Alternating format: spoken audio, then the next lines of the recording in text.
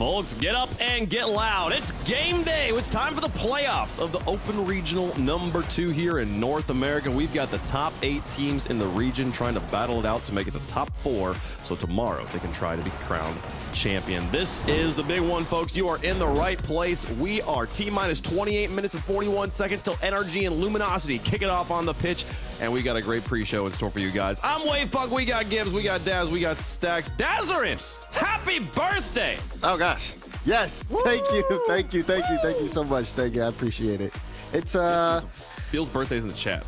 It's great to be working today. Honestly, this is the one job that I'm not upset to be showing up to work at. So I'm glad to be able to have you guys here. And what's up, Gibbs? Even though we don't have like a cake or like a crappy pizza for you or something. Yeah, last time I had a birthday on broadcast, I think it was CRL. They brought out a cake, so yeah, we're kind of fumbling here. Yeah. But Daz, how does it feel? 49. That's a big one. That's a big one for you, bud. I'm not 49. Okay, I'm not. Sorry, I had to. This is the Rlcs geriatric pre-show, folks. We're excited to have you all on board. Let's talk about how this season works. If you're just watching us for the first time, welcome to the Rocket League Championship Series. We're excited to have you on board. We are in Open Qualifier number 2 of our first split here. We are building up momentum to the major at the end of this split. We got another split after that, and then the World Championship coming up at the end. But major number 1 is going to be in Copenhagen, folks. It's March 28th through 31st. I hope to see you there. To see you there, you're going to have to go and get yourself a ticket. Make sure you head on over to billetloon.dk if you want to get that one there. You can also just go to the Rocket League social medias and click the links they've got, I believe, pinned to the top there. Make sure you get the tickets, though. They are going quickly here. It is a one-of-a-kind experience. You can wish Dazarin happy birthday in person. You can deliver his AARP card in just to hand to hand. Chat, I am not 49. Stop saying it. I see you guys. I'm 49, by the way. No one else said 49 there. Okay, that was you. He said it, not me. So, folks, it's been we're working through the beginning of the season here. We got a wonderful weekly store of Rocket League for you guys every week on the weekends, as well as First Touch coming up on every Wednesday at 11 a.m. Pacific there. So you can see we're right here in the middle of our North American second regional. We'll have the championship Sunday tomorrow, kicking off at 10 a.m. Pacific, the same as today. But next week, same stuff, but different place. We'll be doing this exact format again, but over with the Europeans. That one will be going the February 23rd through the 25th. But again, First Touch there on the 21st there. I mean, Daz, you guys got any retirement tips on First Touch this week, or like what's coming up this week? Stop. Okay, like stop. No, but there's already been a lot of talk on this event as it is. I mean, we're already hearing some of the propaganda. Oh my goodness, Genji, is NA a 1-team region, 2-team region? How are things looking at Europe? Was Genomates win a fluke? All that stuff we'll discuss on First Touch next week, so make sure you're there. Okay, folks. It's going to be a good one. We got lots of fun stuff coming up during the rest of the time of existence for Rocket League. But let's talk about today, because we got lots of points and money to give out to these players who are competing still. We're already into the top 8. Everyone's guaranteed at least $3K in payout. But today, we're going to play through the quarterfinals, get ourselves down to top 4, where every player and team will secure $6,000 in prizing and 9 points here, Gibbs. Those 9 points going to be huge as we take a look at the current point standings. Everything continues to flip around. Everything continues to mix up here at the top as we are now, I guess, officially halfway through the split. Dignitas sitting in 3rd place with 13. Not for long. They are no longer playing today. They will drop before the end of the day. Yeah, we got a 4-way tie in 4th place, but, a few of those teams are going to move up to at least 3rd. We got Luminosity versus NRG as well, so one of those teams is guaranteed at least 3 points there. But it's going to be a race. Top 4 make it to the major. That is the important number for everyone, and it's going to come down to the final qualifier, absolutely. But for a lot of these teams right now, you got to pick up as many points as possible and put yourselves in that number 3 spot. Be very confident going into that last qualifier, where a top 8 will probably lock it down for you. So that is what everyone is trying to do today and tomorrow, is get as many points as possible. With our shortened format here, Genji sitting at 18 points, G2 sitting at 22 points. I mean, given frame of references for previous seasons, that doesn't feel like that much. How big of a lead is that at this point?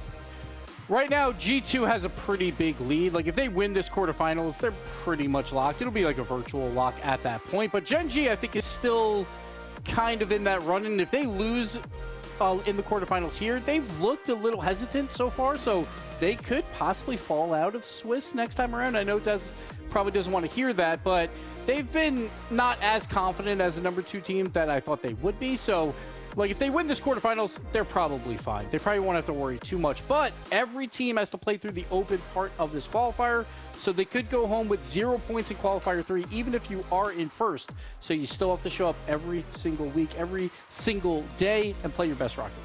We'll see if the teams are able to do it today. Who woke up and ate their breakfast strong, folks? Let's talk about yesterday, though, for a little bit. If you've missed the Swiss action, there's tons of gameplay that happens all simultaneously here. We played all of these matches yesterday, and there were so many excellent stories, so many surprising stories that came out of the Swiss. Let's talk about the general, Daz, up there qualifying in the round of 4. Didn't even have to go to 5 after last week, missing out on top 8. Here they are back in form.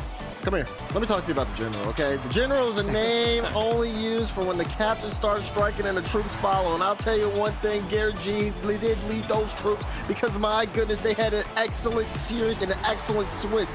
No one really expected NRG to make it in top 8, especially in the fashion they did. The sweep on Luminosity was incredible. Drees looks really comfortable with this roster. He was playing some really good Rocket League. Lots of confidence, playing for his teammates as well. And we cannot, again, talk about NRG without talking about Nick Costello. Mist was on fire. If they keep that up, I mean, these matches, again, they got the rematch against Luminosity. It could be a different sign than what people are used to. And here's the thing. Everyone is talking about, well, in their 2-1 round, they got to play, like, incorrect. The reason why they got that matchup is because they 3-0'd Luminosity in that 1-1 round, had great game differential, so they could move up and get an easier opponent. NRG right now is the number 3 offense in this tournament. They are better than G2 right now on offense. That is insane. NRG is back. I did not expect this. I thought they were going 0-3. I honestly did. I was like 1-3 at best because you're bringing in a sub. There's roster woes on this team. But Drees, that extra week of practice has really benefited him. He looks comfortable right now on the squad. He retired like 3 weeks ago, and now he's back playing for top 8, possibly top 4. That's insane. Well, today they'll get to prove that yesterday it wasn't a fluke. Speaking of teams trying to prove that yesterday wasn't a fluke, or maybe trying to prove that last regional wasn't a fluke, here's Stacks. OG is top 8 after going 2-15 in their first 6 series in RLCS. It's kind of a miracle. Well, yeah, after the first regional, we were kind of poking OG with a stick, like, come on, do something.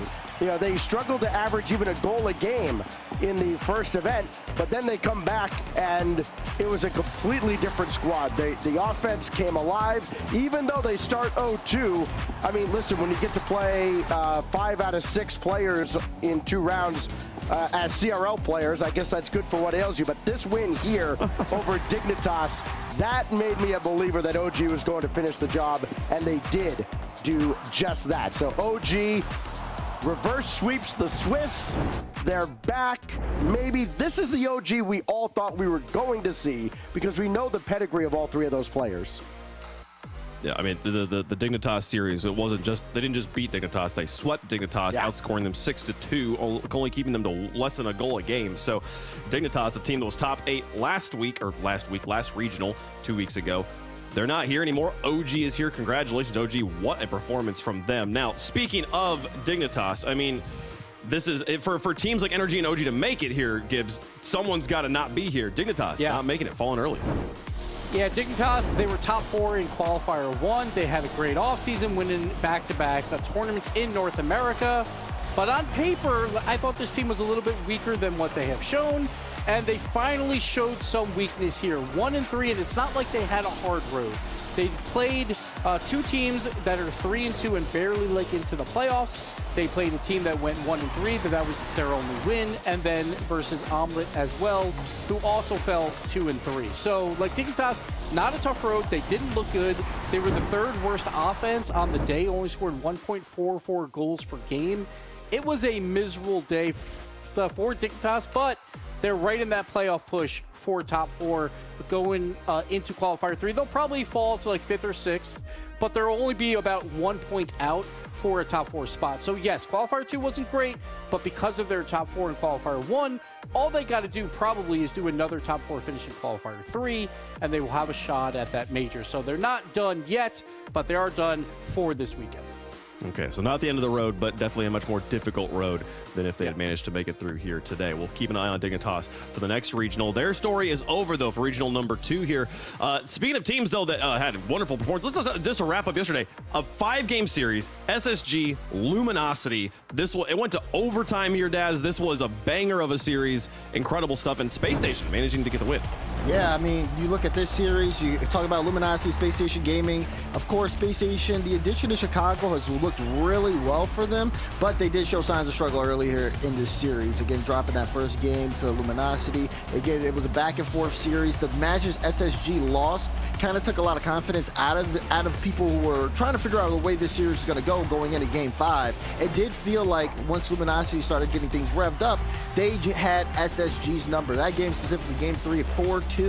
As it was all Luminosity. A couple of goals there as SSG tried to fight back, but it just simply wasn't enough. But SSG and Luminosity both end up making top 8 on separate sides of the bracket too. So, hey, who's this guy? Check it out. Well, yeah, we were showing the bracket a second ago. We got Pirates on a Boat back in the regional for the second time in a row. They're facing off against G2 today, and to bring in a conversation about that, let's talk to the mug man himself, one of my favorite people in the world, Mr. Michael Achieves Ireland. Achieves, how you doing? I'm great. Y'all thought you could get rid of me. Not this time. We're back for another top 8. It's going to be a good one today. Last time we fell short on Dig. I think we could have easily won that series. Not today. Now we know what we're in for on the playoffs. We're ready to go. So nice try, guys. I'm still here. He is. Yeah, and we're very happy about it, sir. Happy to see you here. I mean, talk to us about the journey for you from just realizing like, wow, I need to find another thing to do here, finding Pirates in a Boat, to now having made top 8 2 regionals in a row. Yeah, it was mostly, right before season starts. I wanted to find a team. I didn't really care who it was with. I asked a bunch of different people, ended up reaching out to Toasty when he was still on Pirates on the Boat, and ended up doing a few scrimmages with them, and they said, hey, we'd love to have you for the team. Then Toasty goes off to NRG, and it's like, well, now we got to find a player, right? Of course, I leave that up to the players. They know who they want and what they can get a lot more at that point than I do, obviously. I'm not going to suggest anything because I wasn't super dialed in with what they wanted to do, and they picked a great player in Eris. And at that point, it's been figuring out, okay, how do these pieces mesh together, and going through scrimmage every day has been a great process for me, I think, to try and distill the thought process from, hey, here's what I think about car soccer, and now it kind of keeps the same idea and goes, okay, how do these 3 pieces specifically win car soccer, which is a very interesting challenge in its own way. So you've been coaching for about a month now, I guess, a month and a couple weeks at most. What's the hardest thing, or the thing that you didn't think would be that difficult, but now you go into coaching and it's like, oh, I didn't know I had to do that? The hardest part about it, and for me specifically, is because Daz has already heard this, I love to watch the game through wide angle, auto cam. I want to see the whole field, everything, all the time. And the first day I started coaching, I thought about it and I was like, well, let's assume we make LAN. I'm not going to have a wide angle to look at. I have to figure out a way to piece the game together from 3 screens, and that's it. And so I try and only watch scrims through player cam view, and boy, that is an entirely different exercise when I'm trying to figure out, okay, what's actually happening when I can only see so much at one time. So that's been a very interesting hurdle for me to try and get over. Okay, all right, I like it. Listen, Coach Achieves looking at the player cams, getting ready for potentially being on stage. I get it. I got another coach question for you though. You got G2 here later on today. Yeah. What's the preparation looking like? So it's I would like to say there's a good game plan. Obviously, I'm not going to tell you what it is, but there's more. I want to distill, like, hey, you guys are still finding your play style, and I want to reinforce the good things that they found that work for them, more than I want to be like, yo, here's how you want to beat G2, right? Because they're not quite, at that stage of we're a team yet, right? You just formed a couple of weeks ago. You haven't had the time to sit there and be like, yeah, we know what we're all doing. Now let's think about how we want to do it in a lot more concrete ways. So a lot of my prep is focused around, okay, here's what you guys are doing. Like, think about it and talk about it in this type of direction so you guys can refine your communication and get to where you want to be much faster, right? So it's a little less, here's how we beat G2 and here's how we play our best game. How many? Okay, RLCS North America is an X team region. How many teams, in your opinion? You know, I will reference that wonderful power rankings sheet that Gibbs brought up in the open qualifier. I put Pirates on a Boat at 6th in that sheet, I believe. So I will say it's a 6-team region. I like it. So, Good answer. hold Good on. answer. So the offense, right? The offense isn't a problem. You guys were, in the end, #1 in the first regional, which was kind of shocking when I looked at the numbers. But you're still right around where you were last time around. What has to change? What has to get better for you guys to take that next step into the semis and contend for winning one of these events? I think once, because you're right, the offense is excellent, Stacks. It is great. We've got 3 great players that are very mechanically capable, and if any of them has space, everyone kind of has to stop and see what they do, which is a huge benefit. Like, not many teams can say they've got 3 people that can make you go, hold on. So, love that we have that. But the thing that we struggle with right now is 2 parts, I think. It's a little bit of experience, you know, like getting on stream, you know, game day where matches are really, really intense, where, you know, you've got a lot of pressure. You know, there's still some nerves that need to get settled. Like, they play great, but, like, the comms get frazzled. You know, things are a lot more vibrant, right? So that will get smoothed out with time. And I think a few less runaway games, like yesterday, playing Space Station and Gen G, you know, game 2 with Gen G ran away 7-3 or whatever it was. It's like, okay, so we still let games get away from us. So we're playing well, Gotcha. but just settling down. What does the name Pirates on a Boat mean to you? I think Pirates on a Boat, I will quote Pirates of the Caribbean. Take what you can, give nothing back, baby. Don't be stupid, don't overextend. You take what they give you, and you give nothing in return, and you'll win the game. All right, Achieves, I have a question, though. All right, so I want your analytical brain of all of Rocket League. Who are the 3 teams that are going to the major? Because obviously we know Pirates on a Boat are going. Yeah. We already know that. So what are the 3 teams going to join you? G2, Gen G, and I think Luminosity has a great shot. They're playing very, very good card soccer right now. So I like Luminosity. The loss against NRG doesn't shake your confidence? No, not at all. I mean, you're not going to win every match. A team can be playing well. That's all right. But I think Luminosity specifically, especially with their bracket today, I think it's very possible they end up with a grand final run. They're going to stack up a lot of points, and I think they got a great shot. Incredible stuff. Well, Achieves, thank you so much for joining us, man. Good luck with your team today. I know I'll be rooting for you, but except I'm completely unbiased, so I'll be looking at the match very objectively here. Any shout-outs you want to make before we let you go? Yeah, shout out to Daz, of course, as you mentioned. It's his birthday. Happy birthday, buddy. Love you. I hope you're having a good one. Shout out to my wonderful wife. We got married back in December, so love her. She's great. And shout out to my family at home, mom, grandma, grandpa. Hope you guys are doing well. Love y'all. Fantastic. Achieves coaching Pirates on a Boat against G2 later today. We'll get to see that match at the close of the day. Before we move on, Gibbs, let's talk about the top 10 here, or the top 3 plays from RLCS yesterday. There was some crazy ones. Let's do it. We'll talk about North America. Missed. Look at this sidewall redirect coming out against G Buffo. And the buff comes from Captain America. +1 to all players on his team. Missed. Putting it home. Well done by Mist this entire tournament. Moving on. We got Creams. He's going up, going off the ceiling, coming back down, delays his flip reset off the ceiling to fake some players out on defense. And who is that on the backboard? We got players just getting confused. Everyone's getting confused. Number 1, not from North America, though. We're going to South America. This might be the greatest goal in RLCS history. The Psycho coming out from Pan. You don't see that in RLCS. Look at this. Great save, comes off, and that ball stays in the air until the very last moment, touches the ground on the goal line. Pan, what a fantastic shot. It was so good that they lost that game. They were up 1-0. They were going bonkers. They gave up 3 goals after that. They did go back and win the series, though, so congrats to them. But they were just screaming so much. There was so much hype that they couldn't play the rest of Game 1. But that goal was absolutely insane.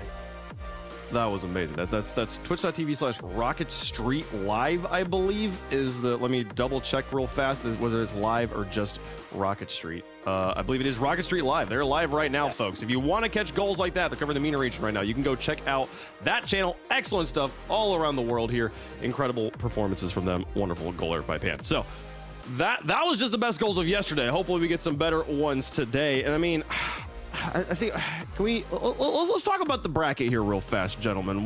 Before we got 8.5 minutes till kickoff here with Luminosity and NRG. We got 4 matches coming up.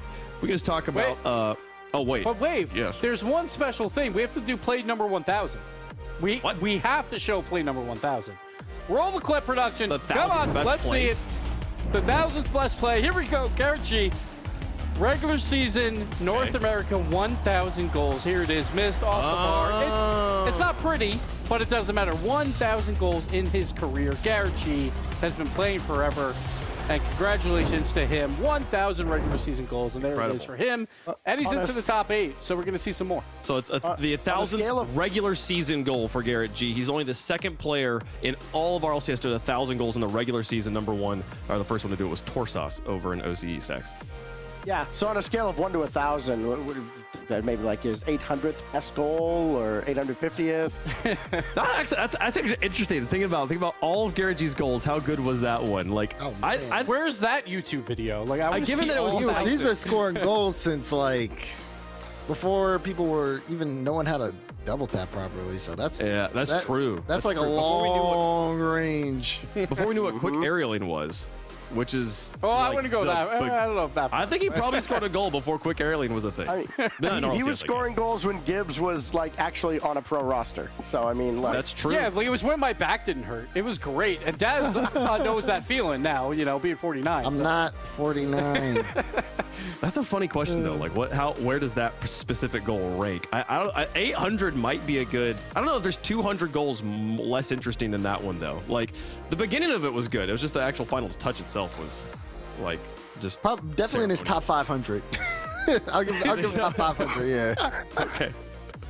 All right, folks. Well, now we can move on to talking about the bracket and talking about the action that will be coming down the pipe today, folks. We got the players getting ready to go. That Garrett G, we just saw scoring his 1,000th goal. He's going to be playing in that first match today. But I mean, Stacks, what match are you most excited for today? Each one's got stories that will make it exciting, but which one stands out to you? I mean, the one that stands out to me is M80 and OG because, I mean, you've got 2 questions that need to be answered. Number 1, can M80 actually do it in the playoffs now? Like, you know, dog on Jory is all we want. He was fine in the quarterfinal last time around. The rest of the team, maybe not so much. But then you've also got OG. Was yesterday a fluke? Remember, outside of Dignitas, who ultimately didn't make top 8, who'd they beat? They beat a couple CRL teams and an underperforming Dig. So can they still match up with M80? One of those 4 teams down on that bottom is going to end up in the grand final, which when you look at the rest of the bracket is crazy. It does feel as like the bottom half of the bracket is the you earn the opportunity to lose the grand finals to whoever comes out at the top of the bracket. Oh, of course. But I mean, it's not just about like it is of course about winning the tournament, right? But when you think of the overall points conversation, a lot of players, especially Dignitas, are looking at those matches, trying to figure out, okay, which team do we want to win? Which team do we want to lose? All those 4 teams are essentially gifted so many points here, but they still have to battle between each other in order to get them. They're just putting themselves in the most favorable position possible. So it's going to be exciting no matter who you watch today, in all honesty. Gibbs, you got a match you're looking forward to the most? Probably Gen G Space Station. Space Station has had it tough. Both qualifiers, they lost to G2 and Swiss, and that's it. And then they go up against Gen G in the quarterfinals. I want to see if Space Station can put it all into this match and take down the squad of Gen G and really make that playoff race even crazier, really, because then we'll open up the door for that number 2 spot to be available. So I think Space Station has a shot. But Gen G, when it comes to the weekend, they always play like a different team. So we'll see what we get out of that. But Space Station, I think, is probably your third or fourth best team in North America. The problem is they keep running into that wall. Can they finally break it down? Well, folks, there's a lot of craziness out there. We got 4 minutes though till Luminosity versus NRG. It will be the top match, the first match of the day. G2 versus Pirates on the Boat. We were just talking to Chiefs. They will finish out the day. They have all day to prepare for that game. Let's talk about NRG. Garrett G taking on Luminosity. Rlcs and the boys trying to take on the former top team in North America, trying to return to that glory here. So many various stories. Honestly, I mean, a team that... Okay, who power ranked NRG last week? Was anybody? Given the roster situation? So I had them 10th or 9th, I think it was, around there because OG fell out. But that was before the roster move. So if that happened, then yes, I would have dropped them out of my top 10 for sure. And yet here they are, top 8, folks, trying to make it to top 4. They got to go through Rlcs, Magic Bear, and Cheese. Raw Greg leading Luminosity here to try and improve on their results from last week. Rlcs, a player who's had so many opportunities to be in. He's been in this spot so many times. He's fallen short so many times. He's also made it to the grand finals and won it, though. He's been through all of it, a veteran of all veterans, trying to lead his team to another semifinal. So Luminosity, I think, is one of those teams. Everyone is saying they're their dark horse for a top 4. Like, even the Chiefs is like, hey, I think that they're making it to the major because they're playing good Rocket League. Well, their Swiss, honestly, was not that great. They lost to Space Station in 5 games, and I think they could have won that match. Right. But then that sweep to Energy was huge because that allowed Energy to have a very good matchup in that 2-1 round. And the 3 teams that they beat, sure, they dominated them, but all 3 teams are not here anymore. So they haven't really beaten anyone above them yet. They're playing against Energy. The last time they played, I watched back that series. It was ugly. It was a lot of mistakes by Luminosity that allowed Energy to get a lot of goals for free. Luminosity does not want to play that way. We see it out of Energy. Drees is coming in. He had 89 goal participation versus Luminosity. He was involved all over the field. It is great to see with an extra week of practice what this Energy squad is capable of, but was it a one-day thing? We always say that about newer teams, that they'll pop off one day and you expect them to fall back down to earth, but this is Energy. This is 3 veterans that is it a pop-off or is it something that they can build upon? And that's the question we will answer today. Well, oh my goodness, we just got the Gibbs gospel. That was amazing. Sorry, I just wanted to go off. For both teams. But you're not wrong. I mean, you everything you said about both squads is definitely important. I think when you talk about Luminosity, again, this is a blessing for them. They're in a perfect position. They can answer the questions that you are asking while also, you mentioned that they were a dark horse to a lot of people. But honestly, I think for them, making grand finals puts them in the conversation for sure. It's just about really showing up and refining what we've already seen. We know the potential. They know the potential. It comes down to executing. And I think that's really what I want to see out of them because everybody on that team is playing with purpose. Rlcs, I mean, we see him on screen. He's been doing absolutely phenomenal on ball, off ball, and Cheese and Magic Bear have been following that up, getting better and better each event. I am really excited to see how they look this weekend. I mean, we did talk Stack. Go ahead, Stack. Oh, sorry. For me, this matchup actually comes down to Raw Greg versus Fireburner. Which coach is going to prepare their team better for this rematch because it was completely one-sided yesterday in the Swiss. But now, 24 hours later, who has made the adjustments? Who's solved the puzzle? Because you know both teams are going to change things up. Yeah, I mean, Stacks or Gibbs, we talked about the bottom of this bracket. We kind of joked earlier in the pre-show that this is like the side of the bracket that just gets to lose to the top side of the bracket. But one of these teams is going to get the opportunity to play in a grand finals. This is one of the best opportunities, and all 4 of these teams, especially Luminosity and Energy, have ever had to change the story, to make themselves the center of the story, and to get a shot at being number 1 in North America.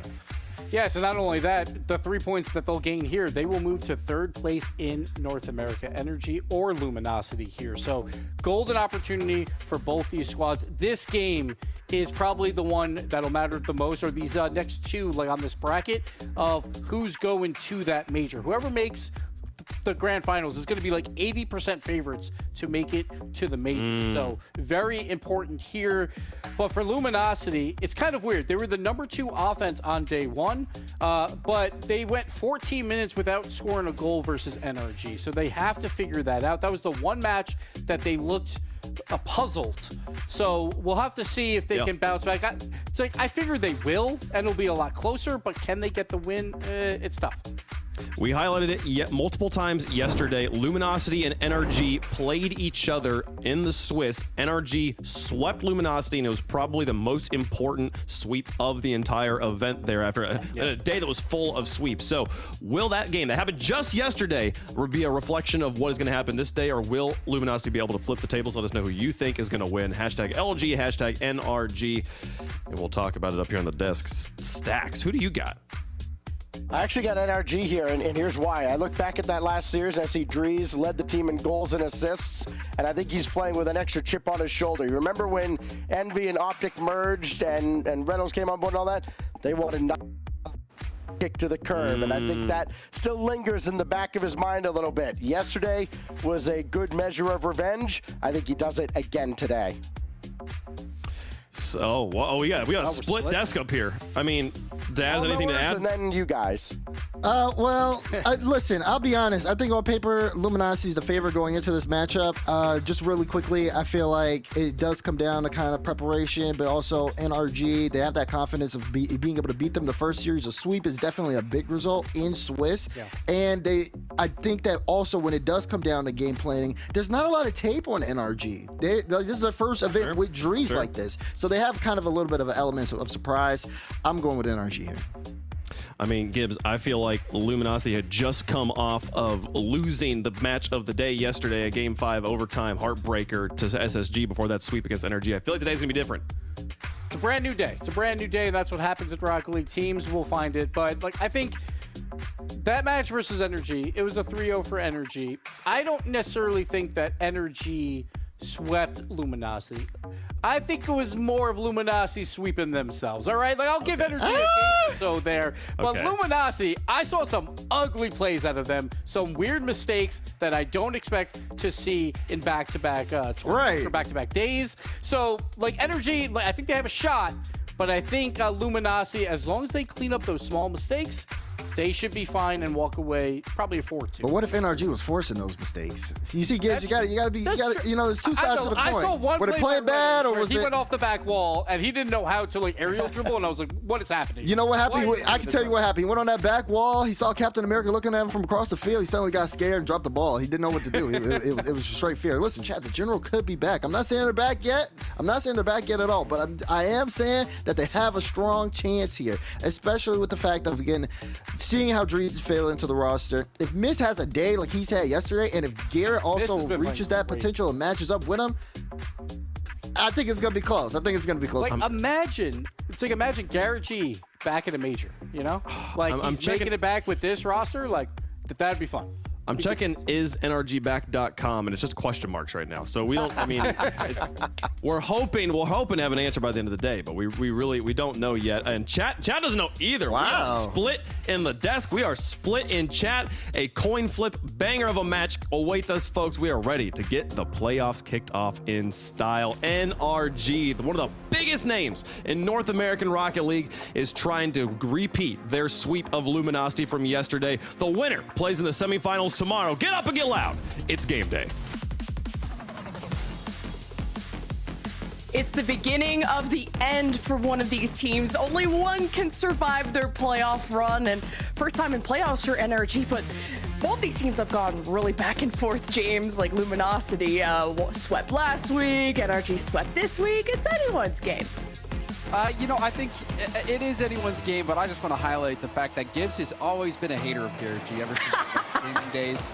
So, yeah, anytime it comes to analysis with Garrett G and Gibbs, maybe you just gotta ignore Gibbs, but at the same time, Luminosity have come out strong on the kickoff. You can see Reynolds didn't even flip into that ball, immediately goes upfield for the bump.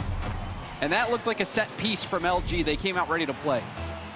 We're like hyping up Garrett G, and well, he's holding hands with Dries, just riding along the corner, and just no one's in net. Easy shot for Magic Bear. And look at Luminosity just right off a kickoff, getting that demo, and already put pressure onto NRG. Now you have Mist and Drees stepping up into enemy territory to really disrupt what the opponent has going on. And now it's NRG hoping for a counterattack, missing Oh, Drees. that's gonna hurt. Cheese with the shot to the right. Luminosity are on a roll. Drees ran out of boost, was trying to touch that ball to the corner, actually gets demoed after the whiff. The smoke screen blinds Mist, and Cheese picks up a free goal. I mean, that play was just back and forth. It looked like Magic Bear had botched it with his touch, but Drees gave Luminosity a gift, truly, on that one. 2 now goals quickly for Luminosity. This is not looking good for NRG in game 1. And you have Cheese going for ground pinches. Like, what is going on? Luminosity just on fire already.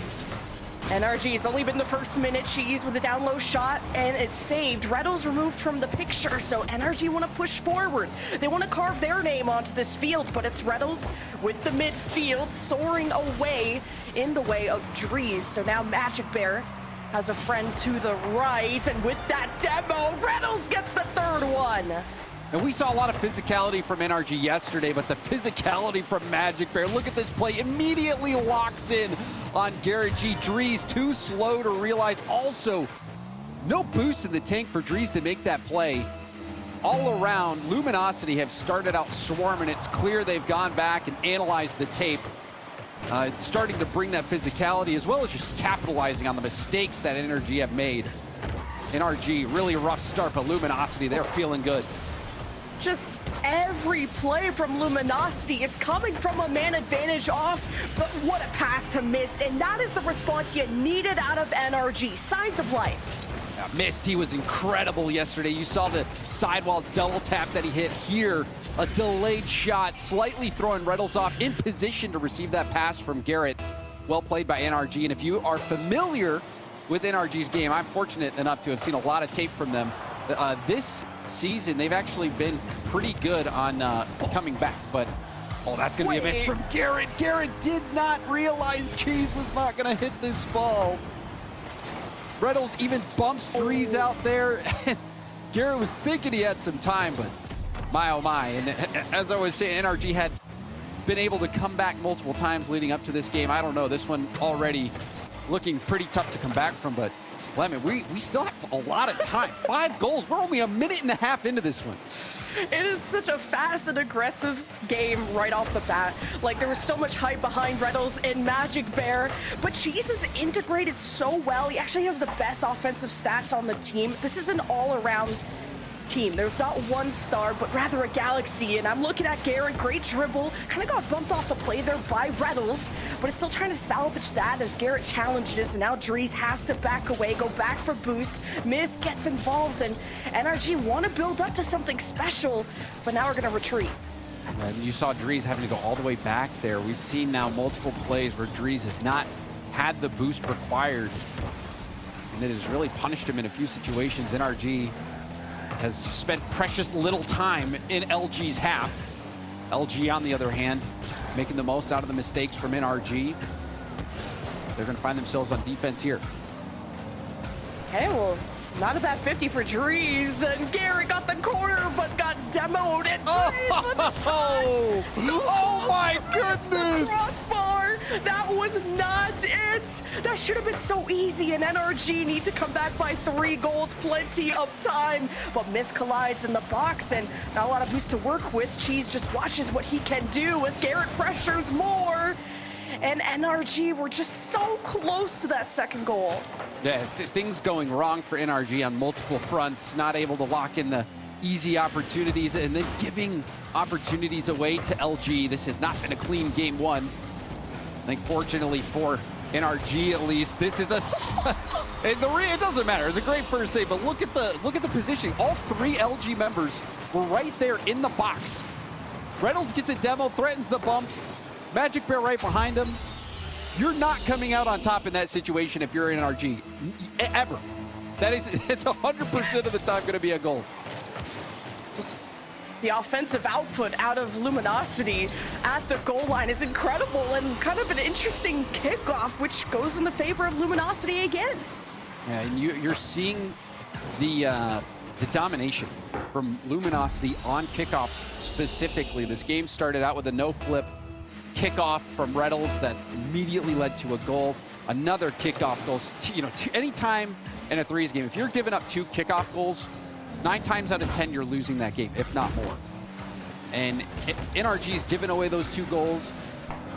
And in this game, you can tell LG playing with a bit of a chip on their shoulder. And yes, NRG did sweep them in the Swiss stage yesterday, but you got to remember, LG had NRG's number round 5 of Swiss in the first qualifier. It wasn't even close in that series. So Luminosity coming in with confidence.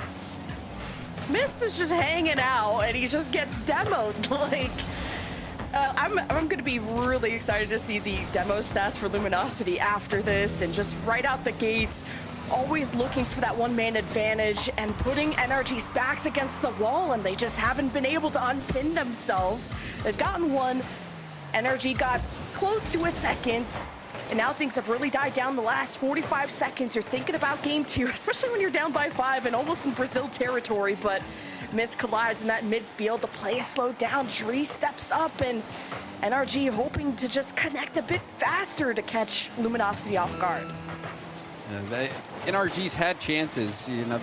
They've had looks, and that one does sail in. I think for people looking for the silver lining in NRG's gameplay is they did have those chances they should have put away, specifically that missed play where he needed to just put that on target, ended up hitting the crossbar, and then giving away those few opportunities to LG. NRG could have been in this game had it not been for that sloppy gameplay. However, Luminosity has come in looking locked in. And you love to see teams going for the set pieces on kickoffs. I think that shows an extra level of effort, and Luminosity brought that game 1. Well, 10 more seconds left. And that'll be all she wrote for game 1. Rlcs getting a send away, as NRG were probably thinking about the next one, but either way, I do think Drees has made NRG look a lot more cohesive. They're in the playoffs for a reason, and you really got to appreciate the positive attitude. I feel like they've gotten a lot of flack, and NRG have stayed locked in, focused, and they only care about one thing, and that's winning. I think that really summarizes the whole perspective of NRG. This split is win at all costs. They've, clearly been trying to find that right third man to make it work, and this is the best finish that they've had, even if the journey ends here for them. But I think if you're NRG in this situation, you have what it takes to beat Luminosity. You did it yesterday, but Luminosity came out locked in, and Cheese, you saw him up there on the big screen, a hat trick in this game, 2 assists. This was such a team game from Luminosity, everybody putting up massive numbers, and Cheese, I think, really is one of those players that, if you've been following Rocket League for a long time in North America, maybe you haven't heard as much about Cheese, but I think this might be Cheese's breakout season. This is really when he'll become a household name. Yeah, especially when you're paired with Rlcs and Magic Bear, who already showed what they're capable of, or maybe just some of it over at Optic, and now maybe they can reach a whole new peak with a guy like Cheese, who I thought was kind of an offensive superstar back on Koi, and you're wondering, how do you integrate with Magic and Rlcs, who were known for that offense back on Optic, and it's Cheese who is being enabled so well. Luminosity on full disruption, going for demos, and playing selflessly. They're really setting up each other for success, and you can't really blame NRG for not being there yet when they've only been with their third for 1 or 2 weeks. Yeah, it's true, but Drees and Mist do have a little bit of a history together. They did qualify for a major back on Optic at the London major back in 21-22 season. So we do know that Drees and Mist have that experience with one another, and but that first game, I think everyone on NRG is going to know that game was not our best. We made a lot of mistakes. We're going to have to clean it up if we want to have any shot in this series. So we'll see how NRG responds. Drees, particularly, if you remember the one play he had where he tried to flip into the ball, missed, got demoed, and it immediately turned into a goal. Plays like that can really take the wind out of your sails. And I like that the desk brought up the battle of coaches, of Fireburner versus Raw Greg, of how do you set up for this match, because it's a rematch from Swiss and also last week at Swiss. And what fire coming out of Luminosity of a 7-2 victory in game 1. And everyone's slowing down to hear us talk more. Pause coming out in a second. Hopefully everyone's okay. But NRG probably just needed to get their footing after game 1. And it doesn't look like the pause is coming. The players have called for it. And as you can kind of tell that this is not your standard Rocket League gameplay. Very slow. Finally, the pause comes in. So we'll see what the reason for that was. It looks like Cheese was the one calling for the pause. So maybe some sort of connection or controller issue. We will find out very shortly. But, and I'll also see what time the game is set to. I imagine we'll go back to kickoff probably just a few seconds after the game started. But as I was saying, that really rough start for NRG in that first game. But with these best of 7s, you have a little bit of time to get your bearings. And we've seen a lot of big comebacks already this season with reverse sweeps and even threatening reverse sweeps.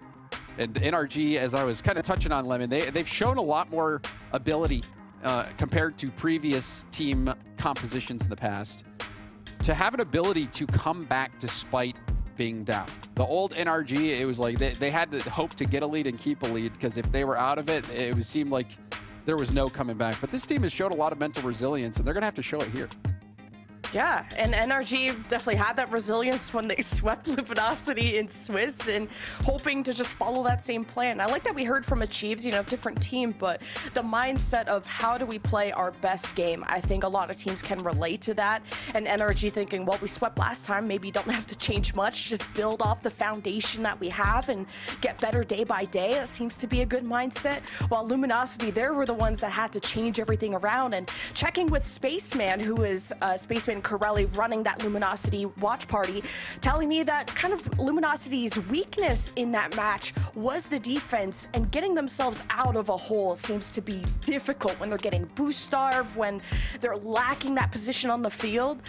Luminosity can have issues coming back, but when they're permanently on offense, when they're leaving 7-2, you don't really have to come back from that. Yeah, that game was a bit of an anomaly. I don't expect to see another one like it. We'll see. Who knows?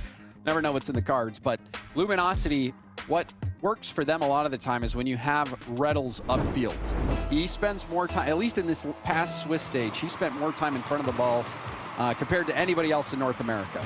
He loves to be up in front of the play, looking for bumps, looking for demos, looking to just break up the flow of the defending team, and he's so successful. You can actually see him chasing Garrett right now. I don't know if the stream can see it, but Rlcs is being a nuisance already.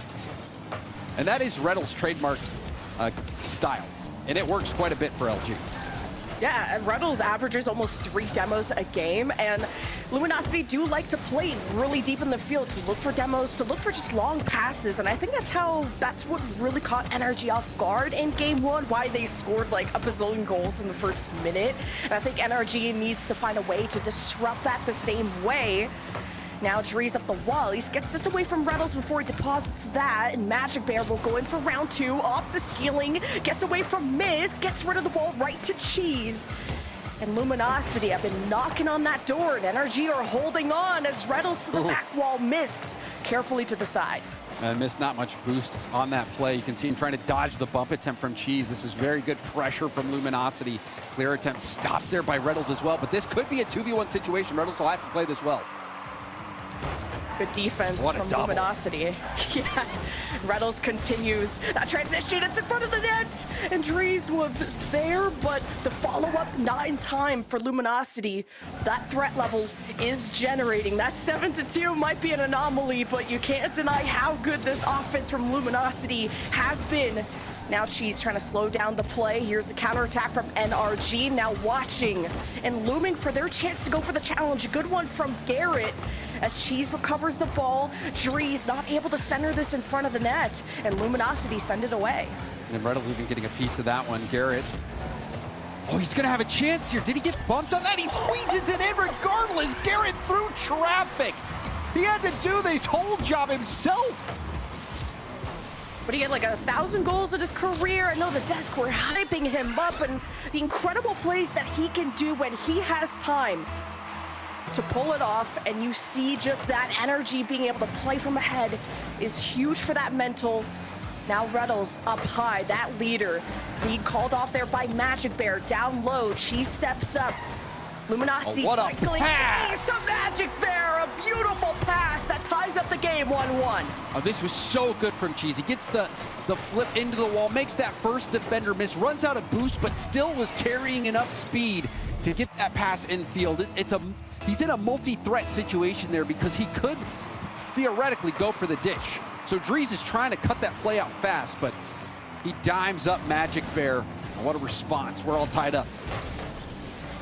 Luminosity getting pressured there by Mist. Back past the Dries to the corner. Rlcs there first, and even bounces up to Magic Bear. Going to help LG transition downfield, but it's back in the hands of NRG. Garrett stepping up, and Luminosity are just not letting NRG develop any opportunities. And it's LG whose counterattacks are so fast too, but NRG have had a handle on this, better than game one. Yeah, I mean, it doesn't take much to have a better game than game one. Game one was pretty rough for NRG. But you're 100% right. NRG threatening here, having a lot of opportunity. You can see, though, a bit of miscommunication there. Mist and Garrett both going for that same ball. Now Magic Bear's going for a solo play off the bar. Magic Bear came within inches of taking the lead for Luminosity, and Luminosity are not done yet. Oh, it's too far for Cheese, and Magic Bear bumps Cheese off and gets another shot close to the target. Now with Dries gone, NRG are in trouble. It comes out to Cheese, and it's wide, and Dries saves again. Cheese takes the corner. LG want to keep NRG trapped in this. Oh my! The cross, but cleaned by Rlcs, and they're back in the lead. They were keeping NRG boost starved. They had nothing. And that shot was off target, and Rlcs not been there. That might have bounced above the crossbar, giving NRG a chance to clear that out. That was really good positioning from Rlcs to be able to finish that play off. And LG are now under a minute left to go before they secure the game. And another big block from Luminosity, whose defense has been rock solid today. Yeah, Dries defensively very good for NRG, but where is that NRG offense that we know and love? I feel like it's a lot of Garrett setting things up. Here comes Mist up high. Cheese brings it back down to earth. Dries chasing Rlcs around for the bump, and Garrett misses that challenge, so here comes LG. Mist grabs the corner just in case, but a touch comes out to Cheese, but all three members of NRG had time to cycle back in front of the net, so they'll stop this for now. Last 10 seconds for NRG to get the equalizer, and they gotta cross the field, and it's not looking good, but Dries has control. And not a lot of boost for this team. Dries keeps it up. It's time for Mist. 0 boost down to the orange half. And Magic Bear will send this to a goal even. And Luminosity will go to match point. NRG forced to keep that ball up. Really nice play there from Magic Bear as well to hit that arc of the ceiling to make sure there's no bounce back.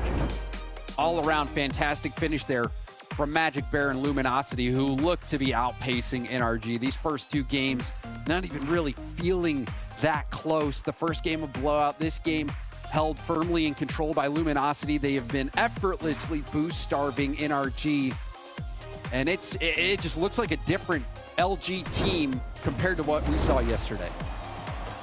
And just tipping the scales, LG at the last minute, and you see them on the cameras. They look hyped up.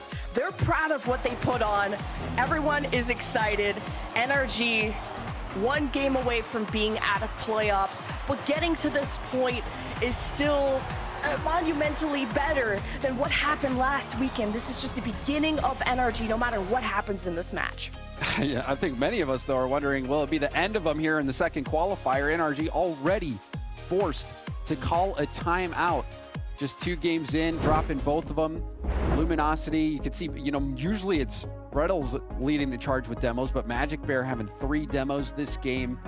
And there's Fireburner, the coach of NRG, trying to get the bleeding to stop as best as possible. But, you wonder if the wound is fatal already for NRG, who've been struggling to get anything going. And, specifically, you're paying a lot of attention to Mist, who was the top performer for NRG. He scored some incredible goals yesterday, including the one that made the top 3 plays. Mist a little bit silent. And then also Dries has not been able to really have much of an impact. And NRG's gonna have to just turn this around. It has to be playing better. And it seems like it's the mental side of it right now, potentially, where Drees may be starting to feel that pressure a little bit, especially when both of these teams realize how huge this series is for a chance at making it to Copenhagen. And this timeout kills a lot of maybe momentum that Luminosity had. You saw how excited they were in the cameras, so NRG needed to take a moment to calm down, talk to themselves, as you said. Because I think NRG on the defense improved a lot, like, you know, from 7 goals to game 1 to only letting in 3, with kind of the last 2 coming in the last 30 seconds or so of the game.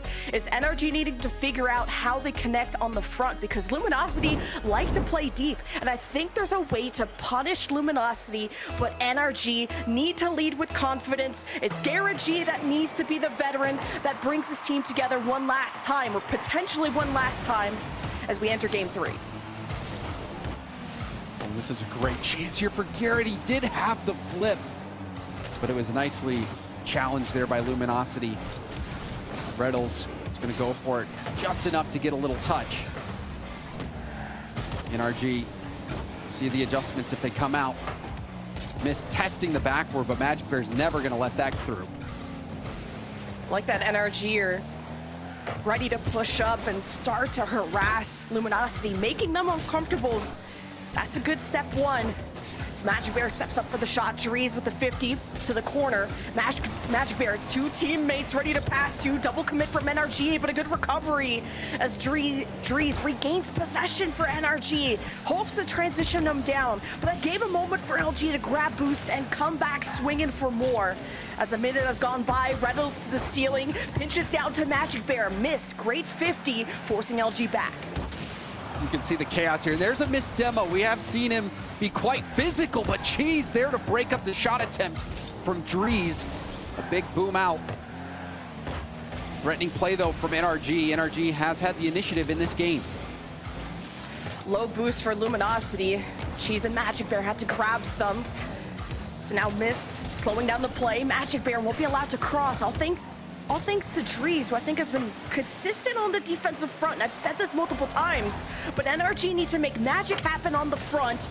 And missed 50, goes to the opposite corner, but Magic Bear is there first.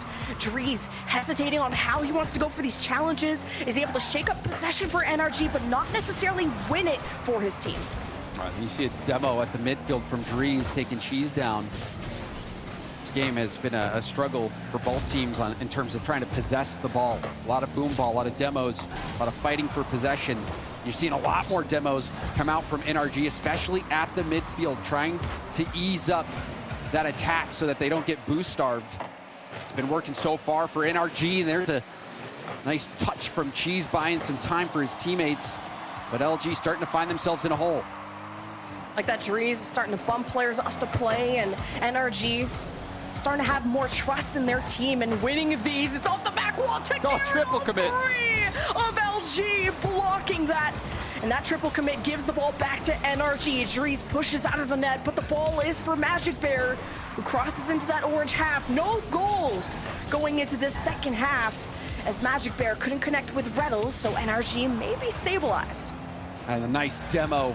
Magic Bear taking out Garrett G, who was looking to receive that pass. And despite the triple commit from Luminosity, they still didn't give up a goal. They have been able to stop everything that NRG's thrown at them.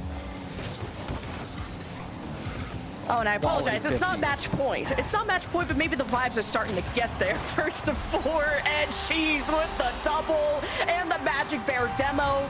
It's all good for Luminosity. And Cheese again, you can see him in a position to read the defense so easily. He sees mist coming from a mile away, immediately pulls the trigger, and then guess what happens? You got the demo support.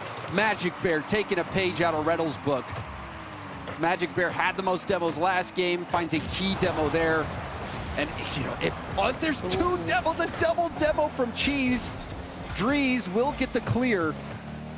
But Luminosity have not been pulling any punches. But being able to buy time for Drees there, but man, as soon as Magic Bear had the ball, he brings it up high. No one's there to stop him. 2-0 for LG with 90 seconds left. Magic Bear went from his own corner. It's a routine flip reset for him, but somehow it fools Mist. Mist turns early, jumps early, and you can tell Garrett was expecting Mist to get something.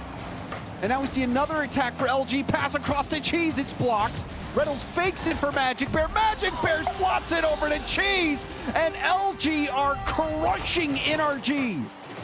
LG said, we are not leaving until the ball crosses that line. Shot after shot, and a decent enough effort for NRG to block the first wave. And LG are getting fired up. The momentum, the wind is in their sails.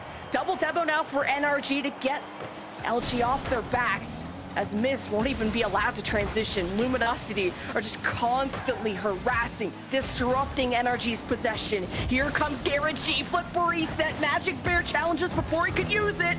Drees to the corner, and now you need NRG to really get desperate for these goals, or it's just never gonna happen. They're desperate for it, but whether they can make it happen or not is a different thing altogether, especially when you've got a bear breathing down your neck. Rlcs, he's inside NRG's head. They have no idea what he's going to do. He jumps on the wall. Everyone thinks he was going to touch it first thing, but no, he gets on the wall, catches it, passes it out while also going for the bump. LG are on a different level compared to NRG out on the field. It's tough. A bleed turned into a hemorrhage. A one tap turned into a double tap. Cheese gives a 5-0 lead for Luminosity. Maybe I read this too early. I said match point earlier. It's kind of about to be with 40 seconds left. Nothing coming out of NRG in game 3. This is a mugging. I don't know if there's any other way to say it. I mean, NRG is going to have to get new phones, probably cancel the credit cards.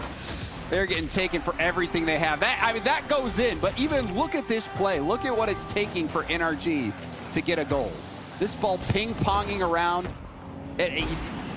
You know, it's not how you're trying to score. Of course, you'll take it, but with only 33 seconds left, that's little consolation for NRG in this game.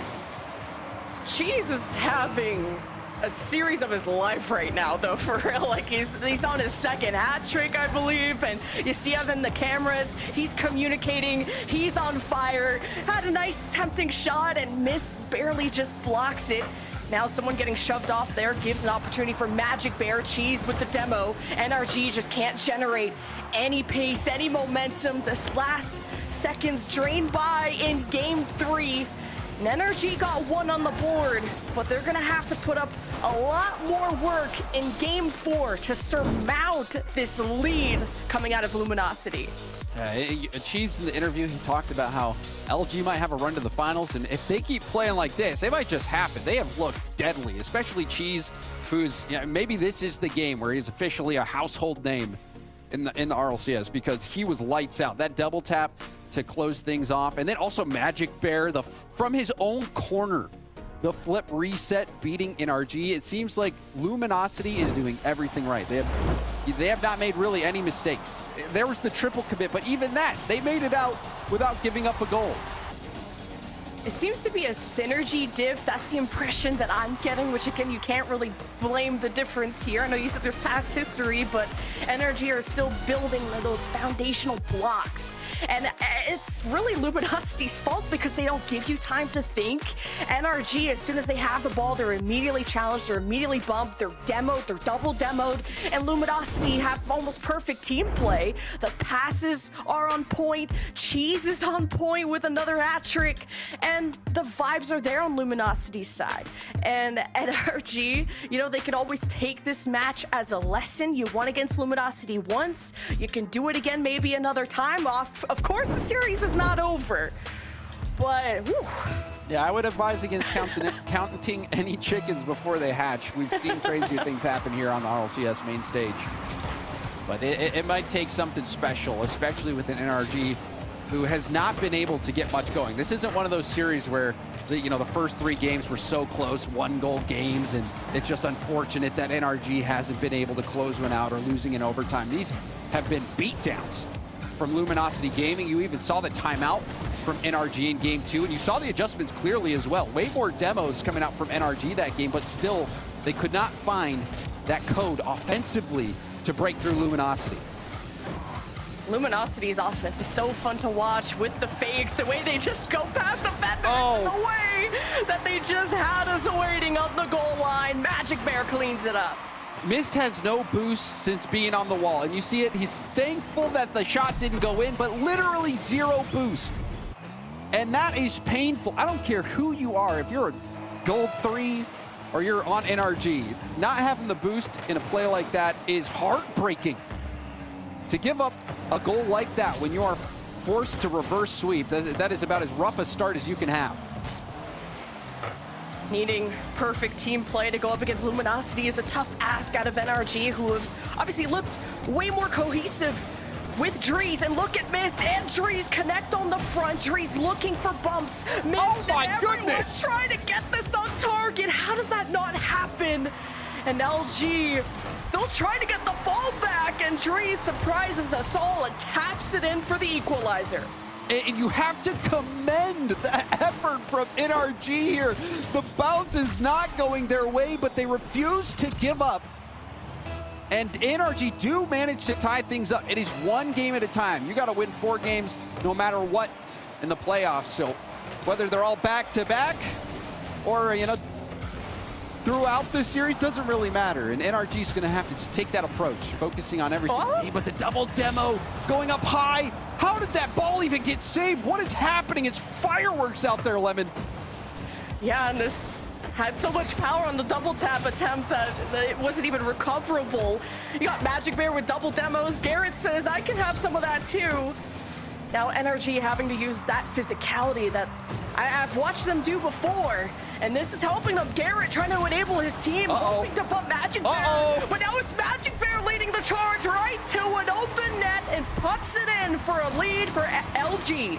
And you could see it all started with confusion at the midfield when Drees was positioned like he was going to pass it to Mist, but decided to keep it solo.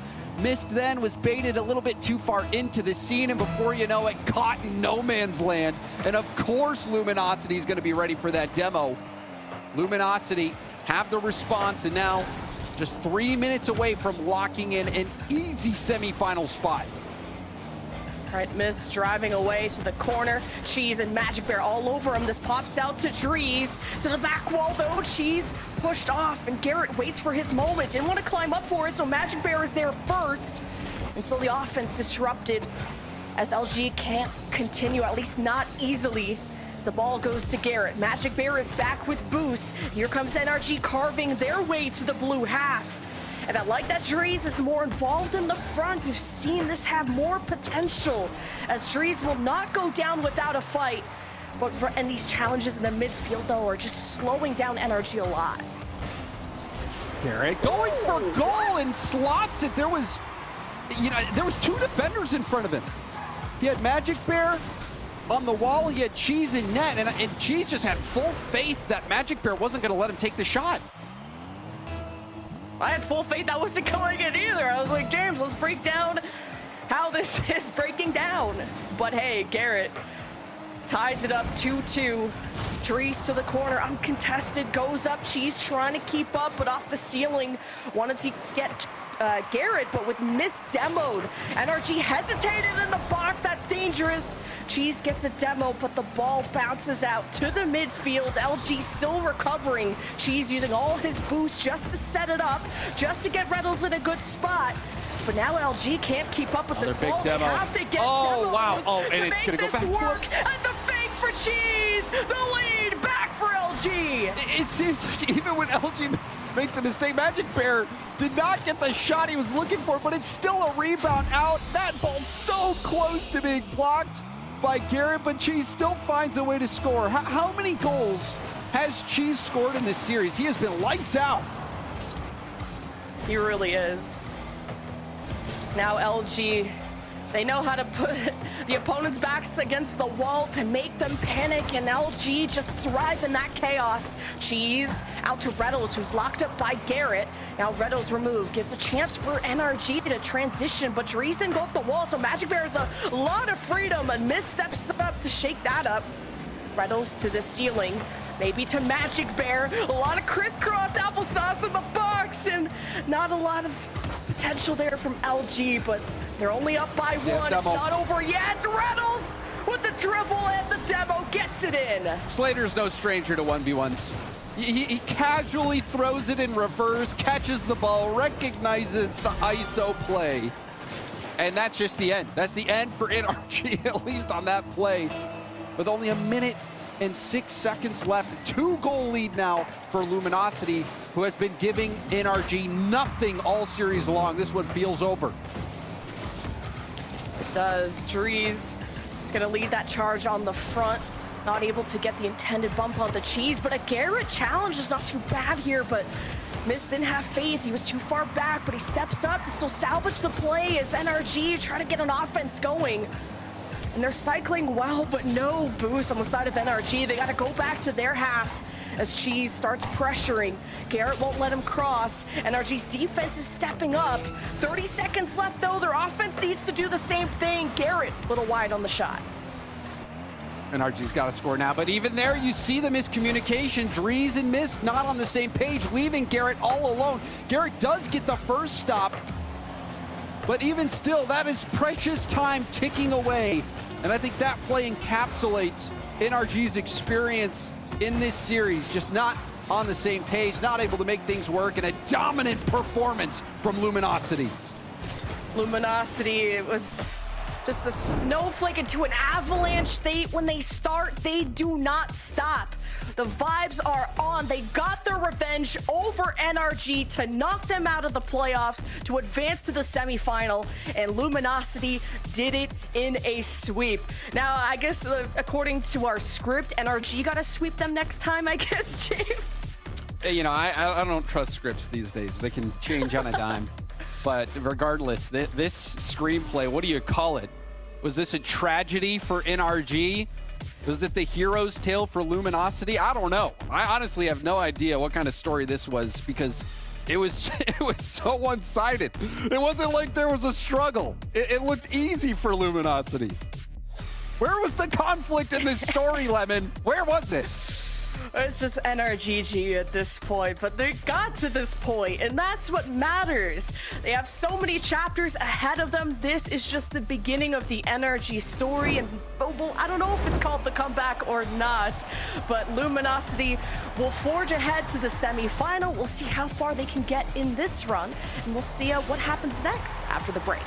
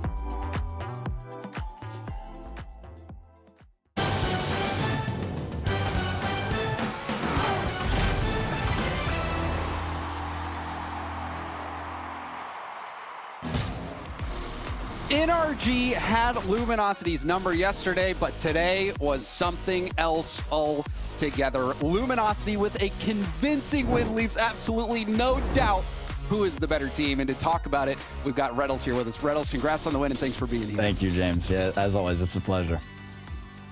Well, Rlcs, can you just take a moment for me and please just explain how you guys got swept from by NRG yesterday and then absolutely dominate out there today? So it's a team that we feel, very comfortable against. I think yesterday's loss was a little uncharacteristic from us. It was messy, it was ugly, and it was not organized at all, which, we can deal with messy, we can deal with ugly.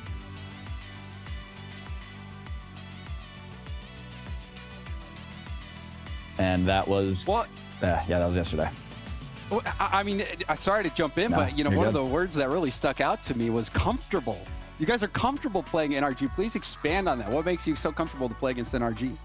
It's a good team. Anyone that makes the top 8 of any regional, any region is going to be a good team.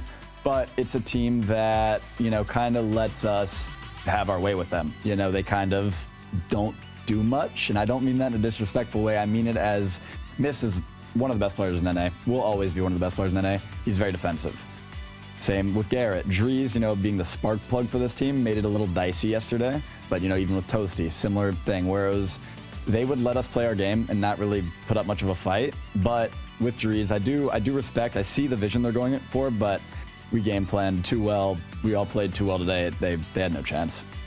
Well, it looked like you guys went to the film room and figured it out because this was not close today. I mean, you guys, you were dominant in so many ways. Like you said, playing your game. And I guess, I'm always curious what the pros think more than just what all those voices out there on Twitter or on Reddit think. What's your take on the NRG roster fiasco or the moves situation? You're setting me up here. I'm just curious. I think, and I love the kid, but I think the Frosty pickup was a little rushed. I don't think he was ready for it.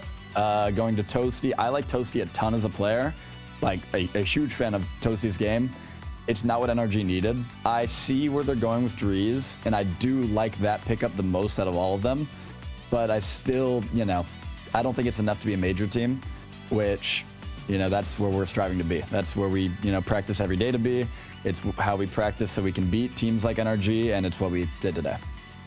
Well, it looks like you guys are set up perfectly to make that major. And I think one thing I want to ask, with the major in mind, and there's been a lot of chatter out there about boot camps. Do you guys have any plans to boot camp for the third qualifier, looking ahead, trying to lock in that major spot? It's not something we've talked about. I think boot camps help a lot for teams that need to be forced and told to play the game. Thankfully, I'm very blessed with my 2 teammates. This is probably my favorite team I've been on since, SIP and Arsenal SSG, but it's one where I don't think it's super necessary. Spare me Twitter and Reddit and all the social medias, but maybe, it's something we've talked about for sure. Before lands 100%, but I think for Regional 3 we'll probably be in the comfort of our own homes. All right, well, Rlcs, amazing answers. Thank you again, and congrats again on the win. Thank you, James. Back to the desk. That was a brutal and sincere annihilation of all things holy. Some are calling it the worst energy crisis since the 70s. Luminosity obliterate the General on their way to the semis. 19 goals to 6. 19 goals in 4 games. That's just not something. That's 3x, by the way. Oh, well, NRG were still connecting to the lobby in game 1. Let's forget about game 1. Okay, things looked a lot more normal after that. Maybe I'm picking up the James Cope a bit, and I don't even have a contract. So Luminosity, I mean, they downloaded NRG. Whatever happened in that last matchup, Luminosity completely turned it around, and you heard it from Rlcs. The biggest threat on the other side with Drees, and kind of that unknown factor that he brings. And once they shut him down, it's all over. Gibbs, there's not a lot to say, Wave. It was a 4-0 stomp. We're going to begin the playoffs now. Welcome, everybody, to Saturday. Here we go, because NRG didn't show up. It's rough. It's rough. Help me as a lifelong competitor of many different disciplines and a former professional player yourself. Help me as the Rocket League viewer who watched the event yesterday and watched NRG 3-0 Luminosity, and then tuned in today and watched Luminosity 4-0 dominate NRG. How do you resolve these things? What is happening?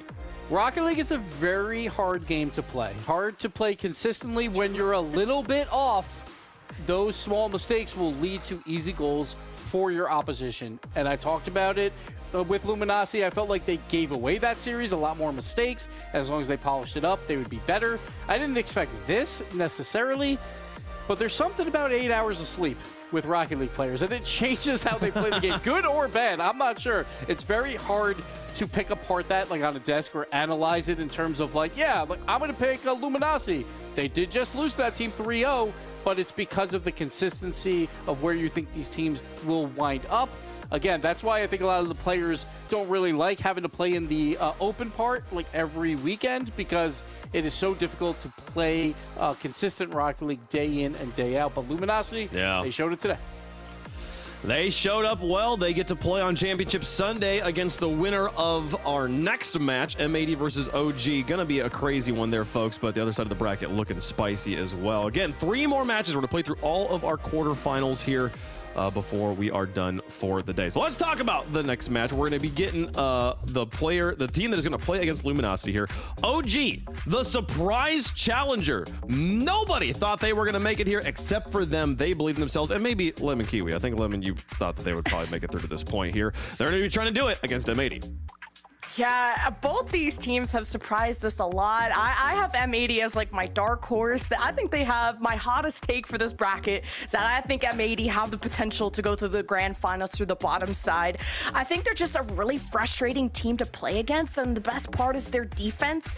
M80 are exhausting to play against, like physically. They break up every pass. They protect their backboard. They like to play back and focus on counterattacks, so you always have 3 people to deal with at all times. You can't catch M80 off guard on their defense, and that's where they're really solid. And once you get really desperate for goals, they go for these man advantage counterattacks, and M80 have been consistent, I think, throughout this qualifier.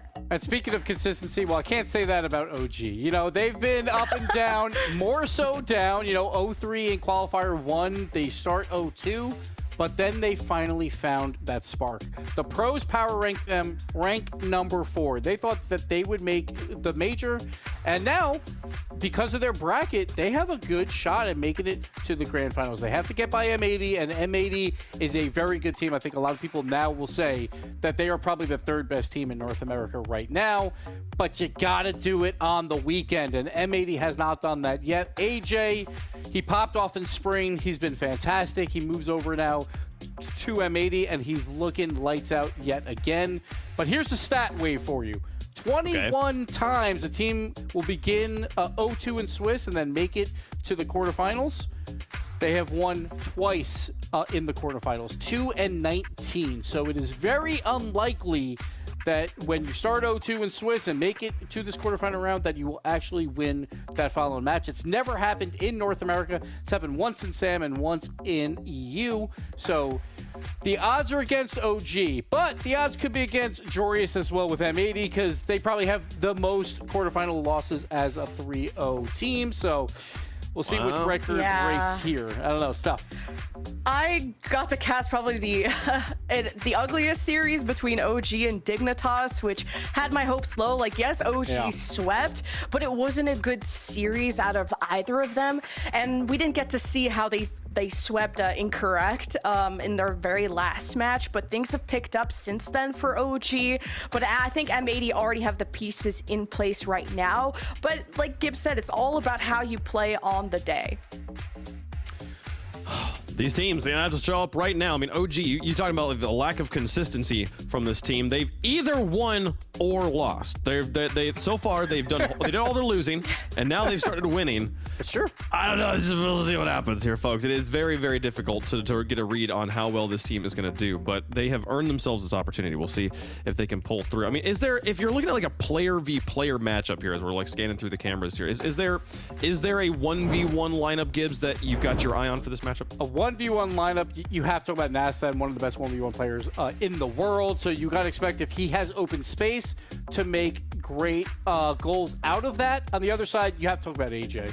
Oh, I'm sorry. AJ's also on M80. My apologies. You got to He likes everyone on M80. I really do. I really do. On OG, I'm like, maybe a J-Naps. I want to see that knapsack come out, but I don't know. I'm not feeling it. I'm just not feeling it. I don't know. Yeah.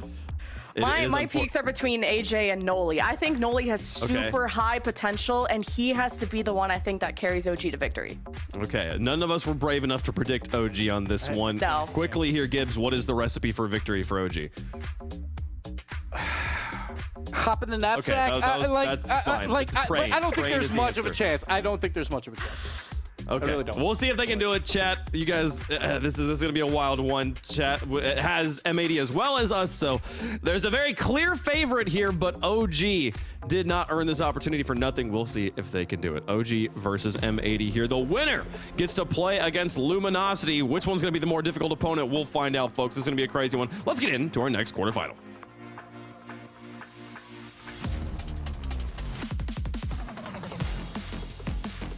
It took OG Esports 6 series to finally wake up and arrive in the new season.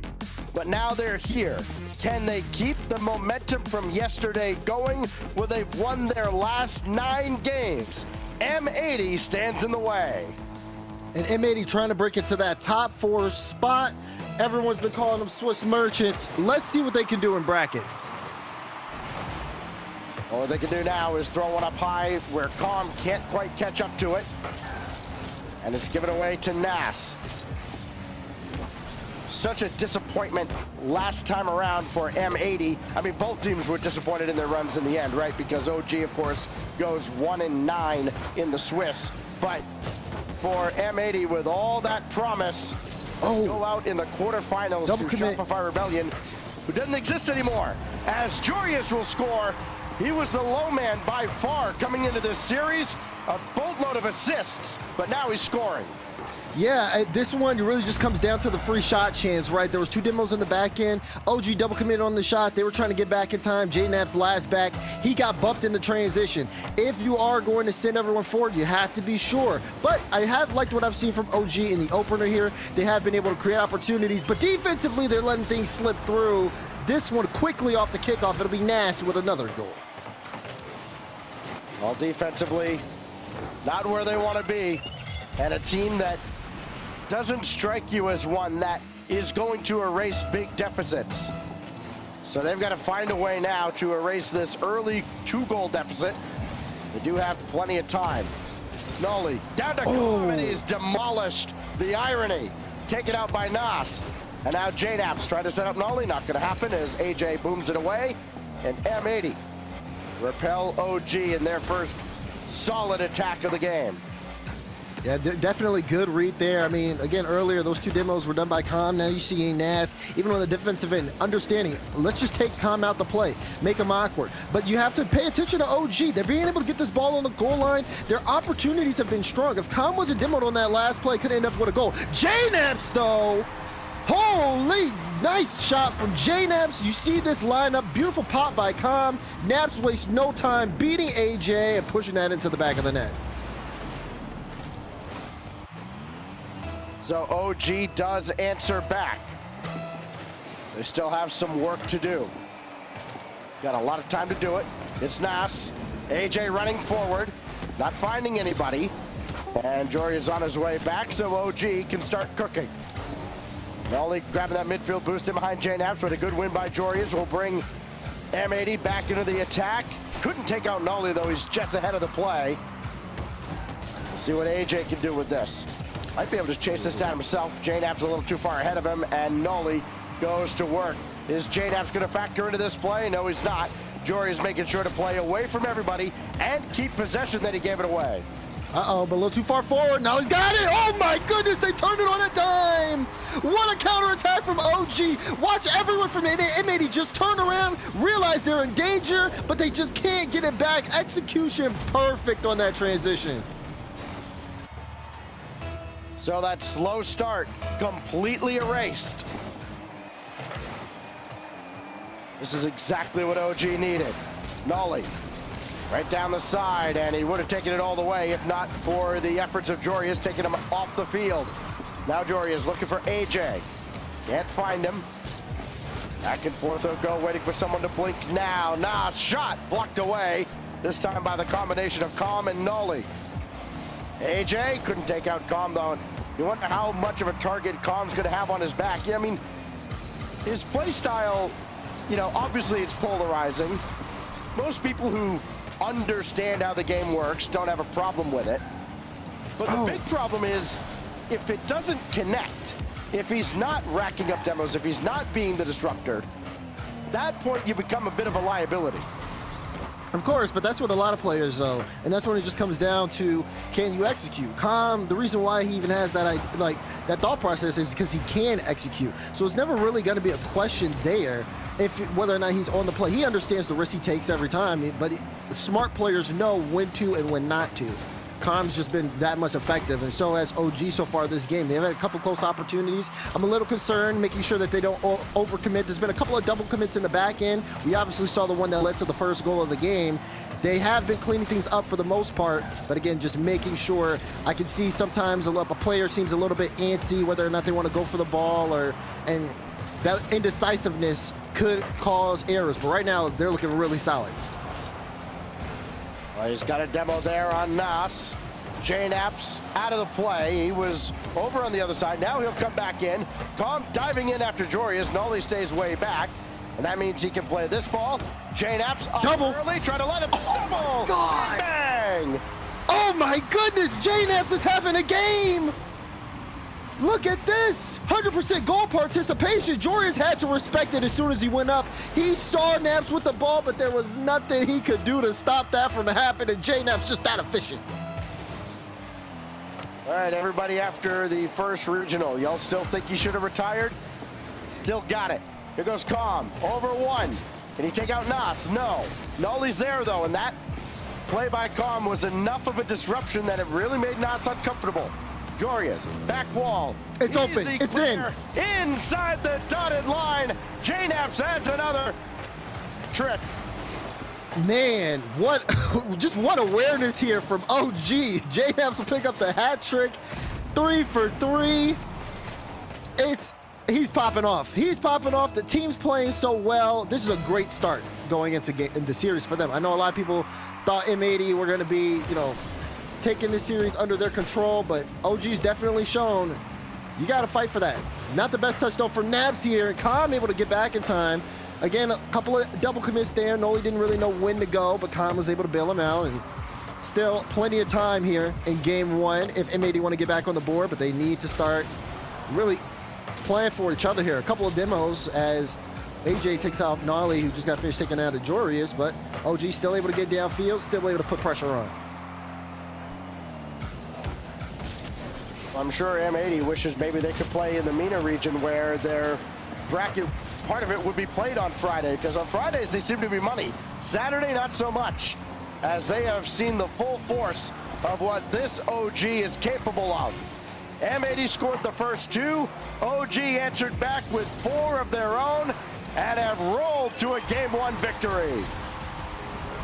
Game 1 going to OG. Time ticks down. And you got a nice little solo play there from Nas.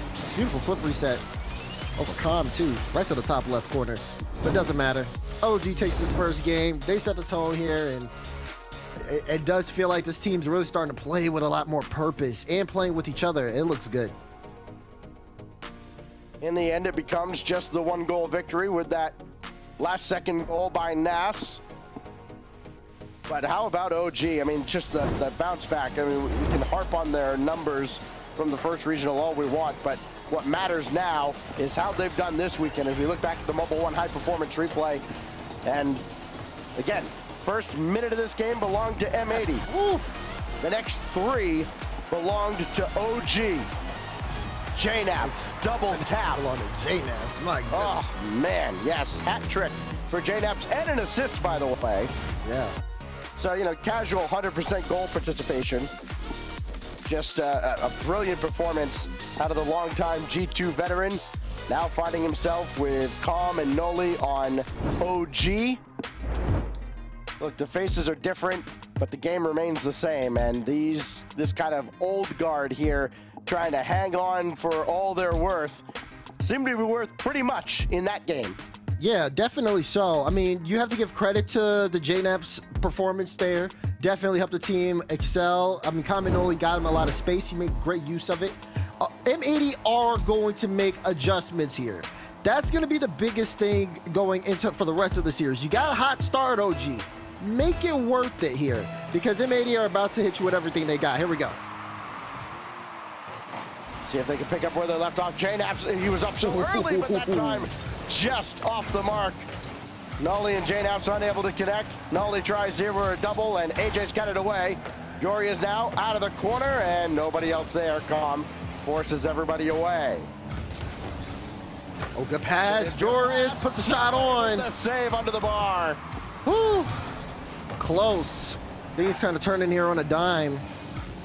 But so far, been a very manageable game. Good demo on the back end. You know, Joris is long boost, so Noli trying to force the pressure. Khan actually waiting on the wing there. Ball went right to him. Great positioning. He's been reading the 50s well. Good little fake challenge from Noli. He knew Nas had the ball, just trying to get him off of it.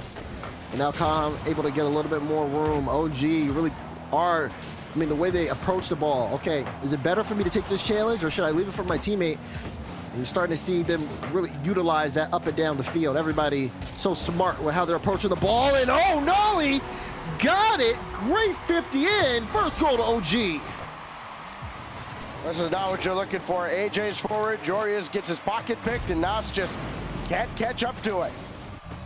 And an awkward way to give up your first goal after getting outscored. Well, now they've been outscored 5-1 since scoring the first 2 goals in this series. Here's JNAPS looking for the same spot. AJ's got this one away. Defense is actually home this time for M80. Now Nassau, Nolly clipped that one too. So again, slowing down M80. They're not able to move at the pace they want. Calm, can he center this ball? No, Nassau's in the way. But Nolly will try just a little bit high. Again, the opportunities are there for OG, where they certainly weren't a couple of weeks ago. I mean, M80, they're kind of playing with fire here. They're letting OG get very, very close to their net.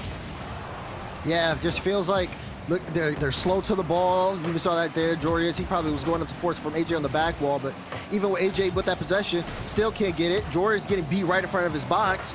This is just really tough. And oh my, what in the world is up with JNAPS? This man is on fire. Look at, what a shot. And that's off a bump, by the way. He was going for a double in front of the net. He gets knocked out into the sidewall and decides, okay, well, I'll shoot it from here then. And what a missile it was. 2-0, 3 minutes left. Wow. I mean, the demo play, the way they've been moving around the field has been effective. I will say, though, for M80, it has been kind of a struggle looking at them move upfield. They do get one, though. Good play here from Jorius. Leaves space for AJ, and then just goes to disrupt upfield. Yeah, Calm gets knocked out of the play here. Had it all lined up, if not for him. AJ with his first goal of the series. Back within 1 is M80. Got a lot of time to work with, similar to game 1, where M80 scored the first couple of goals. We're seeing these pre-jump plays happening quite a bit way downfield. Didn't work out this time for OG, and then JNAPS making the stop on the other side. M80 definitely playing a lot of purpose. Oh, Jorius didn't get the boost, so he's got to back off. You see Nas with the ball, has AJ middle. Nas gets demo, but the ball will go towards Jorius. He doesn't have a lot of boost, so he's got to pre-jump it, and does do so, but 50 still in favor of M80. They're trying to work the ball upfield. It's just been really tough because OG's on top of it, and they give up so that it's just, they don't give up any space. It's really hard for M80 to take ball control and really use those solo points that can break down defense. I say that, and oh, Jorius, he had to barrel back, the ball going towards his net. Looked dangerous as Khan was threatening with the demo, but Khan knew he wasn't going to be able to make contact in time, so he pulled off. I would have liked to see Calm at least try to follow through with that play. It might have actually yielded some results. Noli thought about coming up. Instead, he turns back. He can slow things down, but AJ keeps the play progressing. Lining up a double. Drop down in front. Nobody home, and Noli will just leave it off for JNAPS, but it's disrupted by Jorius, and AJ jumps in front. He takes over now. AJ from the wing. Demos galore as JNAPS is deleted. Here comes Jorius again.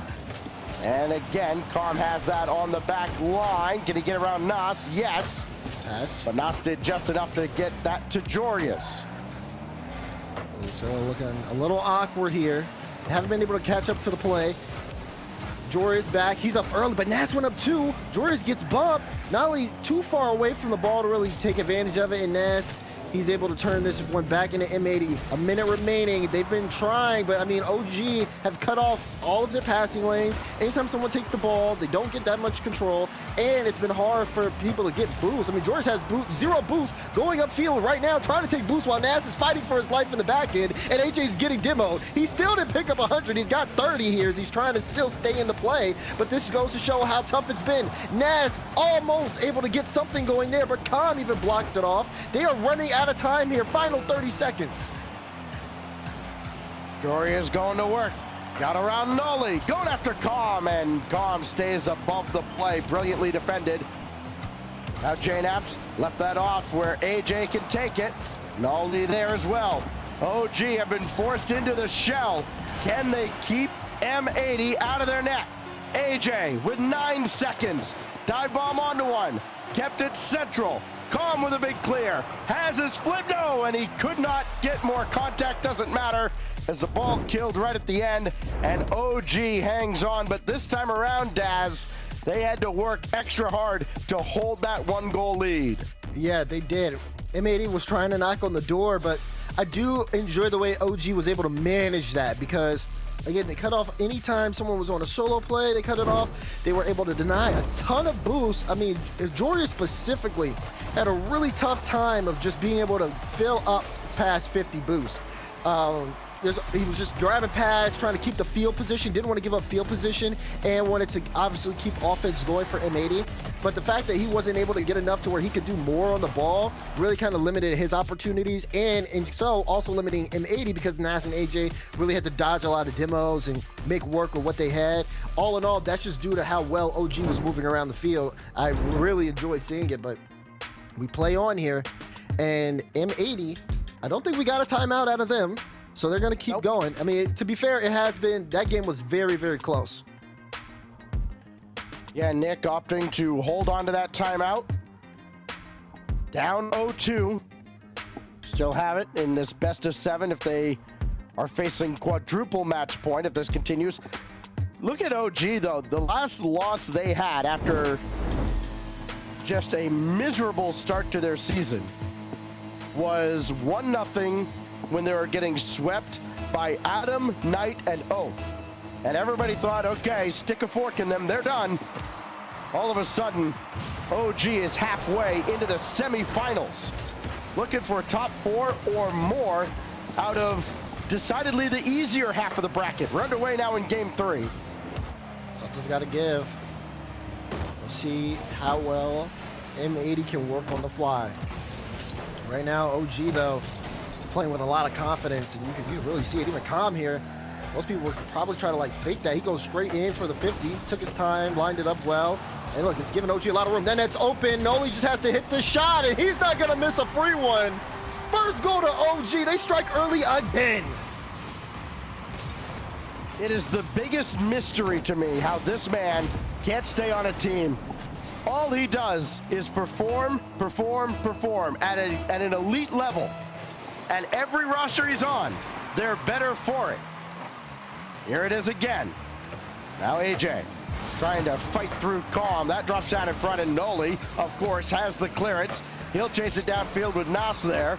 And now it's Calm with Noli running interference. Got a piece of AJ, but AJ recovers. Jane out to bring it back in. What can he do with this as Jorius tries to bring it out of the corner? It's Noli again trying to set the table. Maybe even score himself. Just a little too slow on the shot. Ooh, bad aerial from Calm. He wants to keep that in play, make control of it. But OG had a lot of pressure out in front. You saw JNAPS running interference. Noli just playing low 50s. That way the ball goes toward Calm. Nas trying to do that same thing for Jorius, but just couldn't get it in front of the net. Good defense from OG to block that out. And oh my goodness, JNAPS up so early for that to try to put it on target. Now M80 trying to get it the other way, but Nas, you let that ball go. JNAPS has it 1v1 versus AJ, puts the testing shot on, but AJ has the block. Noli missed on that waterfall effort by millimeters. There goes Calm now. AJ up to meet him. Clean win. Nas running underneath, and JNaps make sure to go back towards Nolly. Good team defending there out of OG. And now JNaps just ahead of Nas. But AJ thought about running onto one here. Only one man back, it's Jorius. He's giving that one right to Calm. Does he have another touch? No, it's cleared away by Nas. Oh, Nolly not able to get the best touch, but look at that. Calm pass to JNaps. JNaps opted to control. He's got 0 here, so not much he could do if he wanted to. Calm in a tough spot. He's got to reach to get there. Jorius was trying to take advantage of the demo in the back end. Calm able to deny. JNaps brings it all the way downfield. These teams are trading left and right, trying to get that strong counterattack, but no one has been able to find the mark. The defense has been able to clean up. Either way, halfway through this game, OG still in front. They have shown no signs of really giving up a game to M80 yet, but M80 is trying to push the issue. Well, Nolly's got JNaps downfield, tried to disrupt AJ and throw him off. It did not work. And now Nas on target, but Nolly will recover. Over to Calm, who has to take this himself with Nolly taking off the field. He got around AJ, and he just about got around Jorius, but nobody else is there, thanks to physical play this time out of M80. Oh, no one got that corner, so Jorius picks up the corner there. We'll see if that helps here as Nas gets the first touch. Jorius actually jumped early. That's a big double commit. They got numbers the other way. Calm's going to take the boost. You see Jorius flipping back. He gets the corner. Now he's able to set up for defense. JNaps, though, misses that one. Calm plays it low as Nolly has to get back. Can he get the stop? No! It sails all the way in. AJ will score, and M80 tie it up, but chaos as that play went down.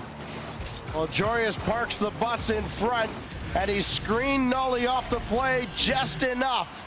And with 99 seconds to go, we're all squared. One apiece. Is this the window here for M80? Another demo. Nas just following through, but Calm is past. AJ, tough spot out of the corner. Well enough defended, but now this drops in front and Nas has to clear it away. AJ's there with 1:20. Chance for M80 to take their second lead of this series, but instead, the clearance from Calm and M80 forced to reset. That demo certainly helps, though. Jorius couldn't land on it, though, and couldn't play the ball any further. Nolly has to get a big win here. Does get it straight to Calm. Calm trying to set up a play. Nolly looking for the bump. Jorius is able to get back in time. JNaps wants to keep this one in play. A minute to go. It's looking really awkward here for M80, but they're able to kind of break out. Nas not able to get the redirect. AJ plays this one high. OG have really been setting up some good opportunities, but sometimes they just kind of mismanage where and when. Nolly, I've seen Nolly and Calm try to both set up upfield for bumps, but then when the JNaps hits the ball off the backboard, no one is there to get that follow-up. Maybe a chance to kind of clean things up here, score something late. 30 seconds remaining, anybody's game, infield pass. Nas tries to test the backboard again, but Nolly turns it into a transition play. JNaps, can he beat Jorius? No! Jorius, big challenge to stop a potential play for OG, and M80 try again. Final 13 seconds before we head to overtime. JNaps right at Nas. Well, that could have been real scary if Nas had followed that play up. Last charge now, maybe from M80. Will we head to overtime? Sure looks like it. That was headed netward, but with no time on the clock, it's OT. Okay, big OT here for M80. Chance to really turn the momentum of the series around. They've been playing well, and OG, their lack of being able to execute may come back to haunt them, but M80 also have to get things going too.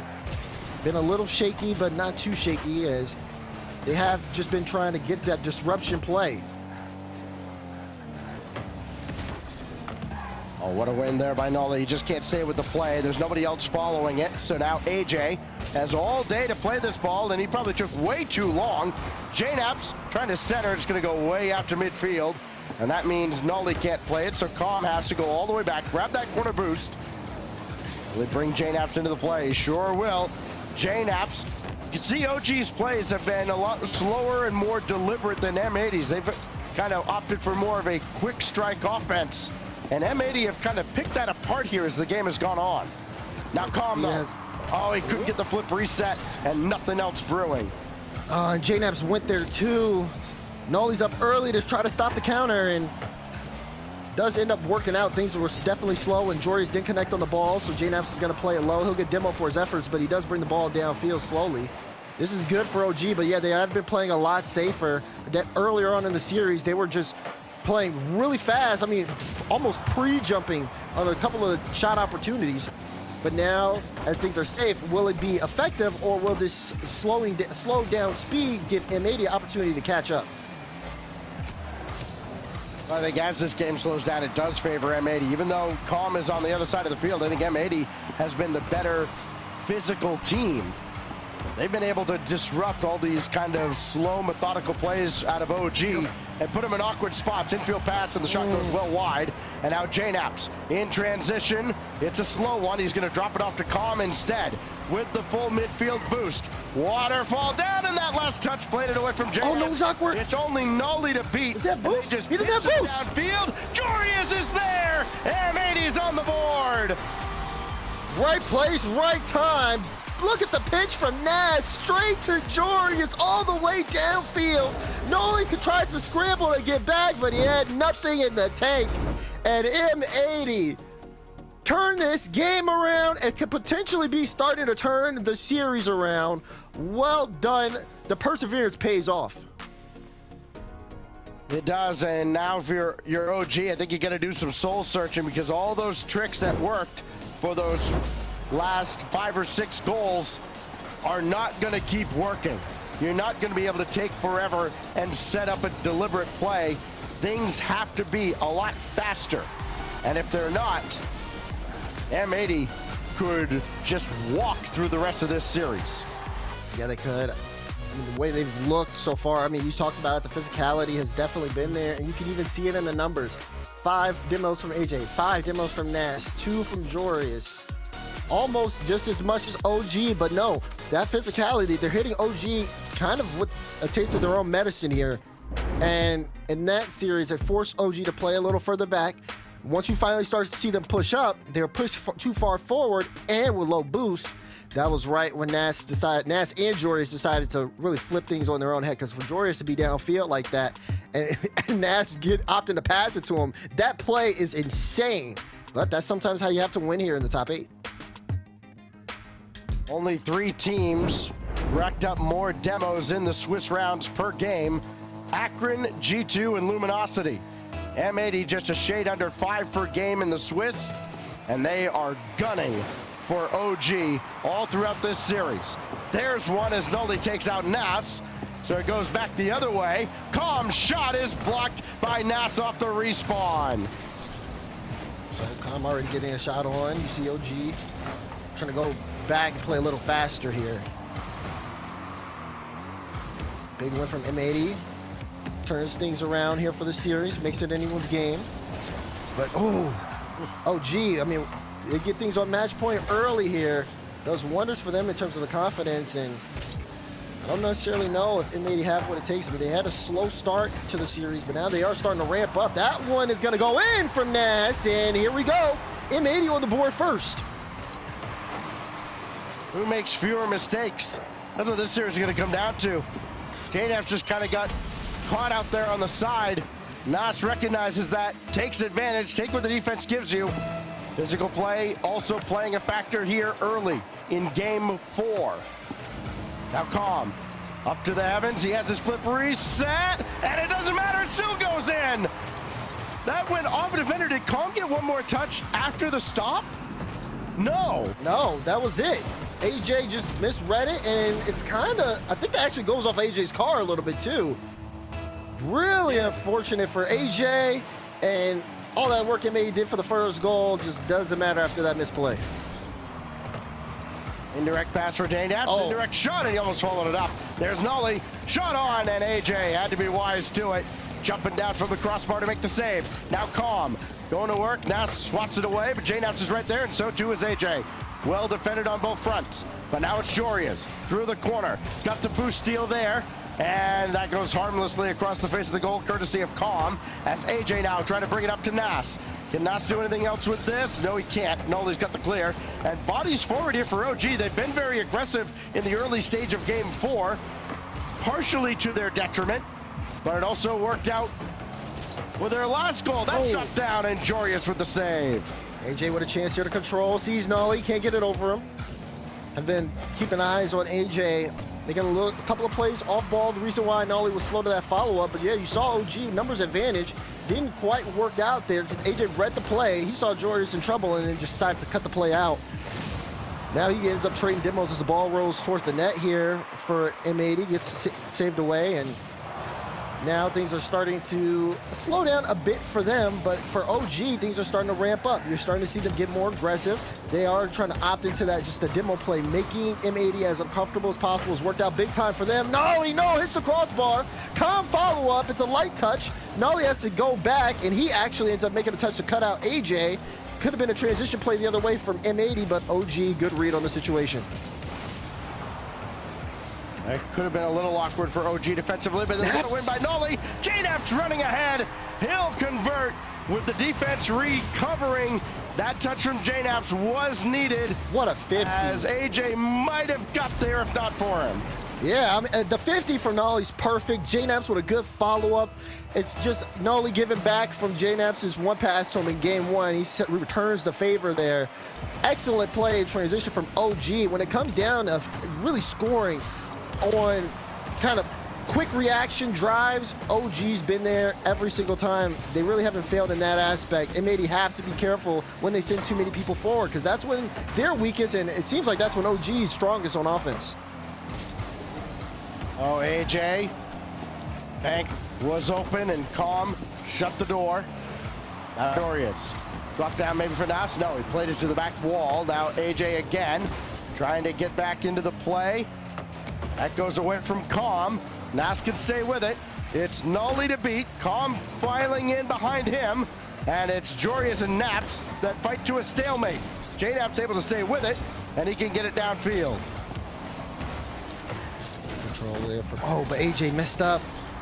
Poor recovery. Could have been a chance for him to control the ball. Now he's going to put that netward, and it will be cleared away from Jorius, but it's cleared straight to Calm. Big double. Calm! What? What the? He just picks this up and scores. Forces a double commit here out of M80. Both Nas and AJ go. No one just wants to wait for him to get the extra touch, and they pay the price. Sometimes you throw the ball at the net and good things happen. Imagine that. The defense has not been either side's strong suit in this series. It has been a shootout through and through. Now JNaps. Netward easily dealt with by Nas. Jorius is right there, but that will fall to JNaps. He'll drop it off for Calm. Calm trying to get one more touch. He can't. JNaps shot easily dealt with as that goes all the way across. Now Nolly, just a soft bouncer that AJ will get the easiest save he's had of the series. And now we get into the final minute. But things are going exactly, I don't mean to cut you off, but things are going exactly the way OG want them to go. You get the offensive pressure up front. You see M80, even though they're clearing the ball downfield, what are they doing afterwards? They have to play defense because they give the ball straight to OG. And OG, they've been effective moving the ball upfield, so they're going to continue to do that. This is how the rest of the game is going to be played. This is how it's been played for the first 30 minutes, or 30 seconds, I'm sorry, of the final minute, and it seems that's going to continue to be the case. Look, poor touch there from Jorius. Calm has a lane, forces that to Nolly because he knows Nolly's behind him. Everything is just killing the clock. OG have things locked down as we tick down and potentially go to a match point for them. Certainly looking like match point now as JNap's going to starve some more boost out of the M80 end. And the dam has broken here as OG get right back on the winning side. Ball touches down, OG 3, M80 1. Match point, and surely Nick and M80 will have to take a timeout here to figure out how they're going to get back into this series. Yep, timeout definitely called there. And M80 now, chance to talk things over. But I mean, there was in this game particularly, sure, OG's effectiveness was there, speed was there, getting to the ball quickly. They had 16 shots that game and 5 saves. Offense was the name of the game, and it worked out big time. Everybody on that team is defensively sound, so you don't necessarily worry too much about what's going on in the back end when they're all playing good up front. Demo's pretty much the same. OG only won more this time, but the total number is a lot lower than it was previous game. I would say overall things looked a lot cleaner, but that being said, for M80, it slowed their offense down. They weren't able to get things going because they didn't have a lot of space. OG controlled that space, and M80 just was so tough for them to even get too many shot opportunities, let alone effective and quality ones. And then the defense, I mean, it's only a matter of time before things broke down here. So understandably, big timeout because lots of momentum going on for OG. It feels like they have M80 figured out. And for M80 fans, they have to just be shaking their heads going, well, it's happening again.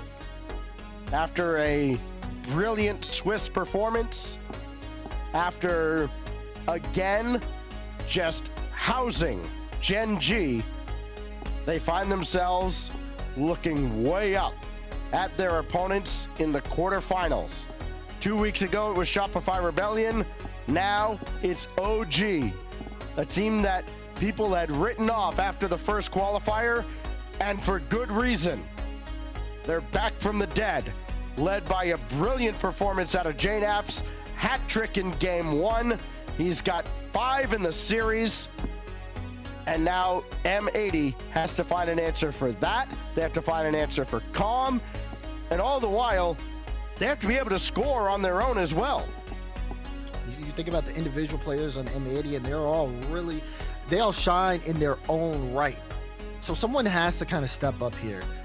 Once we see that level of impact that we know all of them can do, could be something that helps change the series. But of course, we play the games for a reason. Did the timeout work? Nick, what do you got for us? M80, what do you have for us? Backs against the wall here. Chance to go out top 8 again. And for OG, can they close it out? They're so close to a top 4. We talk about the impact of coaches so much, and listen, all Nick has done with just about every team he's had is win. Maybe not for as long as he would like, but everywhere he's been a winner. JNAPS follows this play up. Calm chasing Nas deep into M80 territory, and Nolly can just circle around for a shot. Jory is the initial stop. Second touch to try and set up AJ downfield, and instead JNAPS intercepts. That comes cleanly out, and it's Nas downfield. Jory is thinking about coming on, and Nolly just there instead.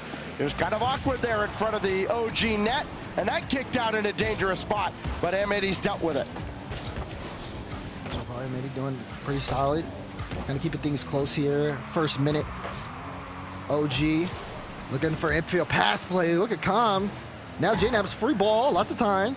Not the best first touch, has to catch up to it, but still ends up being outrageous. Nas gets demoed by Calm, and AJ has the save out. JNAP sends it across. Nas there with the intercept. You see Calm having to rush back. JNAP can't get the touch, but AJ is not going to be able to follow and put a shot on because he was demoed in the back end from Nolly. M80 have the ball upfield, but you can see OG just able to really get in front of them. The first man going for the ball initially, anybody who's not in the play is going to demo the second guy up, because even if the pass or the 50 that the first guy on M80 is trying to do doesn't work, there's no follow-up, so it buys someone else time. So effective so far, and that's why we haven't seen something really from M80 at the start here, but they are trying to work. They have kept this ball in the blue half for at least the last few 30 seconds or so, but it gets back into their back wall. Well, Nas, a little revenge demo on Calm, and then Nolly through traffic, well defended. I've said that often about either side's defense, but it's worked out this time. Nas challenge ends up with a shot just high, and now Jory is going to work again. JNAP's out there to meet him. Simple stop. No real rebound opportunity. I think that's kind of been the key. That's one thing that OG has done well as JNAP's dives in here and makes a save. There have not been many second or third chance opportunities. That one close from Nas. Jorius can't do anything with this central. Everybody kind of jammed up there for OG, but it works out as Nolly will break free. And Nas will barely catch up to this, and JNAP's giving a little token pressure, and it worked. It does, kind of forces them off a little bit. Even M80, who are trying to get more physical, they are just barely missing the mark, but Jorius doesn't miss on that shot. Defense gives him a ball for free, and he hits it home. Yeah, Nolly's there, and JNAP starts to come up as well, and with Nolly there in position to make that challenge, I think JNAP's maybe read that the ball was somehow going to get past him and not almost a physics ball out to the back wall. And after that, he's completely out of position, and M80 takes advantage. That one just barely wide. See if OG can recover, or can M80 expand on this and drag themselves back into the series. Here's Jorius. Up there's that demo in the back again. Khan trying to demo AJ. Noli brings this one high. Naz off the respawn, though, does get back in time. And even when it looks like M80 are trying to pressure OG on the net, they're just setting up to turn it right around on them. They can't get comfortable. Bomb got around one. He tried to dive in Jorius' way, and AJ could not get the redirect. Oh, the net was wide open. He'd love to have it back, but there are no do-overs in the RLCS. Oh, man, chance there to cement the game. Jorius, though, he's got a chance. Reads the 50 perfectly, puts the shot in. M80 up by 2. Well, that worked out perfectly for AJ. Great challenge to bring that over. He knows Jorius is off to his right. Perfectly done. Joris, right place, right time. Minute 15 to go. M80 expands their lead. Opportunity, though, for OG off the ensuing kickoff. JNaps for Calm, and it was deflected on the way. 50's on the back end. OG wanted to make something happen there, but nothing doing. A minute to go. And you see M80 just playing so much more spaced out, so much more confident on the ball. Any mistake OG makes, immediately punished. AJ picks up the 3rd goal from them, but it really comes off of the cut from Naz, catching the defense off guard, no one able to make contact, and it's a free net. So once again, M80 off a timeout. They find a way. Surely have this one in the bag here in the final minute. Joris up to AJ. Net is open, but Noli just gets back in time. The Nick timeout buff pays off yet again. That shot, that's easily the best opportunity OG has had. It's been cut out and swatted away by Nas as we just go through the motions now in the final 30 seconds. But what a turnaround out of M80. I mean, we've seen them outshot by 1,000,000, and they explode for 3. Calm will add one here. We get some style points out of it, but unless something catastrophic happens here in the last 18 seconds, it's too little too late. Yeah, that's a big goal to bring it down to 2 with 18 seconds left. That's where we're at here. If the kickoff would have worked out, I think OG could have been in a much more favorable spot. They could make something work here. JNaps, whoa, touch off the sidewall. And before that play even could start to breathe, it was cut away by M80. Time ticking down. M80 not done yet. They survive and force a game 6. Champions Field sitting on the horizon here. And this is already better than they fared against Rebellion. Remember, that one was either a 4 or 5 gamer. That certainly did not go to 6. Nothing did in the quarterfinals last time around. So good to see M80 battle back. They give OG a dose of their own medicine, where they faced 16 shots in the previous game. What is it? It's 14 coming out of M80 this time around. 11 combined between Jorius and AJ. And you see the results of that timeout.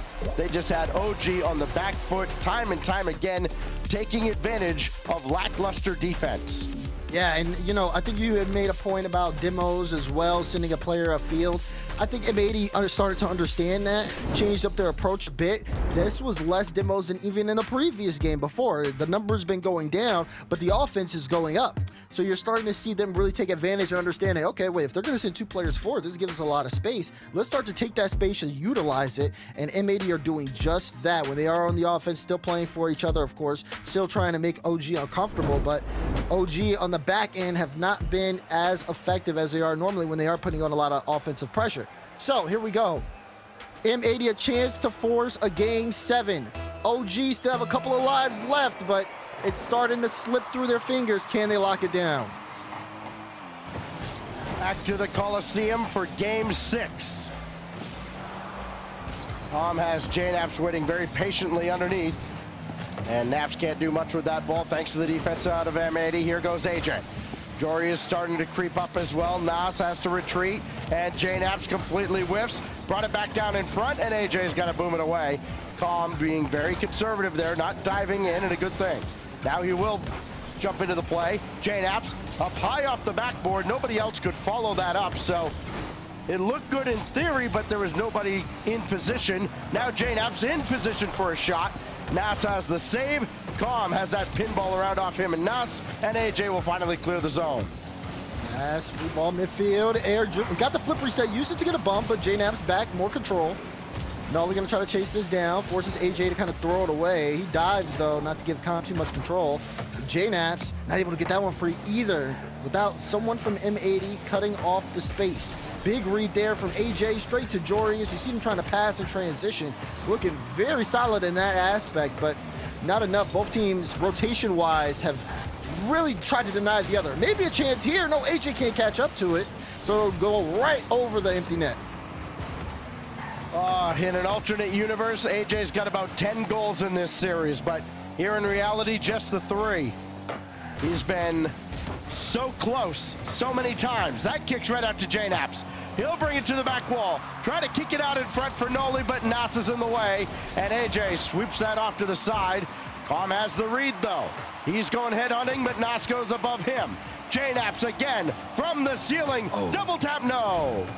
Tried to get the flip. Oh no, Noli and Calm both went. Calm did get bumped backwards though, so a chance here. Yeah, he can still be more involved in the play. You see J-Naps there in that back end rotation, but M80, they all have the ball. Demo to set up a lane. Nas is gonna score an open net. Last back couldn't even get to the play. M80 completely destroying the defense. There's 1 and 2. Yes, sir. Inside 3. 1-0. M80 giving OG, giving Calm a dose of his own medicine. There is Calm. Oh, they get it back. That's open for J-Naps, and he converts. Did we say 1-2-2 to Lucas? My goodness, it happens again. This time, Calm picks up 1. J-Naps puts the shot on. There's the 2-2. You hear it in the background. You couldn't even see it. Wow. Back-to-back, Calm literally hitting them with a taste of their own medicine. They said, we can do that too. Just 6 seconds later, revenge served cold. Wide open, Noli set up by Calm. You look away and you miss it. Noli plays that one quickly off the kickoff. Beautiful touch from Calm. Gets it off the defense to force it down, and it's an open look. Back-to-back goals here for OG. This is bad for M80. They have to start shutting this down. Oh no. Now James. Oh no. Kickoff. Jorius can't get to it. It's perfectly placed. Which way did he turn? 2 there off the kickoff. Upfield. Oh no. Not in a match point Boy, situation.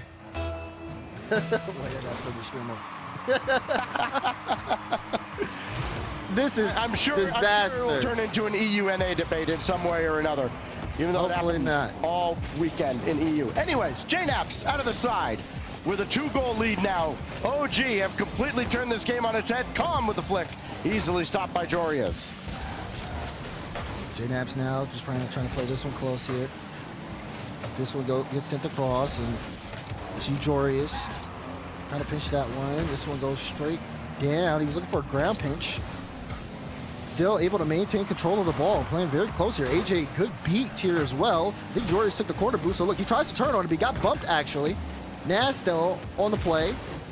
Has AJ and Jorius upfield. Jorius trying to set up AJ waiting on the right wing, but not able to get a chance to shoot there. Instead, tries to try to cut the play off. Nas, though, good rotation back, able to keep this one involved, and Jorius, who's upfield, can turn on it.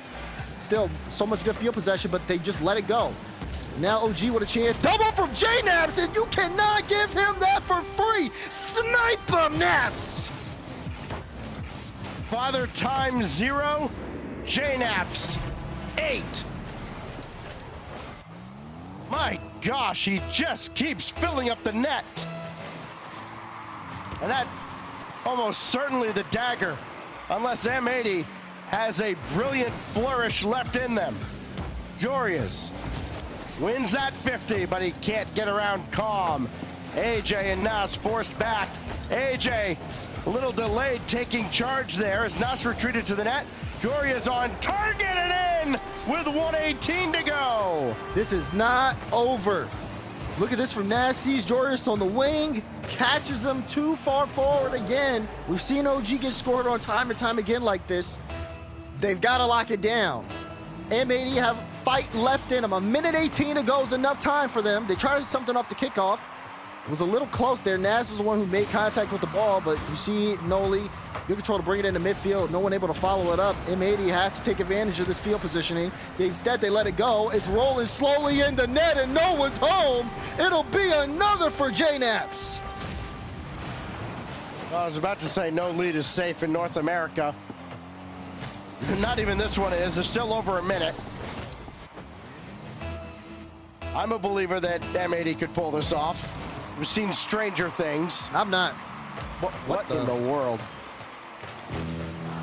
Okay. Okay, well, that kickoff didn't result in a goal. Anyways, AJ right at Noli, and that's possession for OG.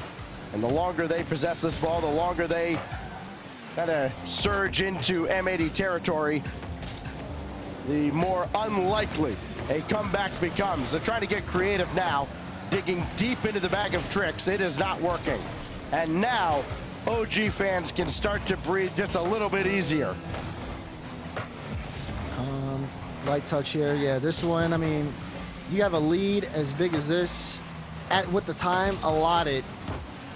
It's most likely going to be locked down. And you see that from OG. As they are picking up a fourth, that's got to cement it. 6-0. Out of 6 of those goals, JNaps has 5, shooting 5 for 7. His impact cannot be understated. He's almost about to drop 1,000 this game, the way he's at. He's at 921 right now. Well done, JNaps. Well done, OG. They actually faked the kickoff to give him some more points. He had a free save that put him at 973. But time will tick down. And OG, talk about a bounce back. Welcome to the top 4, gentlemen. You guys definitely deserve it. Wow. How about 10 goals out of JNaps? Yeah, he should retire, right? Give me a break. Old man still got it. As he drops 5 in the final game from 7 shots, part of an 11-shot barrage in the clincher in Game 6. And OG keeps their major dreams alive, for that matter. Think about a possible 16-point weekend for the squad, perhaps, in this half of the bracket. They'll have Luminosity tomorrow in the semifinals. And for now, they can all just sit back and relax and watch Murderers Row, half of the bracket, take over. What a performance out of JNaps. What a performance out of OG Esports as they bounce back in the biggest way possible. Top 4 bound. We've got 2 more quarterfinals coming your way right after this.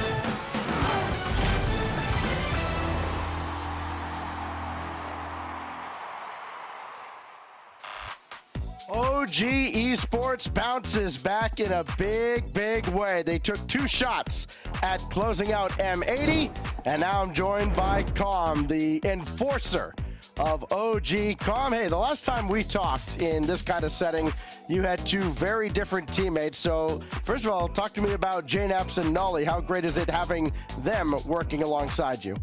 Yeah, I mean, it's been a pleasure getting to play with these guys. For once, I'm the youngest on the team again. First time since I joined with Gimmick and Tor. It's great being able to play with 2 mature guys that know how to win, know how to lose, know how to play as a team. I feel really confident in our ability to bounce back after a bad performance the first regional, after a rough start to this one. I have a lot of trust in those guys, and it's been an absolute blast playing alongside them. And a lot of that plays into how you guys have bounced back, right? I mean, you guys kind of manage your expectations well as a more mature bunch. I mean, everybody in the region expects you guys to be in that top 4, maybe even top 3. You didn't live up to that the first time around. So what has these last couple of weeks been like as you guys have bounced back? Yeah, so we noticed it can be pretty easy to get roped into overthinking and trying to play a certain way and put yourself in a box, when we realized that's not who we are as players. All 3 of us are really good at doing a lot of different things. We just need to go out there, trust our first instincts, and play. We kind of overthought a lot in the first regional and in the start of this one, and we were hesitating. We were getting beat to balls we shouldn't be. Whereas we go out there and we just play like it's scrims. We play like it was an off-season tourney. We play just a style we're comfortable with. We know that we are just better than a lot of other teams. You know who was better than everybody else on the field today was JNaps. He drops down 10 goals in that series. I know you guys were probably trying to get him to 1,000 in that last game. How about his resurgence from the first event to this one? I mean, he's one of the fastest players I've ever played with. I played alongside Beast Mode, who for the longest time said was the fastest player in the world, but also playing against JNaps for however many years, I've never been beat to the ball more by someone. He just gets up. And I think when we kind of took him off the leash, we just said, all right, we're going to go out there, we're going to play how we're comfortable. He's so fast to following my touches, so fast to challenging the other team. He's just an incredible player. He's very annoying to play against. I've been on the receiving end of a loss from G2 back in the day so many times. But I mean, yeah, credit to him. A lot of credit to Nolly too as well. Nolly's one of the smartest players I think I've ever played with, and he plays a manner that I would never play, but he makes it work, and he does a lot of things that I would never even consider, and they work way better than I could ever imagine. Well, coming up now, tomorrow, you've got Luminosity. I mean, if you believe the rumors from a year ago, you were almost kind of in with that group. So what are you looking forward to most, taking on Rlcs and Magic Bear and Cheese? Yeah, I'm just looking forward to going out there. I know they're a fun team to play against because I know how much effort they put into it. I know they're probably already in their Discord server right now going over our games. They're probably watching that series. They're crafting something up for us. I'm looking forward to that. I actually went and got coffee this morning with Rlcs, so we were talking about our matches coming up. So, hope we'll be playing each other tomorrow. Wish each other good luck, and I'm looking forward to that matchup for sure. All right, Calm, thanks for joining me. Congrats on the win, and best of luck tomorrow in the semis against LG. Thank you. The roller coaster continues to rise. OG silence the doubters, and they earn a shot at the grand finals against Luminosity tomorrow. How about it, folks? Every one of us predicted that M80 would take this one down, including you, Chad. You all thought that M80 was taking this one. That's no, true. OG show up in style. We got to rope Chad into this, but I just want to apologize to OG. Didn't respect the game. I was like, we haven't seen it. It's 3 talented players, but they don't have any quality wins yet, because that Dignitas series was also a little bit kind of rough by both teams. But they come out here and they just put the pedal to the metal. I loved the demo game, as always, that we will see, but that was involved with 2 players on OG. But M80, you're a 1v1 team. You got 1v1 players. The amount of boom ball that they were playing, I just don't like it. It's like you're 1v1ers. Go up in the air with the ball. Did we watch Herb last week? Top 4, they go up with the ball and they're just booming it downfield, and then comes like, I'll just get a free double tap off the ceiling. That's fine, So M80's got to figure it out. They're still in a great spot. I know everyone's going to count them out because they've had 2 3-0 in Swisses, 2 quarterfinal losses, but they're in a great spot to make the major. They just got to get over that hump on the weekend. We got to move on quickly here, but I mean, Daz, did this match give you more exclamation points for OG or more question marks for M80? More exclamation points for OG. I think everyone on First Touch believed in the OG bounce back. Even yesterday, Bates actually predicted this down to the score line. He was on my shoot. Wow. So I think a lot of us in OG expected OG to have that strong bounce back. No disrespect to M80, but it's M80. They have to prove that they are not Swiss merchants. Like that's their biggest thing right now. So it's just that conversation is going to kind of continue until they get into that top 4 spot. Whereas OG, a lot of people knew the type of players that were there, what they could do. I understand going with M80 though, because M80 actually that was their second top 8. It makes sense. But yeah, no, you gotta keep eyes on that OG squad, especially Naps. Naps was, I loved watching him. It was beautiful. That was incredible stuff there. All right, so the bottom half of the bracket is now complete. We have 2 more matches on the day before we have our top 4 set for Championship Sunday here. The next one here, a special one, Gibbs' highlighted match of the day, Space Station taking on Gen G Mobile 1 Racing, a battle of the golden teams here. Who's going to take home the top 4 spot? It can only be one, Gibbs. Oh, I love these 2-card decals. Oh, beautiful. But it's a proven match again. Like OG and M80, that was a proven match. OG finally shows it. I need to see that at a Space Station. Now, I think many people had them power ranked number 3. The pros had them power ranked number 3. But they keep falling to the top 2 in G2 and Gen G. Gen G is a little bit vulnerable right now. Sure, their offense is amazing when it's on, but we've seen it before, twice against M80, once against G2, that when it's not clicking, everything is falling apart on that squad. Space Station has to be aggressive, has to get that challenge game down, put pressure on Gen G, because once there's pressure on them, their offense goes from like 4 goals a game to like 1 goal a game. So that's what they got to do. They got to prove that they're a top team in North America. Do it here, do it now. Don't blame the format, don't blame the brackets. Just get the W. Fair assessment. I agree with what you were saying kind of about like Gen G. When they do look off, it looks really rough. I'll say the same thing though about Space Station Gaming. You look back into yesterday, even with the Luminosity, them getting the win in that 5-game series, when they looked off, it was very obvious and let games run away from them.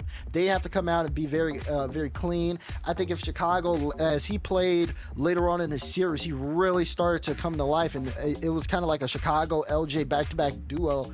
If they get that off of, oh my God, he called Kep a fraud. Kep, if you're watching, exclamation point, help, fight back, please. Players holding up signs now. Yeah. But that being said, Space Station Gaming, they've got to lock it in here. Yeah, Space Station Gaming, they're on fraud watch as well. Sure, they went 3-1 through Swiss, but 3-2 versus Akron and 3-2 versus Luminosity. Okay, that's quality. 3-2 versus Pirates on a boat. All right, like Chiefs is the GOAT. I get it a bit, but you need to start winning these series more convincingly, because you lose 3-1 to G2, you get the 5 seed, and that's why you're here right now playing Gen G. All right, you need to beat the teams below you more confidently, but now coming into this, again, yes, it's a tough bracket for them. We'll see what we see out of Gen G. They are weekend warriors, so you expect the very best out of them, but I just need to see some life out of Space Station. I will say, Space Station does have more to prove, to your point, Gibbs, more to prove in this matchup than Gen G does. In my mind, Gen G's goal is just to make it back to the grand finals and take that number 1 spot back from G2. They're clearly the number 2 team in the region, and that kind of is a trap for this match. There isn't much for them to win in this match. If they beat Space Station, everyone goes, yeah, sure, you were supposed to beat Space Station here. They've got to keep their feet grounded. They've got to realize that these steps are just as important as the last steps if they're going to want to get the win here. So we'll see. Can SSG use that fuel they got for this match? We'll find out. Do you think they're going to? Let us know. Hashtag SSG for supporting Space Station. Hashtag GGM1 there, folks. And let us know who you think is going to take it. Daz, is there any chance? GG Mobile 1 Racing, put it up for me. Oh my gosh, it's the easiest thing ever possible. My bad. I didn't mean to peek the mic. I'll turn it down. But what I will say is, bias aside, I feel like the way Gen G's looked has been shaky. Yes, the M80 loss was really tough for them to deal with, so to speak. They didn't look good that series, but they have the record against SSG. I don't see any reason, unless we see something uncharacteristic from SSG, that Gen G loses. Okay, well, I do think Gen G are clearly the favorites here. I'm smelling some upsets. I'm going to go with Space Station on this one, but we'll see what happens. How's chat feeling about it? It's a pretty split down the middle, but no, there's much more in Gen G's favor here on this one, 59%. Gen G, clearly the favorites in this match. Can they get themselves a chance to play in the grand finals tomorrow? They got to win this one first to get there. Gen G, Mobile One Racing versus Space Station Gaming.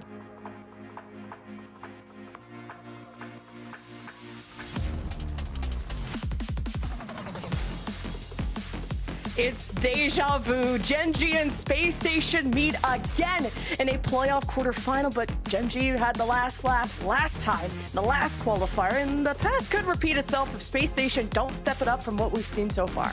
Yes, seriously, pitch me. Is this for real? Are we seeing this exact same storyline play out? Space Station and Gen G matching up first round in the playoffs. Also, Space Station only losing the G2 in the Swiss stage as well, so we'll see if the story's different this time around, but Space Station, I think, is going to have their hands full with this Gen G squad. Really excited to see that. Space Station, at least you can call them resilient after how many Game 5s they went through in the Swiss, coming out with dubs, but if they want to be at the top, they gotta win cleaner, and that's a close call by SSG, but this counterattack's coming in quick out of Gen G, and with Jack missing, it's got slowed down a lot. And I think a lot of people are wondering how Gen G will respond as well. Obviously going into today and this last weekend, everyone's saying, oh, NA is at least a two-team region. We've got Gen G and we've got G2, but Gen G was beaten so badly by G2 in the finals that it has some people wondering. And I think you're ready to settle the doubts, the worries, right in this match. And I think whatever happens here, we're gonna have a loud first touch episode. I think that's like the funniest thing, is Daz and Roldas going back and forth about G2 and Gen G. So Gen G have a lot to prove when it comes to the podcasters. But for now, Jack has the demo, and SSG are gonna back away. Here comes Chronic to that back wall. Chicago's there in time, and Gen G wait for their chance. Chicago trying to get that 50. It was a really nice play there from apparently Jack. Chronic will have an opportunity here if he can read the bounce. That double tap is out of this world from Chronic. LJ, you thought you were safe, but a heavy touch and an unfortunate clear right to Chronic, who slams it home. And you were just not safe around Gen G, who have been consistent. Will they be destined to go to the final? Well, if Gen G even get through this match, they may have to worry about G2 earlier than they thought. But for now, the boss, the gatekeepers are SSG. Can they top a North American giant in Gen G? SSG already missing, but first killer couldn't get the ball rolling because Chicago's coming in. It's a what a save by Jack! Oh, Jack coming out of the net, finding that save from the perspective of, oh, that's just gonna go in. Apparently Jack's defensive stand leads to this counterattack. First killer flipping into that ball. That last little touch throwing Chicago off, ends up going barred down and in. Great start for Gen G, and that is painful for Space Station. Chicago thinking surely Hoxer's gonna finish that ball, but wow, how the tables have turned. And both goals from Gen G come from an up-high shot, and SSG not really wanting to contest that until it's too late. And you see that LJ's trying to fix that. Knows Jack's going up the wall. Chronic helps the push go forward to that orange half. And Chicago's getting tossed up in the midfield, recruiting now the assistance of Hoxer to get some possession going for SSG. We've recorded 5 shots versus the 7 of Gen G. Chicago already getting bumped off the play. LJ's ready on the right, but Jack's there first. And he's already beating some players in the midfield. You gotta slow down Gen G. You gotta watch out for Jack in those situations. He is a veteran in those isolation moments. He'll be able to do whatever it takes, and especially those air dribble bumps you gotta watch out for. So difficult to stop, especially if your opponent has quite a few repetitions in practice in that situation as well. Gen G really going for it. Even LJ is trying to guide this out. Jack is harassing them, but a little breakaway there.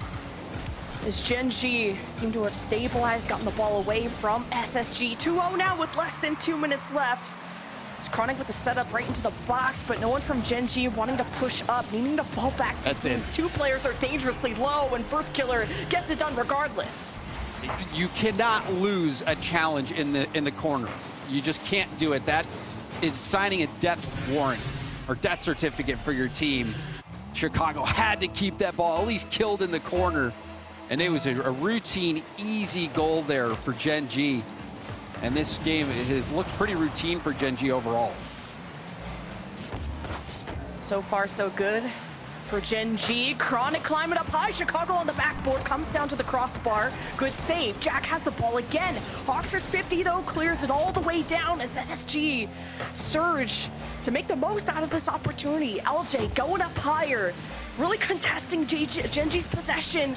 Hawkster gets mixed up with that defense, and Gen G is looking for more. 3-0 with just a whimper coming out of SSG until that demo happens, and Chicago gets a same on the board. And you can see Jack actually misreads the ball right there. Could have shut down that play had he gotten a piece of that ball, left his teammate in a 2v1 situation, and of course, the demo. What else would you do when you have that 2-on-1 situation? The demo is surely the best way to cash in that goal. Just the red carpet is put down. Winnable for SSG and the tieable. What a save from Chronic. Hawkster wanting to keep that going, but that's an important win out of Chronic. First Killer to his left. Chicago intercepts right in the middle of the pain sandwich. Goes up high to get rid of this ball out of the orange hat, but a good contest from Jack here in the midfield as Chronic starts the train, but it is a high touch and not the one he wanted. Oh, no. LJ wants to slam this home. Now Did you are see so that? close.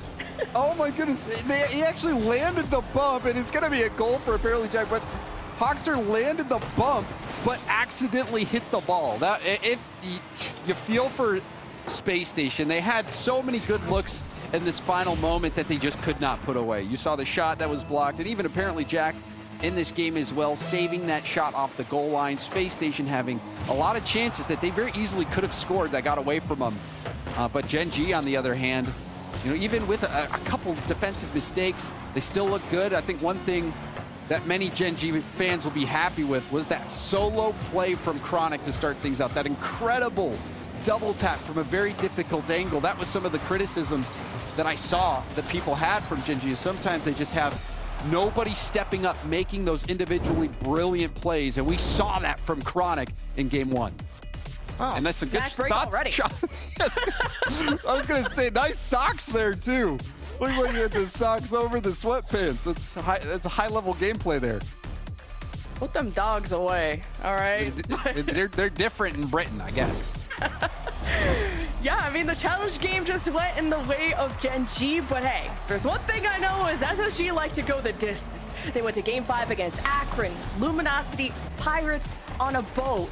And these are teams, yes, they should be winning against. I think the Luminosity win was a big statement for SSG. They're probably going back and forth in terms of the rankings, but winning cleaner is what we need to see out of Space Station. I don't expect them to get swept here, but how do you turn around from here? Well, number one on my clipboard right now is shot placement. We saw multiple opportunities from Space Station where they did all the hard work of making that opportunity, generating the scoring chance to be able to put one away against Gen G, and they just did not place the shot well enough. They didn't have the pace, they didn't have the placement. So had some of those shots gone their way, I think we very easily could have seen Space Station at least force overtime in that game. So for Space Station, it's just about cleaning up that final moment in the play because they had looks. I think the most difficult thing in a series is when you don't have the looks to work with at all, but Space Station certainly had the looks in that game. Yeah, getting to 12 shots there for Gen G. Offensive powerhouse for sure. Finding their groove already in game one with a 4-1 statement. Gen G will kick off our series in the best of ways.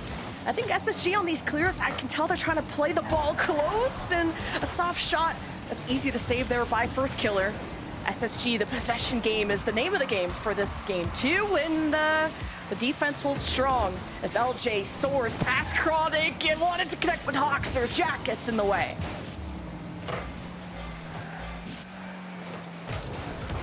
Oh, LJ with the shot too. Double commit to save. Chicago going for more. And LJ recovers this, trying to go higher than first killer. Good contest off the ceiling as Hoxer, that second man up.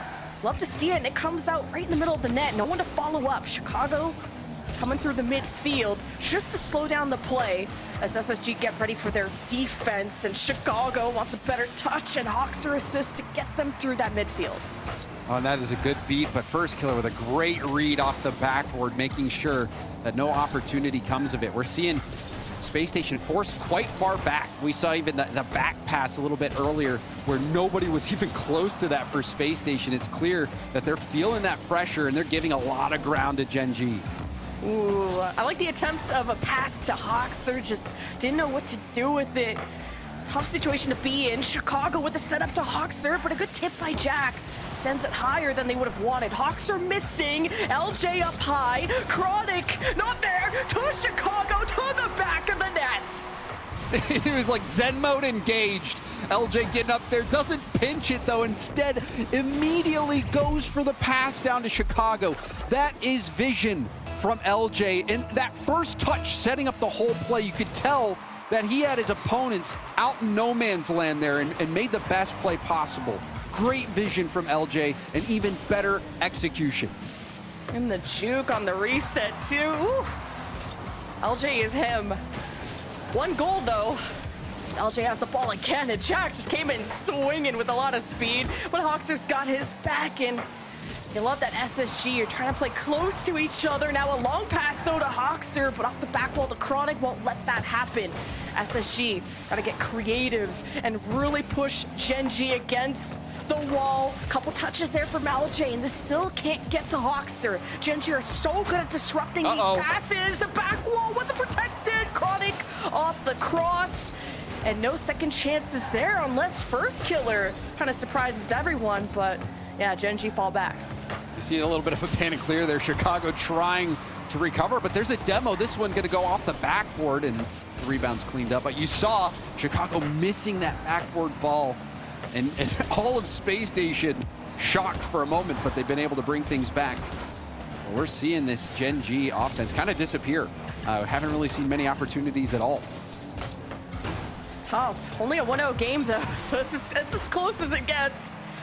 Hoxer can't win his challenges and can't get the passes to really make SSG shine.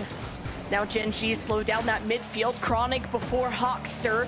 Back wall left untouched. His first killer still trying to generate power, and with that demo, this is where SSG are in trouble. And LJ is trying to protect that left side. And first killer carving through. Jack stealing the corner boost. They want to keep SSG locked in this half.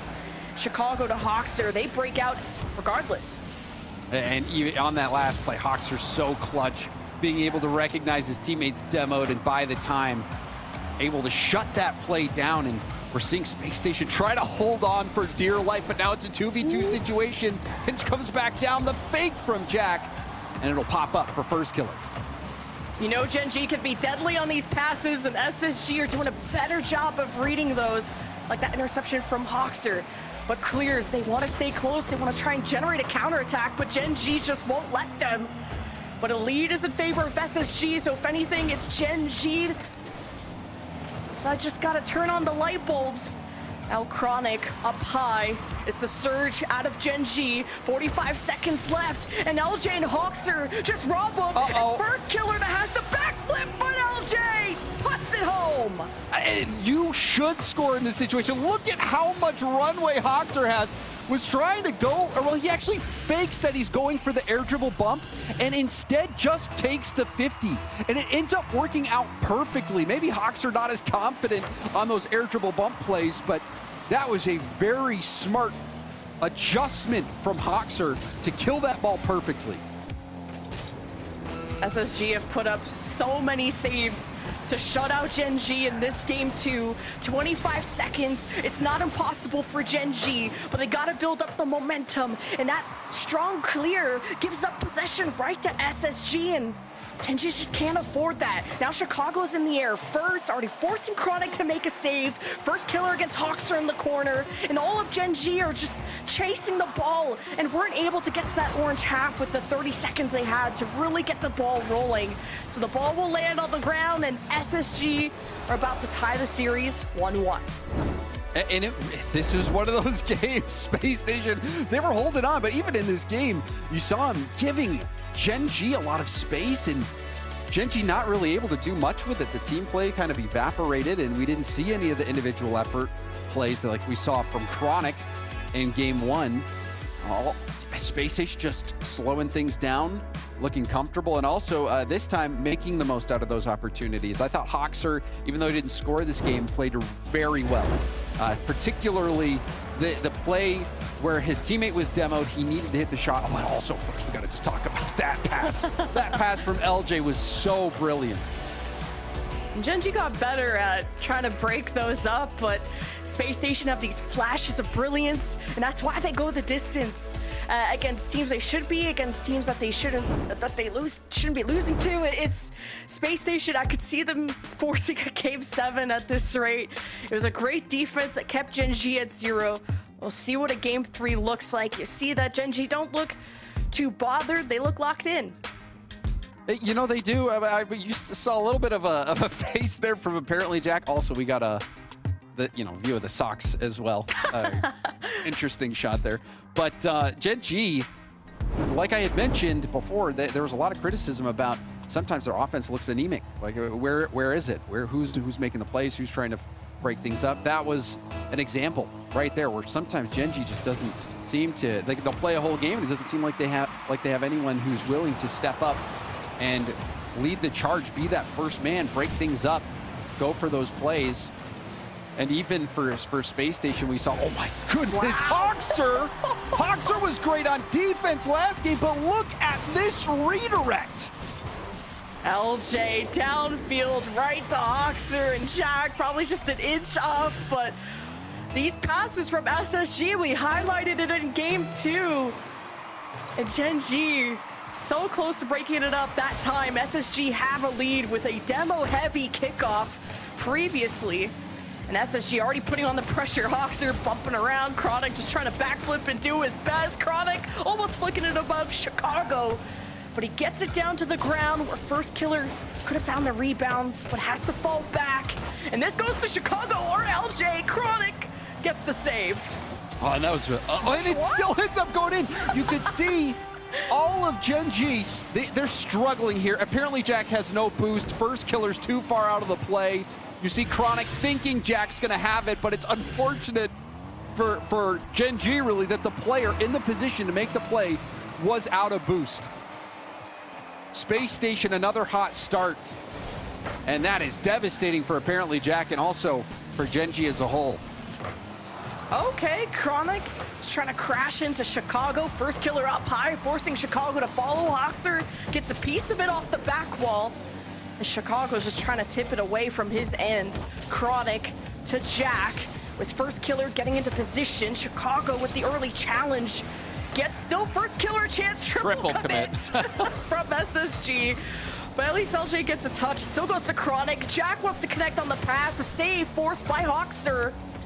And it's not a transition that SSG can work with. Well, the demo's cute, but this goes all the way down. Oh my gosh! We asked for individual brilliance. Well, we just got it. A ceiling pinch from first killer. He's demoed, but guess what? It's already done. First killer from across the field. That was remarkable. If that's what it's gonna take to score from Gen G, though. Oh, and then they give one up. No one's home from Gen G after that, and we're all still hyped about the first killer goal. You don't even have a moment to relish that shot from First Killer. Immediately, Space Station scores off kickoff, dousing whatever fire First Killer had cooking. Now this is the Rocket League that we're watching. First, the pinch from across the field by First Killer. A beautiful pass to response by SSG. With 3.5 minutes, it's 3-1 for SSG. Oh, Hoxer with the challenge, maybe able to get this to LJ or Chicago. And Gen G are not going to make this easy. Chronic at least backing up Jack. They know SSG's challenge game is strong in the midfield. Hoxer buys some time, watches as Jack approaches. It's been tough for SSG to carve their way. A little bit of a redirect. First Killer, the cross there by the defense. That was dangerous. You could see how awkward it was for First Killer to deal with. Hoxer, you gotta watch out for him. He's ready for those redirects. He's already scored one, and that time almost forced the rebound for Space Station to score another one. And we're approaching that halfway point. This has been all Space Station. Aside from that one clip that First Killer hit, Space Station has been setting the tempo. They have been dominating so far. Ooh, double demo. Chronic against LJ. Hoxer respawning. Good slowdown by SSG, but First Killer, decent setup, but I think Chronic was trying to steal the corner, so LJ, another one, but not having a second man up. And it's a 2-goal lead for SSG. Now on the defense, don't seem too threatened. Chronic misses that. Yeah, LJ ankles, and Jack with an important win there. Chronic and First Killer. Hoxer's just big like that. I guess so. Powerhouse. There were 2 cars trying to 50 Hoxer, and Hoxer still won. You're starting to see the confidence from Space Station, and now a dangerous 50 in front of net. Hoxer isn't able to get that challenge, and now First Killer was trying to dribble that down as quick as he could, but couldn't do it. But you're seeing Lemon, the confidence. LJ going for the hesitations, now the hard shot. You saw Hoxer be able to take on both cars in a 50-50. Space Station are feeling good, but it doesn't matter, as on the counterattack, Gen G have been able to bring their scoreline back to at least within 1. Great flip reset pass as well. You have to play so fast. Your boost management has to be perfect from crossing one side of the field to the other. And Gen G, it is possible. 90 seconds left. SSG up by 1. LJ to the back wall. Double tap saved by First Killer, and Hoxer can't clean it up. LJ falls back, and Jack looking for the equalizer. Gets them set up in that orange half. And LJ wins that. That goes towards the net. That's in. Oh, I was just going to compliment First Killer willing his team to victory. And then that little touch catches everybody by surprise. Chicago, how do you set it up so brilliantly for your teammate? That touch was perfect. Passed it right in between Chronic and First Killer, right to LJ. That pass was unreal from Chicago. Ooh, that demo, the double commit from SSG saves it. As Hoxer missed the touch to clear, Jack has a chance, double tap on LJ. Denies the second touch. First Killer ready to the sidewall. Chronic at least touches it to the corner, but with all 3 members, the coverage is there from SSG to get this out of their half. 2-goal lead for SSG with 40 seconds left. Gen G have been in the shadow. Now they're knocking on the door. Let's try and make this comeback here in game 3 to Jack the demo! It's possible! And this play all starts out with Jack making that play on 0 boost. Goes all the way to the corner, the demo from Chronic. That was determination from Gen G. They did not give up, and they are still very much in this game. 31 seconds left. The lead hasn't escaped 2. First Killer up first before LJ. Almost trying to center it out. Good effort. Chronic already up high. Fakes the second touch. First Killer the shot. LJ comes down low. Doesn't get it. And we're tied. And that was brilliant from First Killer to get that touch out. Chronic also stays in the play and bodies the goalie and makes sure that his teammate is going to have a look on net. That was a good play again from Gen G. First Killer truly is willing Gen G to a victory if he can, have his way with this game. And Hoxer, Chicago, calling off the pass, getting it to the corner. Now with LJ missing, this may just go to overtime, especially with First Killer getting the ball hit away from him. LJ forcing the save out of Chronic. Surely we go into overtime. No, Jack keeps it alive to Chronic, but doesn't make the goal line. Overtime for game 3. This has felt like a game of First Killer versus LJ. Will either one be the star? We see someone else. You see LJ already hungry for that bump. Oh, Chicago to LJ! And Chronic is trying to save it. How did that not go in? SSG almost ended this in quick fashion. Now Gen G hope to race back for the counterattack. First Killer wins the challenge. Summons Chronic's attention. Waits to see how he approaches LJ. Jack up the side wall, an important challenge for Hoxer to get this away. First Killer climbs up with the second touch. Jack is falling back. Gen G need to buy time. But SSG don't look too comfortable either with all these demos going on. It's Chronic that steps up with full boost up against LJ and the 50 down low. You see how quickly LJ jumped, almost disrespectful to Chronic, who was thinking he might have a solo play opportunity. Ooh, SSG are just barely getting this out of their own net. They haven't had a strong clear. They're trying to go for demos. They're trying to get Gen G off their turf. This First Killer wanted the dunk. Jack with the soft tip as Hoxer tries to get it out. And again, the midfield commanded by Gen G. Now SSG breaking through with almost winning overtime. In the first 20 seconds, SSG know how to extend these games. Jack with a shot right to LJ as SSG's defense holds on. And that was such a nice challenge from Chronic to break up the play. Jack only had enough boost to get to that shot, didn't get to do as much with it as he probably wanted. And now this is an awkward ball. Who's going for it for Space Station? It was floating for so long. Now Chicago's gonna move in to take his chance.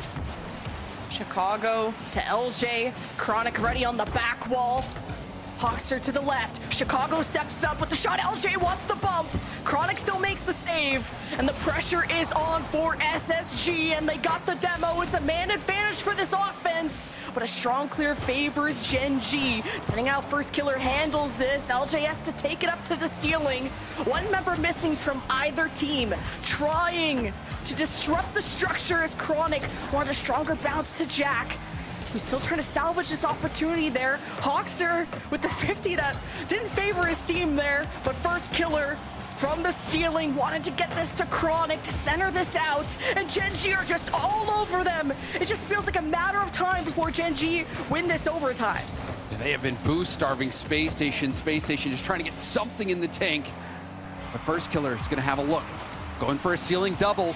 Flip reset, shut down nicely by Space Station. Wow, Hoxer's 50s defensively have saved SSG. He's been that pillar. Now this ball is left unattended. SSG can breathe. Hoxer flicks it above one.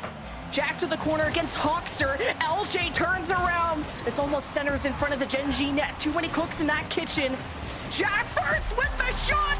SSG were extended, and it's Gen G that take overtime. And in this overtime, Chronic was a challenge-winning machine. That last challenge, setting up apparently Jack with that look. Great play from Chronic and a nice response there from apparently Jack, beating Hoxer to the ball. Huge game there for Gen G. And, you know, it was teetering for them. You know, you could tell out there on the field a little bit frustrated with how things were going, but then the confidence and the refusal to give up. Gen G came roaring back. This was quite the comeback game from them. 17 shots from Gen G. They have almost doubled their offense from last time, but SSG stretched them to their limit. And going to overtime when SSG were just this close to winning it, LJ having to put up a hat trick. Gibbs was right. This was the series to watch when it comes to playoffs, at least for the quarterfinals. Man, this has been amazing to watch. It's been back and forth, and you know, it's looked a little scrappy at times. You're seeing how many demos we had out there. 10 demos for Space Station, 8 demos for Gen G. It was scrappy. And there were moments there where both teams were on their backboard trying to defend it, and there was a ball right in front of their net that could have been disastrous, but you know, for both teams, they're also at times going pretty far back because you're seeing both teams struggling to get boost in some pretty dire moments Later, or at the last part of that overtime, you saw how effective Gen.G was at boost-starving Space Station. And 9 goals later, we had a winner. Ooh, but LJ, free to roam? No, first killer got him. But man, that last game, you have to play perfect Rocket League. You have to play loose, you have to play flexible, because it's like a wall pinch from across the field gets a goal. These passes were very far too. Now Chicago's first to pop this up. Hawkser goes up high. Chronic meets him there. And Gen.G are taking their time with this, but now not being able to really lead this ball comfortably to the orange half gives a chance for LJ to move forward for SSG, but this ball has stayed high for a while. Now a chance for Gen.G. Now to Chronic. Hawkser makes the save off the corner. First killer from the sidewall has Hawkser scrambling. Jack to first killer. No, intercepted by Chicago. You can see first killer very brave to stay in there on 0 boost. Double commit from Gen.G as well, but it lets Gen.G keep possession. Gen.G going for the jugular. Man, Gen.G, they are staying here. Hawkser is trying, he's getting bullied, and he manages to make good space for SSG. That was starting to become dire for their defense with how much Gen.G was hitting those shots. And first killer with the reset, won't be able to fake out Hawkser. Jack gets demoed, and SSG might have called off the cavalry here of Gen.G. And we've seen that a few times now where apparently Jack's able to get that 100 boost, but gets demoed right after. Still though, even if you do get demoed, at least you're denying that boost for the other team. Hawkser going for that sidewall double. We've seen him with some fantastic redirects. Looking for that bump and didn't get it. It's Jack. He's trying to read. I knew Chicago was going to go up the wall, wanted to smash into him. First killer at least wins the 50, but Hawkser's been protecting that backboard so well, and really forces Gen.G to get these passes executed if they want to find the gap within SSG. Now a lot of time has gone by and still no goals, and Hawkser forces first killer to jump. Now LJ patrols without Chicago though. SSG are looking weak offensively. It's always dangerous when you see first killer in the air. Rebound out to Chronic off the ceiling, and that's gonna fizzle out. It'll be cleared off the line, but you get a glimpse of how deadly Gen.G can be. Oh, SSG are so low on boost, so they really can't get this offense rolling. First killer knows he's trying to play fast and couldn't connect with Jack there as Hawkser almost crosses, and Chronic protects the left. And first killer looks to clear. Now that Space Station have some boost to work with, they can start being threatening, and LJ climbs up high to keep Gen.G locked in the half, and LJ bumps Chicago with the shot. Great save by first killer. Looks like Gen.G are okay for now. And you saw apparently Jack get a little greedy. He was trying to fake out the touch and then steal the corner. Ended up not getting the corner and getting bumped. Very easily could have been the first goal for Space Station. A risky decision there by Jack. First killer and Chronic trying to slow down the play and failing to do so. Chicago with a good touch, but Jack's always ready in the box. First killer up high, beats 2 defenders of SSG, but it's not free. Hawkser races back in time. And Chronic's having a hard time winning against this. Chicago neatly keeps it to the side. Chronic sneaking past him. First killer gone again. SSG have been so good at demoing Gen.G on these offenses. We have seen quite a few demos in this series, and this game, though, has been neck and neck, so close, and that could have been very bad. You see Chicago being patient out of necessity, only had a small pad to work with on that play. Ooh, SSG, but yeah, winning that 50 just got Hawkser the ball right into the lap of Gen.G, but having their backs against the wall, LJ looks at the ball, and Chronic can't touch it! The lead for SSG with 47 seconds to spare. A Chronic expecting a bump here from LJ, tries to get ahead of it and move into a position to dodge it, realizes, hey, you know, I also have to block this. The ball's going in, and that just rolls right in. LJ causing problems for Chronic on the back line. We know SSG like their game 5s, and they're maybe heading that direction. The resilience out of this team, you gotta commend it. Gen.G looking to tie this. Jack almost had an opportunity when 2 members of SSG were stuck in the corner. Soxer's making the most out of the situation. Chicago up against first killer there, I believe, and LJ with the second, third touch. Looking for help, looking for friends.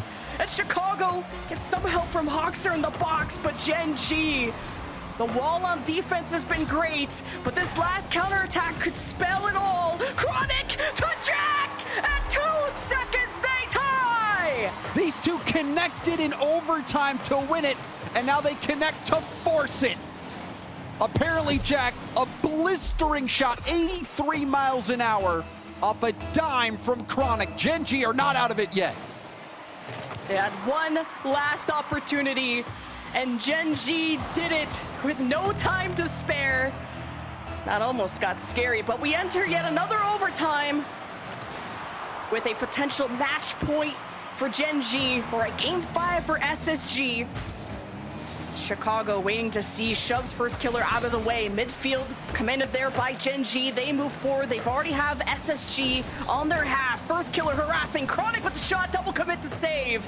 And LJ's racing for the clear, but Jack is beating them to it, but doesn't have any help. And Gen G, knowing this counterattack could be scary, because here comes LJ. Gen G able to shut down LJ's solo play attempt. You saw the help from First Killer. Now First Killer is going to go for a play himself, but that shut down by LJ. Low boost for Chronic, still tips it up for apparently Jack, who again loses it due to the low boost. And we've seen multiple times Jack so close to making a play, but having maybe 10 less boost than he needs. Good defense out of SSG, ready on the back wall. Reading at Gen G. Found themselves stuck on defense. First killer though, his aerial challenges have been solid, regaining possession for his team, disrupting SSG. Chronic trying to carve the right, Hoxer won't let it happen. The pinch isn't strong enough to get SSG out of the woods. Depending on how these demos go, will be SSG with the man advantage. Going back to the blue half, Chronic missing. Oh my gosh! LJ! SSG! Game 5! This isn't Rocket League, this is a demolition derby! And Space Station, they're the players out there making it happen! The Hoxer went in full demo chase mode, and then Chicago joins the rush. What was that? That was pure chaos in those final moments. It was, holy cow. And what, 2 back-to-back overtimes? One that had 9 goals and this one feeling like a stalemate for so long. Man, SSG definitely put up the saves too. Is it 8 saves? Like, they are just denying everything Gen G is throwing at them. Yeah, I was getting ready to just talk about how, I can't believe that Gen G's sitting up 3-1 in the series right now. Space Station has been in so many good situations that they haven't been able to close out, and then they pull that off. Space Station Gaming, that was a key game. I mean, you lose that game, you might as well chalk up the series. I know they don't think that way, but that's what I'm thinking. If they give that up, letting Gen G score in those final seconds to force that overtime. But Space Station showing grit and determination and really creativity there. You really, how many times, Lemon, have you seen a game turn into that a demo spree like that in the final moments? How many times have you seen that? It's like when you get demoed, you gotta start demoing back. I felt like there was a lot of kind of response in that physical department to just, you're gonna do it to us, we'll do it to you back, and we're both gonna be miserable in the chaos. And who found themselves earlier was SSG. Now they're the Game 5 Kings from Swiss, but this is a best of 7, so we'll see if that luck pays off in this game, because there's still a lot more Rocket League ahead of them. Hoxer to LJ, keeps popping it up, a few more touches. Chicago's too far back to do something with the pass, and Gen G had time to develop. As Hoxer guiding this across, and LJ knew Jack was looking for a chance to harass them more. Now all 3 members of Gen G are on this. SSG doing their best. You saw LJ so close to stealing that corner boost, has to get far out of the play, and it costs him. Went all the way to the opposite corner to get this boost, and you just cannot leave the ball that long. Otherwise, that happens. Bit of a flub there from SSG. but uncharacteristic. I feel like they've been solid. I commended them for putting up like 8 saves against kind of that relentless Gen G offense. Now that's finally been able to execute. LJ the Chicago, that was scary. Yeah, the pre-jump. Ambitious. First killer to Chronic, the counterattack. Chronic goes Wait, to the ball. what? Oh, Barely crossing the goal line. I'm pretty sure LJ hit this in. Somehow it managed to be stopped by Hoxer, but LJ went full brain dead mode, chasing that ball back. Surely, I mean, he's probably thinking there's no way that ball is not a goal. So he just goes on autopilot and accidentally tips it in. But Hoxer had saved his flip until after the contact. That was actually a remarkable save from Hoxer to keep that first effort out. Maybe would have been able to clear it off the line as well, had LJ not hit that in. Gen G bringing that fire. Back wall just barely protected there from LJ. Gen G bringing that fire from game 1, game 3. Important touch from Chicago. The pass to Hoxer. The long clear, and Hoxer flying high to touch that one. Chicago even getting ready to set up Hoxer. Jack with the soft touch and didn't want to immediately clear it out with Hoxer in front of him. Now LJ to the corner, smashed in there by first killer. SSG barely having a hold on this, and to the ceiling. Chronic reads it well. And Gen G stabilized.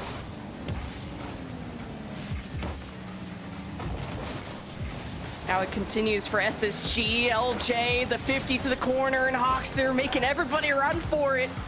With Jack and Chicago. Chicago winning that with the reset from the ceiling and gets further away from Hoxer.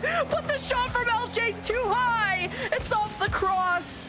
You're not even out of the woods yet if you're Gen G, but first killer got flicked right to him. And It's Hoxer another with demo. a quick transition. Chronic with an important stop to the left. Everyone's getting demoed now. I mean, we've been seeing so many demos in this series. Hoxer, this is a great shot opportunity for Jack. Hits the bar. If Space Station come back, that goal, or that play rather, is going to haunt them.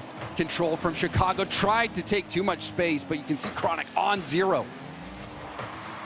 Got all of Gen G's attention though. A lot of boost used by them just to get up there. Now Gen G are running on fumes. Jack up the corner, so he's buying time for his team to get set up defensively.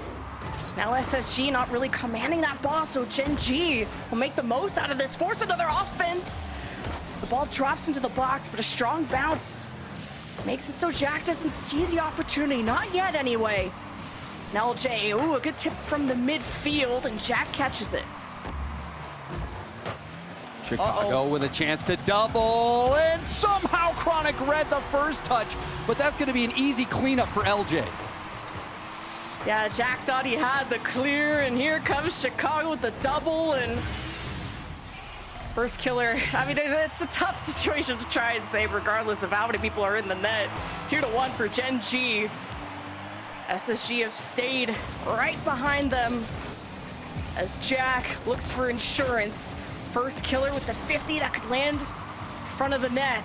The Chronic's trying to readjust himself against Chicago. And Jack on the back wall's not going to let this go easy for SSG. Space Station, they showed their grit last game, and now showing it again! Chicago, I was surely thinking someone would get in his way. First killer, so surprised by that touch. Chronic trying to play catch up, and now Gen G have given up the lead. Good power on that shot. The pass is beautiful out of SSG and a kickoff. Jack versus LJ. An initial stop. Chicago first to recover to the ceiling. The reset used to get to LJ. This bounces down as Hoxer climbs up for it. Now you got Gen G scrambling. They don't have boost after that altercation. Now just trying to get this out. Jack keeps it to the side to first killer. And again, not having the resources. Gen G might be stuck here unless they just set SSG back. Now first killer looking for the bump, misses LJ. Jack gets involved. Gen G looking for that lead right back. Hoxer bailing out, going for the boost steal, trying to play the game of attrition. Jack getting into position. Now looking for that pass. He did get the mid boost, but you saw the side flip, wasn't able to get up in the air. Now, hard backward ball, awkward for Chronic. He actually whiffs. Chicago came in swinging too. Swinging and a miss. You're out. Oh, and Jack beats the one player to the ball, and fortunately for them, Gen G had to kind of recenter it from the corner, giving time for SSG. 8 seconds left. It could be another overtime. As Jack slows down this ball, Hawks are up in front of the net. No one there to catch it. It's gonna land on the ground shortly as Chicago comes in out of nowhere. SSG keeping the ball up until now. Another overtime now in game 5. Yeah, the overtimes have been intense. And that's a good kickoff right to LJ. LJ doing well to control it. And it'll be a possession here for Space Station. You see First Killer trying to get up very early. That might actually haunt Gen G's. He's going to be out of the play for a while. Yeah, he really likes to go for those aerial challenges just to see if he can flip the play on its head. Sometimes gets him out of position, sometimes makes something beautiful happen. First kill, and Jack gets it done. Gen G, match point. And you said it, First Killer looking for bumps and finds it. He first goes for LJ and then finds Hawkser on the follow-up. And apparently Jack there to finish the job. Very smart play. That is a high percentage play. And that is what I'm talking about when I say scrappy. Plays like that are about as scrappy as it gets. Yeah, I just saw a stat where it said First Killer bumped 32 people. Like 32 times, I should say. So it's been a physical game between these two. Another overtime. So back and forth with Gen G, Space Station, Gen G, Space Station. Like no one's a clear favorite in this match. And you expect something to be called from Space Station, a timeout, and indeed they do call one right here because they need to get their bearings back under them. A tough overtime loss. And I think one of the things that's been challenging for Space Station is they continue to let Gen G into the game when they really need to finish it out. We saw them even last game that they did win in overtime, letting Gen G score in those final moments. They just need to find that clutch factor. Yeah, and I thought that clutch factor was Hawkser. I think he's made a lot of plays happen for his team. He's been the setup guy, and he's really doing it all, offense, defense. What more could you ask for from Hawkser? But a quieter game in that one. But with this timeout, you're gone to 3 overtimes in a row, and it's about finishing clean, which has been the topic for SSG. Gen G's consistency is something we usually commend, but man, they're really being pushed to their limit by this team. You said it, pushed to the limit, and it's broken them a couple times. You saw some whiffs on the back wall. It's just some positioning mistakes that you really don't expect from Gen G. But the one thing I will say is that even though Gen G has not really been playing to the standard that you expect from them, they're still finding ways to win. They're still in every single game. It doesn't look like they're incredibly comfortable out there and that they're synergizing at the level that you expect, but they're still, like, that just goes to speak to how good Gen G is as individual players, and also just how clutch they can be. I think apparently Jack had a really rough go in the finals in the last event, in the first qualifier, but he has been clutch with these overtime moments, really helping carry Gen G to this moment. Jack seems like that vocal leader. You saw him in the camps. He's the one really rallying the troops.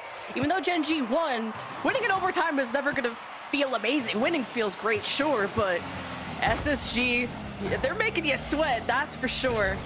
And we'll see what difference that timeout made. That was called by SSG. Now it's match point for Gen G to see who moves on to the semifinal. Chicago with the demo, but the pinch goes to First Killer, who beats the one defender, but LJ is just trying to slow down the ball, and First Killer brings it right back, forcing the save. LJ down to the ground. Chicago misread, assisting, but now First Killer to Jack. 2 defenders locked up, and SSG barely make the save. And you can see how fast First Killer is trying to play. It actually worked out as well because it put him in position for the bump, but you've got Chronic, who started this series with an incredible solo effort, and we might end this series with one as well. Gets up off the ceiling, the extra touch off the back wall, and the finish. That touch from the ceiling was so sweet. The mechanics that have to be put on display to score against either defenses. Now the kickoff forcing Chicago to save as Chronic smashes into 2, getting a chance for first killer to connect with Jack. LJ pops it up, and Hoxer is there just in case. For Chronic winning that, he may be able to cross here. LJ gets there in time. And SSG kind of squandering there on that defense, and they're back at it again. Jack turns it, almost places it on the left. Chicago saves. And Gen G had a really threatening offense so far, and with that goal lead, it's looking good for them in Game 6. So far, so good for Gen G. But with 3 overtimes in a row, I don't think you want to count Space Station out just yet. However, Gen G has been looking very good with possession, with the attack. You can see the chaos right there. Apparently, Jack to Chronic, and Chronic will finish it.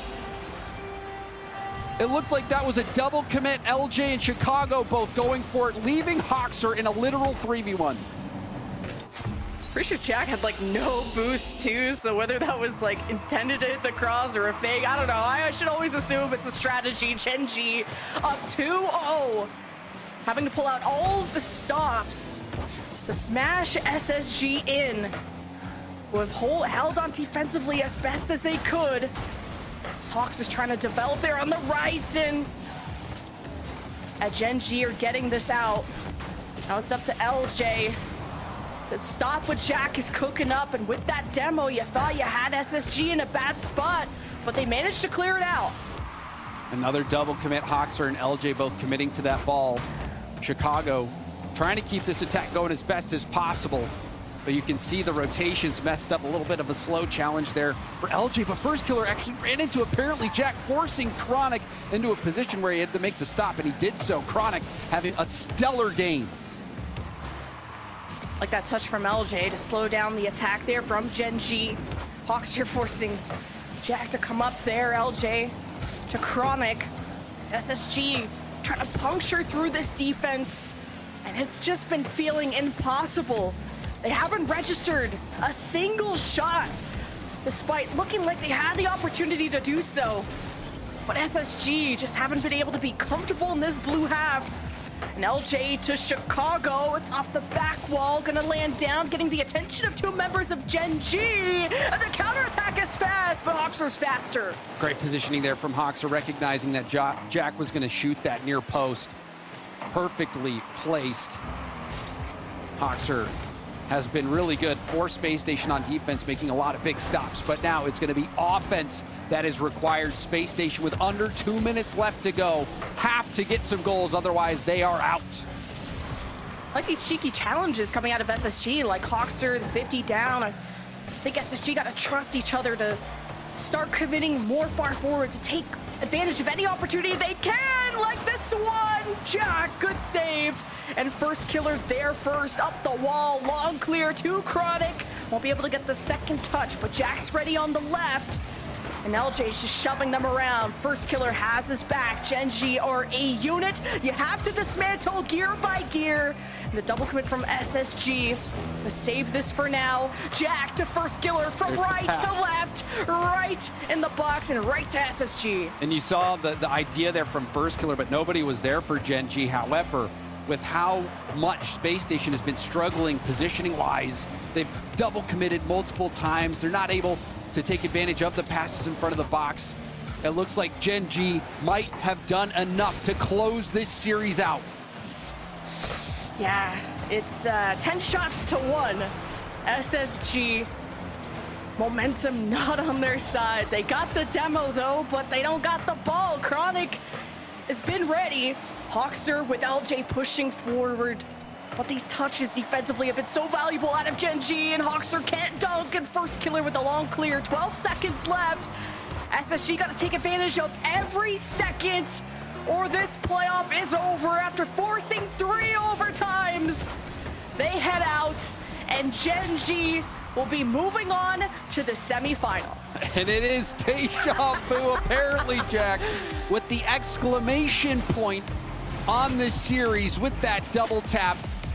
But Space Station, they just didn't have it in this game. You could tell the double commits, they were not playing their best to close things out, but they played Gen G very close. This, I mean, 3 overtimes in a row, very easily could have gone Space Station's way.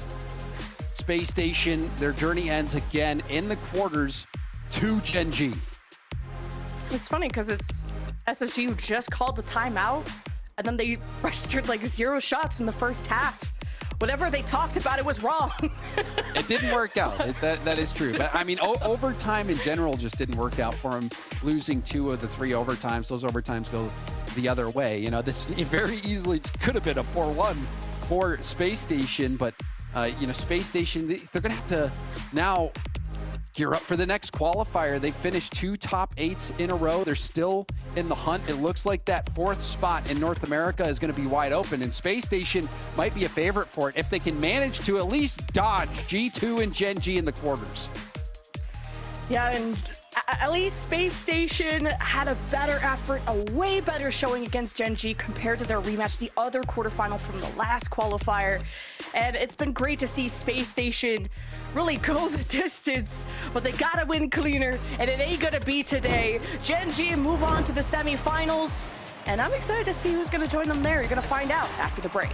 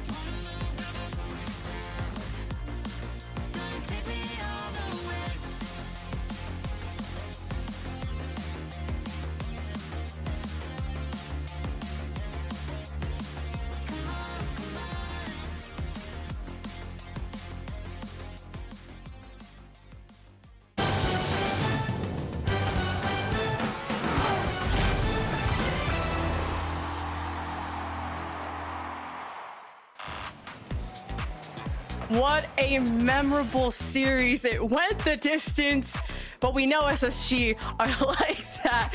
What, so many overtimes later, and I am joined by someone with socks, joggers, with water without a T, and a hat trick. Jack, thank you for joining me. Thank you for having me. Why did the series go the distance in your eyes? I was entertained, but I know it's more stressful in your seat. Yeah, I mean, SSG played a really good series. I think we could have looked better. Like, we definitely pulled some moments out when we needed to. You know, in clutch moments in overtimes. I mean, we lost one, but we also kind of brought goals back in you know, high pressure situations. So we played well in those moments, but I think we could have played cleaner in the, you know, mid game. So nothing to take away from them. They played great, and I think that's obviously the main reason why it went the distance. And speaking of those overtimes that you have to do as game by game goes on, when you went to that overtime, I saw you being kind of the main vocal person. What did you talk about with the team to rally them? You know, I don't think. Oh, I think everyone has a lot to say in this team. I think, you know, everyone kind of gives their points. Maybe I speak a little bit more, but I honestly, I'm not sure if I do, but maybe I do. But what I'd say to them was we just had to kind of remain calm. You know, it was literally a battle of nerves, I felt like, in that series, like between both teams, because it was quite a big series for both of us. I think SSG felt a lot of pressure because they kind of had to win that series, in my opinion, if they wanted to feel more comfortable in making the major. It was a big series for us because we shouldn't be going out in quarterfinals. So I think we just had to stay calm, and that's what I'll say, and make sure that everyone's happy and playing confident and still playing like aggressive and confident Rocket League, basically. Yeah, it was aggressive with how many demos we saw, and I'm sure everyone's happy after a dub at the end of the day. But what has changed for your team between the last qualifier to now? That's a good question. I think that I'm not too sure. I think that we're going to be more confident in ourselves in certain situations. Obviously, we got destroyed by G2 last regional, so I think we would have learned a lot from that series going into tomorrow. If it's the case that we play them, we don't know yet. But other than that, I don't think much has changed. We're still beating the teams that we should be beating in quarterfinal matches, and we're getting through Swiss in 3-on-1, which is in the exact same fashion as last time. So not too much has changed. We're still confident and just kind of ready to play the semis and hopefully show a different result against G2 this time. Yeah, if it ain't broke, don't fix it. Your only problem has been G2. And speaking of them, you have to wait for the winner of Pirates on a Boat and G2. What do you expect the outcome of that series to be? I think that you've got to give credit where credit's due. G2 look fantastic right now. Pirates on a Boat, they look like a consistent top 8 team. And they look kind of, better than expected. But G2's G2. I think it'll be I'll give a game 4-1. Ooh, okay. I was wondering if there was going to be an upset, but I'm excited for maybe the mini grand final if all goes according to your script. But congratulations on the win and good luck tomorrow. Thanks for the interview. I appreciate it. Thank you for having me. SSG's passing masterclass, just not enough when you're going up against the former kings of North America. They live up to the reputation. Gen G will play on Championship Sunday, and they're hoping for another shot at G2. We've got one more match here left on the day, but I mean, Gibbs, you said this one was the one you were looking forward to the most, and it lived up to the hype.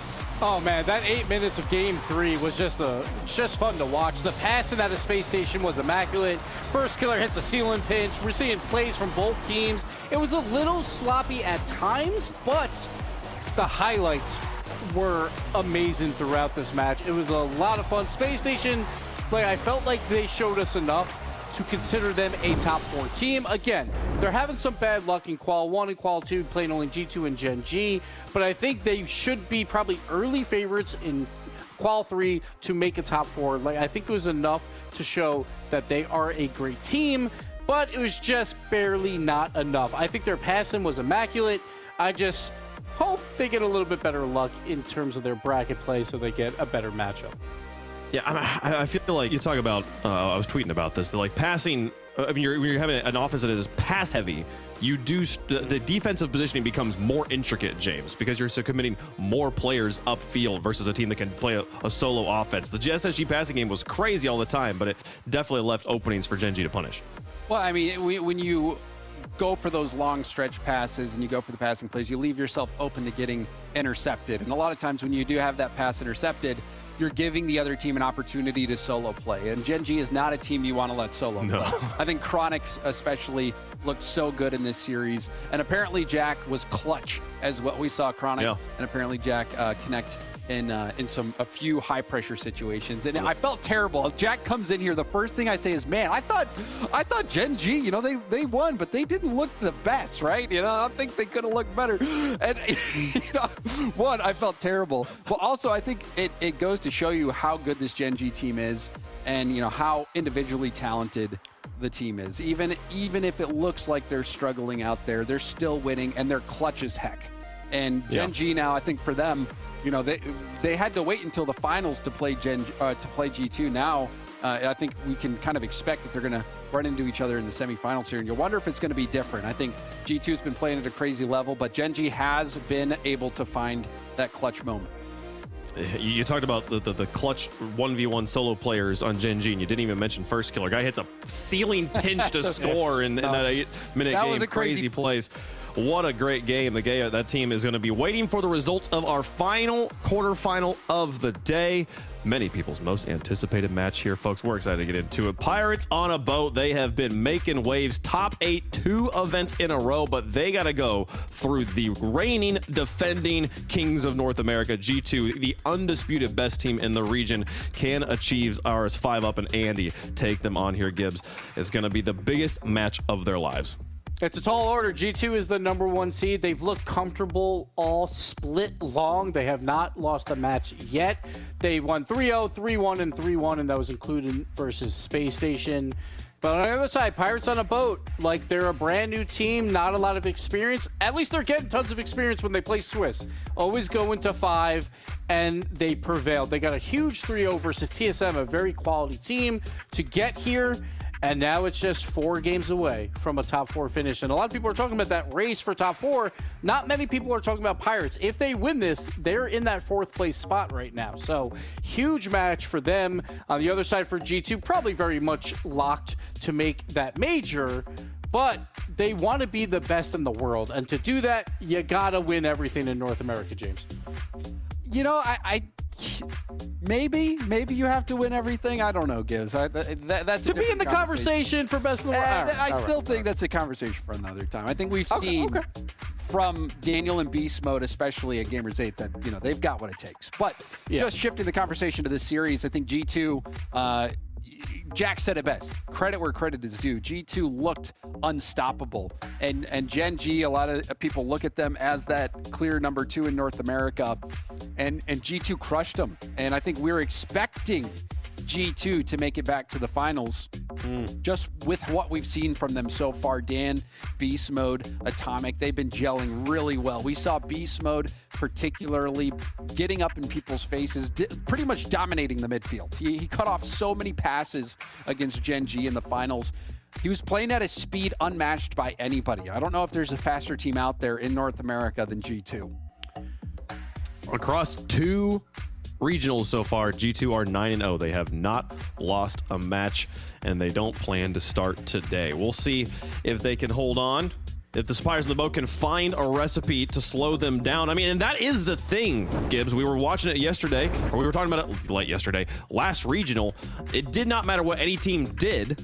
Yeah. G2 was just too fast. They were always to the ball before everyone, with control, with poise, with resolve, and preparation to take care of, to handle that speed, to play at it. So, Jack, who do you think is going to win? Hashtag POAB. It's not, it's just supposed to be hashtag ARR. Come on, production. Talk to us. Okay, so we'll see. Folks, hashtag Pirates on a boat or G2. Let us know who you got. Oh, Gibbs, what are your thoughts? So we're going to talk about G2 and their defense. Their defense has been immaculate. They were the #1 defense in Qualifier 1 by 0.25 goals. Right now, they're the #1 defense after day 1 by 0.5 goals. That is what they do right now. They are so good by controlling the field of play that no one scores on them. It's barely over 1 goal per game. We saw that when they played a Gen G. but it's choppy waters. It's choppy waters in the bracket, and you know who's got a baby. ship? Pirates on a boat. Baby. They've got right. a ship, and they've got a Chiefs just up on the lookout, just looking That's out. right, He's baby. like, I'm looking at Gen G. okay, I'm all right, looking at Gen G in the James, semifinals. I'm you not know, even worried about it. No, Not even worried about the it. Pirates, they got a ship, but G2 has a spaceship. Okay, I think it's going to be a little bit different. That's here. the wrong They're team. That's the wrong team. samurai. How do they have a spaceship? If we're talking on. about the level of ships that each team has, They're on a boat, man. They're not just pirates. They're on the boat. Look, hey, listen. If James had predicted pirates, then it would have been a desk sweep. That would have been we'd have been cursing them. So we appreciate you doing your part there, James. Despite what it might look like up here, G2 clearly the favorites in this. This would be the biggest upset of the day if Pirates on the Boat can make it happen, and they've got the opportunity. 7 games till we find out who's punching their tickets to Championship Sunday. It's Pirates on the Boat versus G2. As they mentioned, G2 is 9-0. Nobody takes more shots. Nobody allows fewer shots than G2 Stride. However, Daz, we put a man on the moon. I give Pirates on a Boat the same shot. We'll see what happens. Time ticks down here. Pirates on a boat going up against a G2 squad who look unbeatable. But we play the games for a reason. They made top 8 twice. Can they stop the team that is looking like the best of North America? Here we go. All the discussion over who could challenge some of the top teams from Europe, from MENA, from South America as well, for the title of best in the world. And really, 2 teams come to mind on the North American side. We just saw one of them in Gen G, G2, decisively the other. And even then, it's a question, as Eris will try to set up 5-up. Can he bring this ball central? No. And G2 all over this. They've got this just superstar duo, Daz, in Daniel and Beast Mode, and then you add Atomic with all of his prowess to this G2 roster. It feels like NA has finally consolidated talent, and G2 is reaping the benefits. And we'll see if they can continue to do that too. I mean, things change when you get into this top 8 performance, and right now, I mean, you have to give credit to Pirates. They've been looking good offensively. They forced G2 to the back end. They haven't given up anything early. Does seem like they've come into this prepared. Question is, how long can they hold off? We do know this team can score. Chiefs talked about it earlier. Very happy with the offense. All 3 players in double digits in scoring. Of course, you would expect that. They did go all 5 rounds again to get into this spot, and their reward is the #1 seed, the reigning regional champion in G2, as Eris tries to bring this through on his own. And then Daniel over to Beast Mode. Very dangerous play, but nobody else forward for Pirates. And now it's Beast Mode trying to roll this one up. 5-up can't stop him. Beast Mode's got Daniel to his right. He'll take it himself, and he almost forced it through. Eris whipped it out, and then Eris stuffs Daniel as well. And Pirates on a Boat narrowly keep G2 out of their net for now. Another chance for Atomic. He's bullying 5-up, and he still got that out to the corner, and Pirates survive. How was that not a G2 goal? They had everything. Beast Mode setting it up. I think there was Atomic with that follow-up. I think he just hit the bar there. I couldn't tell if the defense made it in time. But that one was very, very interesting how it got away from G2. Well, big shout-outs, though, to Pirates defense. It can't hold on forever, though. Atomic will get the first goal. Well, this is what G2 has done to everybody so far. They were perfect in the Swiss by doing exactly this. Shot after shot after shot. They've already got 5 here in the first half of game #1. Pirates on a Boat. They have 3 to their credit. One was pretty good. It was 5-up, taken out by Daniel. Atomic running underneath. And Daniel, that last touch, trying to throw off the defense. Did not work out, but they're coming right back in. This is what both teams really will do to you, but of course G2 far more adept as that pass just snuffed out by Atomic. And that's coming off of a demo, too. Really good for Atomic. Great to just get in front of the ball, try to force something, and does so. 5-up up early. Big shot, but even bigger save from G2. Dangerous, though, as Pirates, if you give them some space to work with. You saw 5-up. Well placed, just not enough. Saw a lot of that out of OG2. Kind of these long passing plays. There's Eris, denied by Beast Mode. Late follow-up from Andy is swatted away as well. He was trying to line up a double. The initial serve was high. 5-up will win that back into G2 territory, but they've kind of brought Andy in. And that means they can clear out over his head. 5-up has to take it out. He needs one more touch, and he's got it into the corner. Somebody else has to get onto that, though. Instead, it's Daniel. Andy's shot easily sent away by Atomic, and Pirates on a boat, sent back to the drawing board. Yeah, they get pushed away. Andy on the goal line here, but Atomic's backwards trying to get a bump. He is able to get Beast Mode to force it over him, though, even in a tough spot, so defense can take control here. They have to start executing on offense, though. They're starting to get beat to a couple of challenges. It hasn't been looking too good for them, and then the ball's sailed back over their head. This is exactly what G2 want as time ticks down. Good control from Atomic. He 50s 2 out. Andy's going to be out of the play for a while. He's got 0 boost, so Daniel's in a good spot. Takes advantage of the one-on-one on defense, and Daniel, big-time goal. All right, Daniel. Had Beast Mode for the rebound if he needed him. Instead, takes it himself. When you've got this combination, these three players just feel like a cheat code in and of themselves.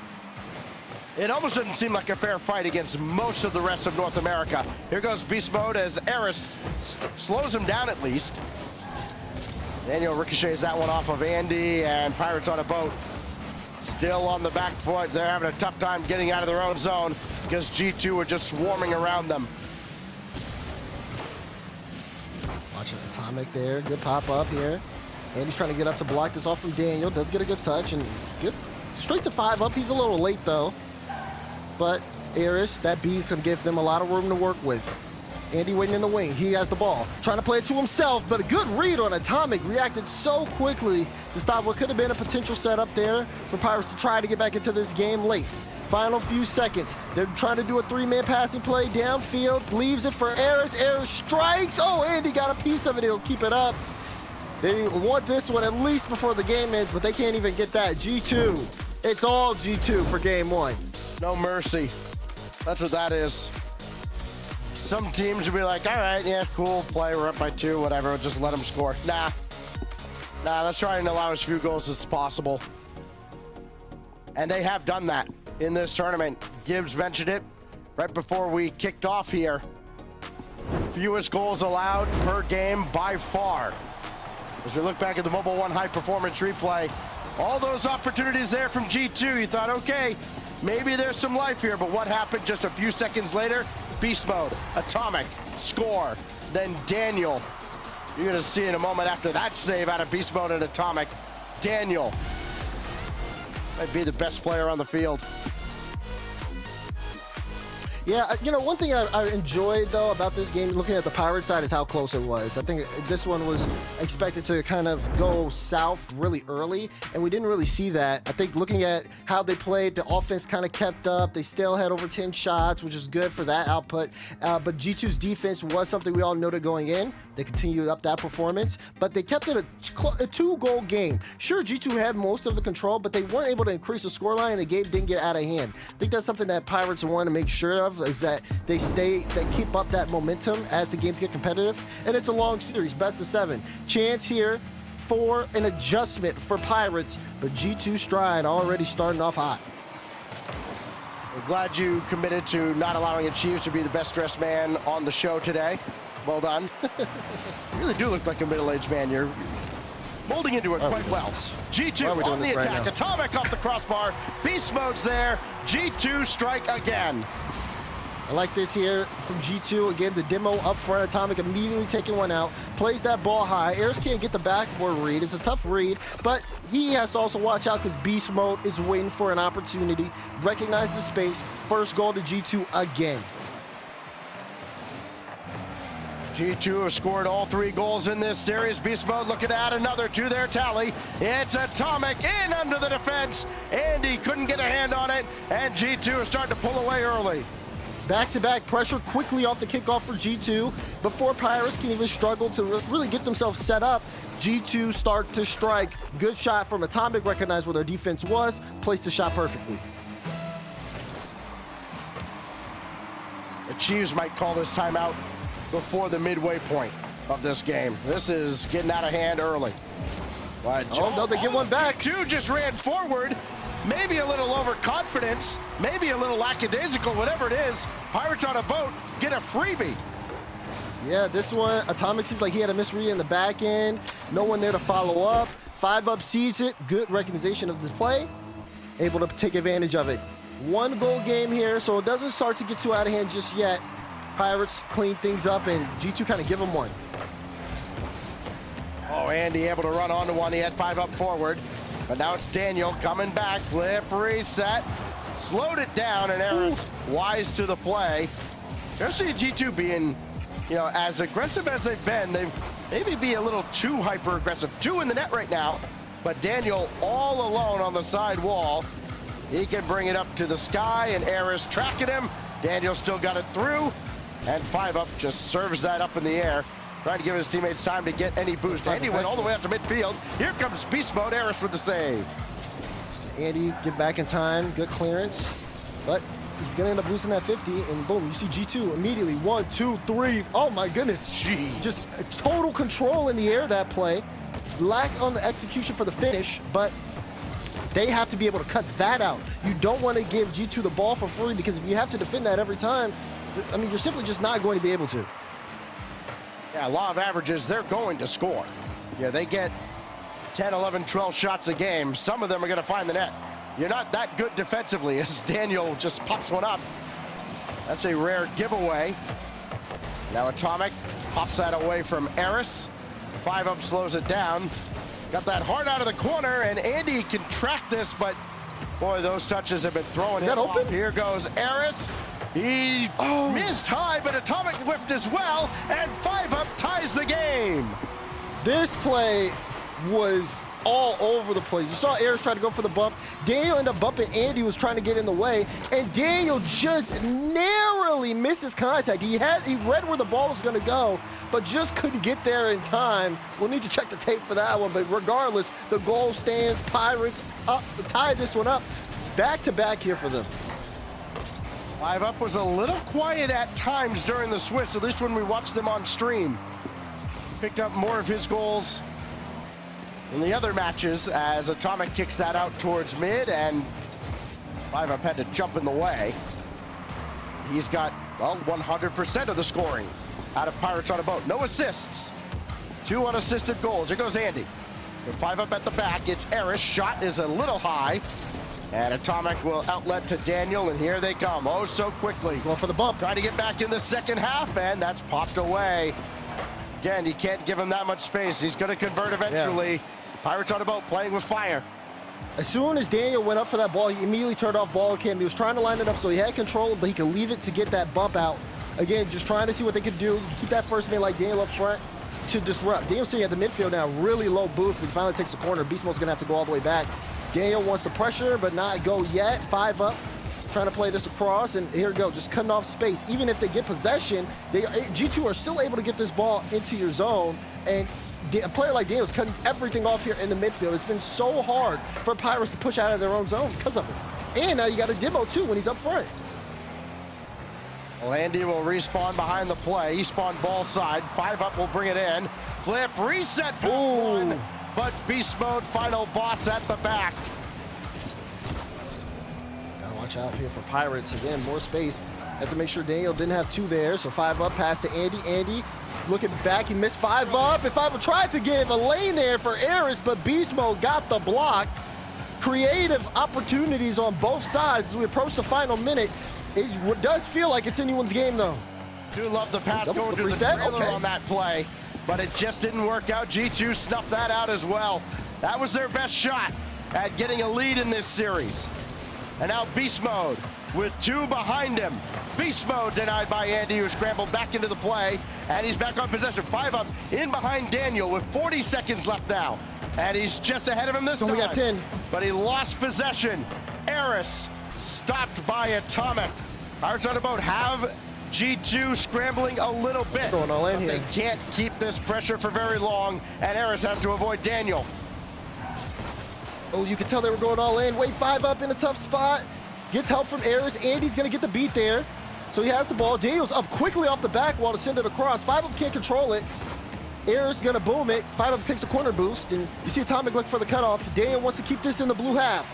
Final 10 seconds. 5 up now on the ball. Passes across. He's going to try to look to see if he can get it to Eris. Eris takes it up off the wall. What's he going to do? 5 up sitting midfield here with low boost, but is not going to play that ball. It'll hit the ground. We got overtime. 5 up caught that. I was real curious to see what he was going to do. Now Eris just ahead of Daniel. Seems like if Pirates on a boat are going to get a foothold in this series, they're going to have to use a lot of misdirection and try to throw off G2, and good luck, because these guys have seen it all. Beast Mode had that kick towards the middle, and Eris now with a full tank of boost. So too does Atomic, as Daniel goes up to meet him. Atomic waiting patiently at the back as 5 up and Andy go to work. It's Beast Mode casually bringing that around. 5 up, Atomic up to the backboard, and Andy's right there. I like that out of mode. He got the ball, instantly just wanted to make sure if he was being immediately challenged. But you also see that quick back pass coming out. Beast Mode in a good spot to be able to read it. Knew it was going to stay on the ground. Worked out well for him. Again, great read on that challenge too. He was low boost there. He's not going to be able to get this one, so he's actually going to go upfield. And then he's watching the play happen. He sees Eris. He's trying to look for a demo on him, forcing Eris to get a clear out. This is just G2. Again, even if you're out of the play, you're not on top of the ball, you're still trying to figure out what's the best way you can help the team no matter where you are. Oh, 5 up guy coming up, and Eris has to bail him out. And he doesn't have a whole lot to work with, but enough to make a play downfield. 5 up shot, saved away off the crossbar. Eris will just send this one high, try to buy his teammates time to get back into the play. Andy thought about the midfield boost. He'll circle back to the net, and a good thing because he has to crisscross with 5 up to make that save and keep the overtime going. Gotta watch out here. Boost total's gonna be big. Demo's coming out. Beast Mode stays on top of this, gets it past 2. Only has 10 boosts, gonna try to look to disrupt up front. The follow-up wasn't really, just letting go of possession early here.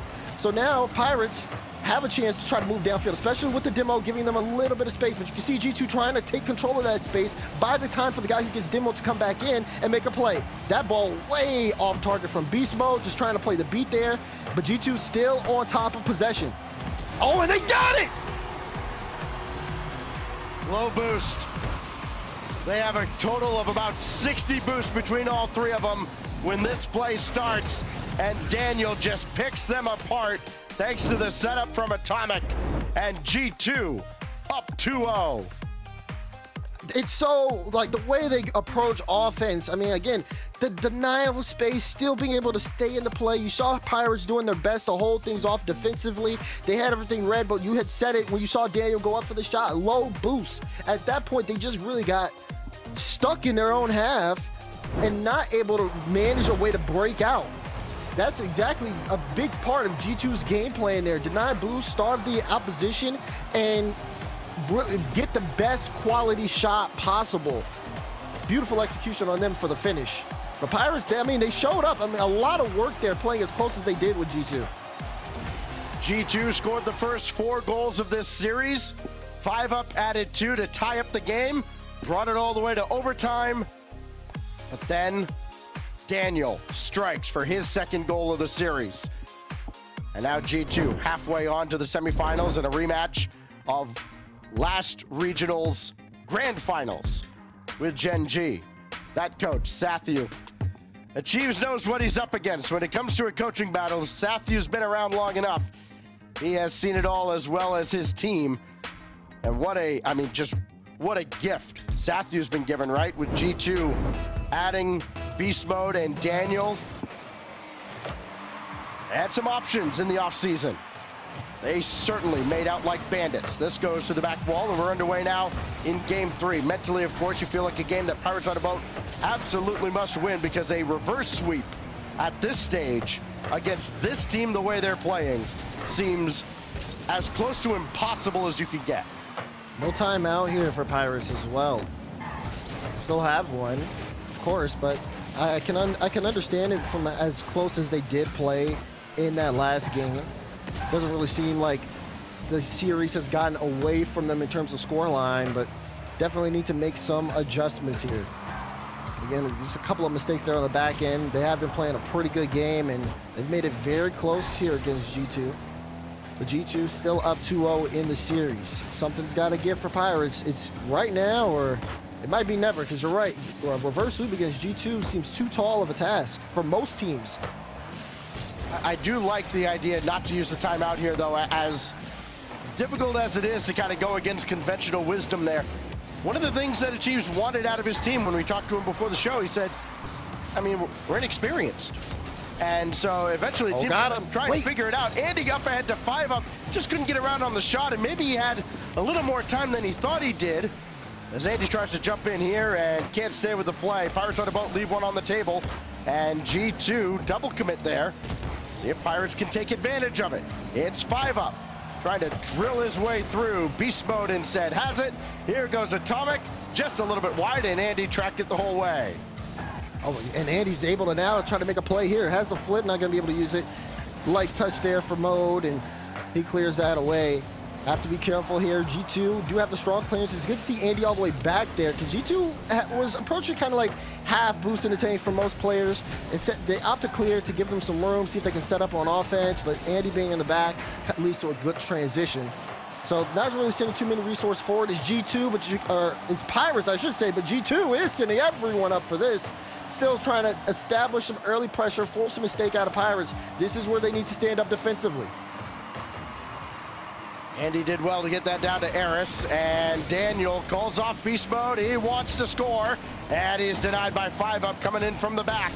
Now Eris stuffed by beast mode. Angles down, and Andy just dumps that off to the corner. Eris with a lunch demo. And now Daniel forces that mid, and it's cleared out. Andy in transition. Doesn't have much to work with here behind him. 5 up. Still trailing the play. Eris way in behind him. He didn't have anybody to pass to. So now Daniel gonna pick his spot. It's wide and cleared by Andy. Chance here for Eris. Playing this close. Gets it high. Halfway through this game and still scoreless. Just again, showing you at least these adjustments, these slight adjustments being made on the side of Pirates. They are still being limited though. Shot opportunity wise, that was their 3rd shot of the game. G2 only has 1 more though. So it has been low in terms of getting shots in front of the net.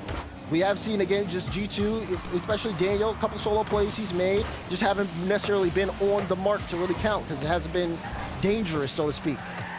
Who is going to be able to make that extra adjustment to really apply some dangerous offense? Infield passing from G2, 1-2, but cut away before it can get back to beast mode. Not much of a fan of moral victories, but at least keep G2 at bay for this long, but it may be over soon. Andy with a save, strafing across.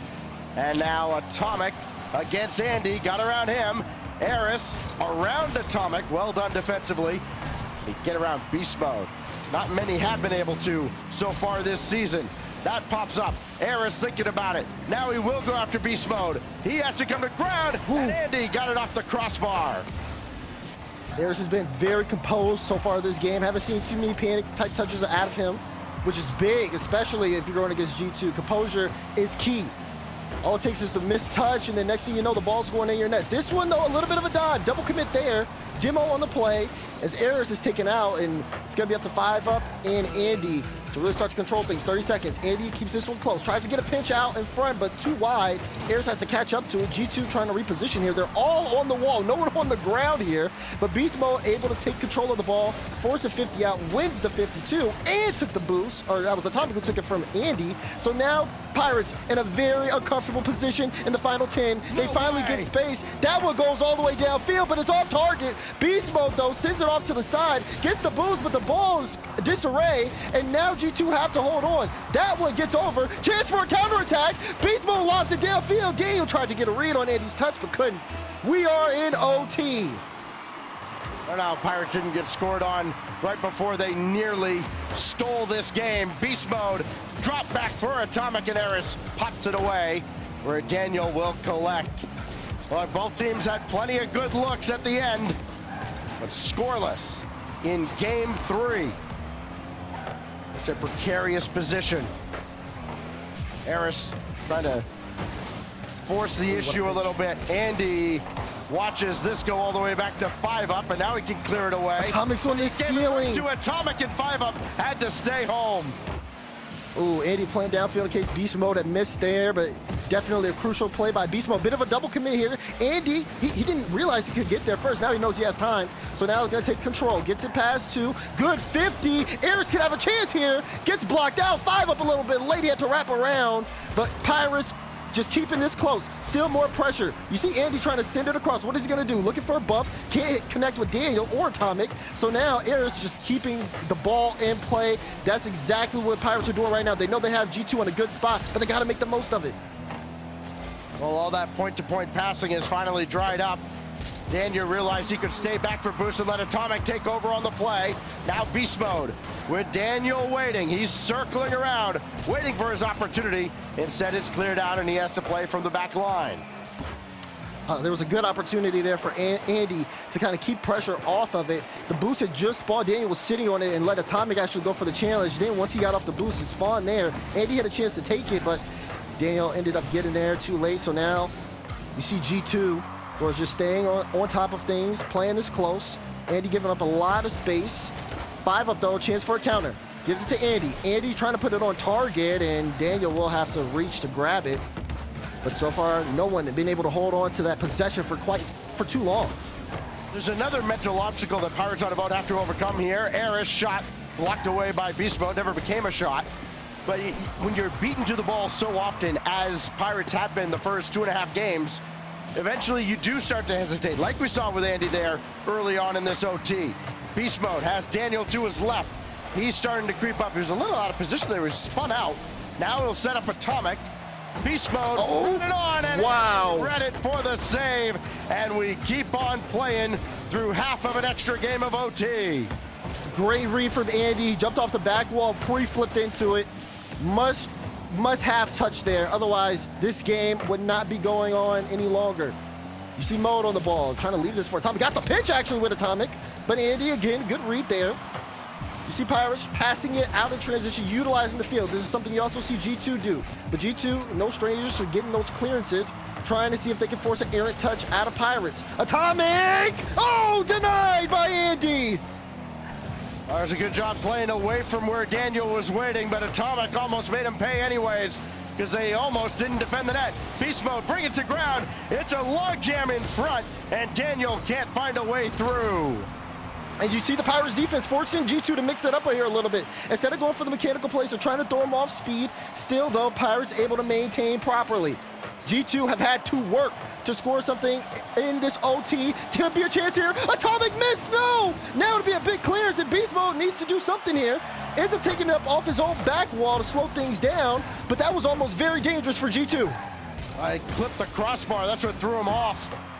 If that just goes straight down and up, he's got it red all the way, and this game's over.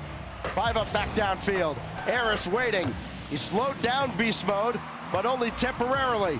Beast Mode diving through. Atomic for the win. Daniel! Daniel wins it for G2 again.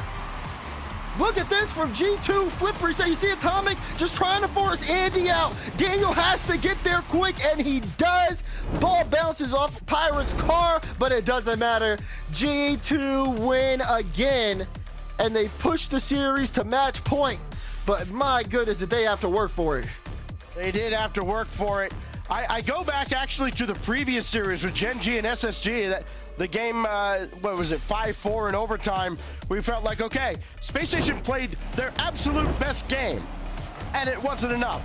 That's what you had out of Pirates. They did everything they could, and it still was not enough because they got outshot 16-6 in a lengthy overtime, and G2 finally found a way through.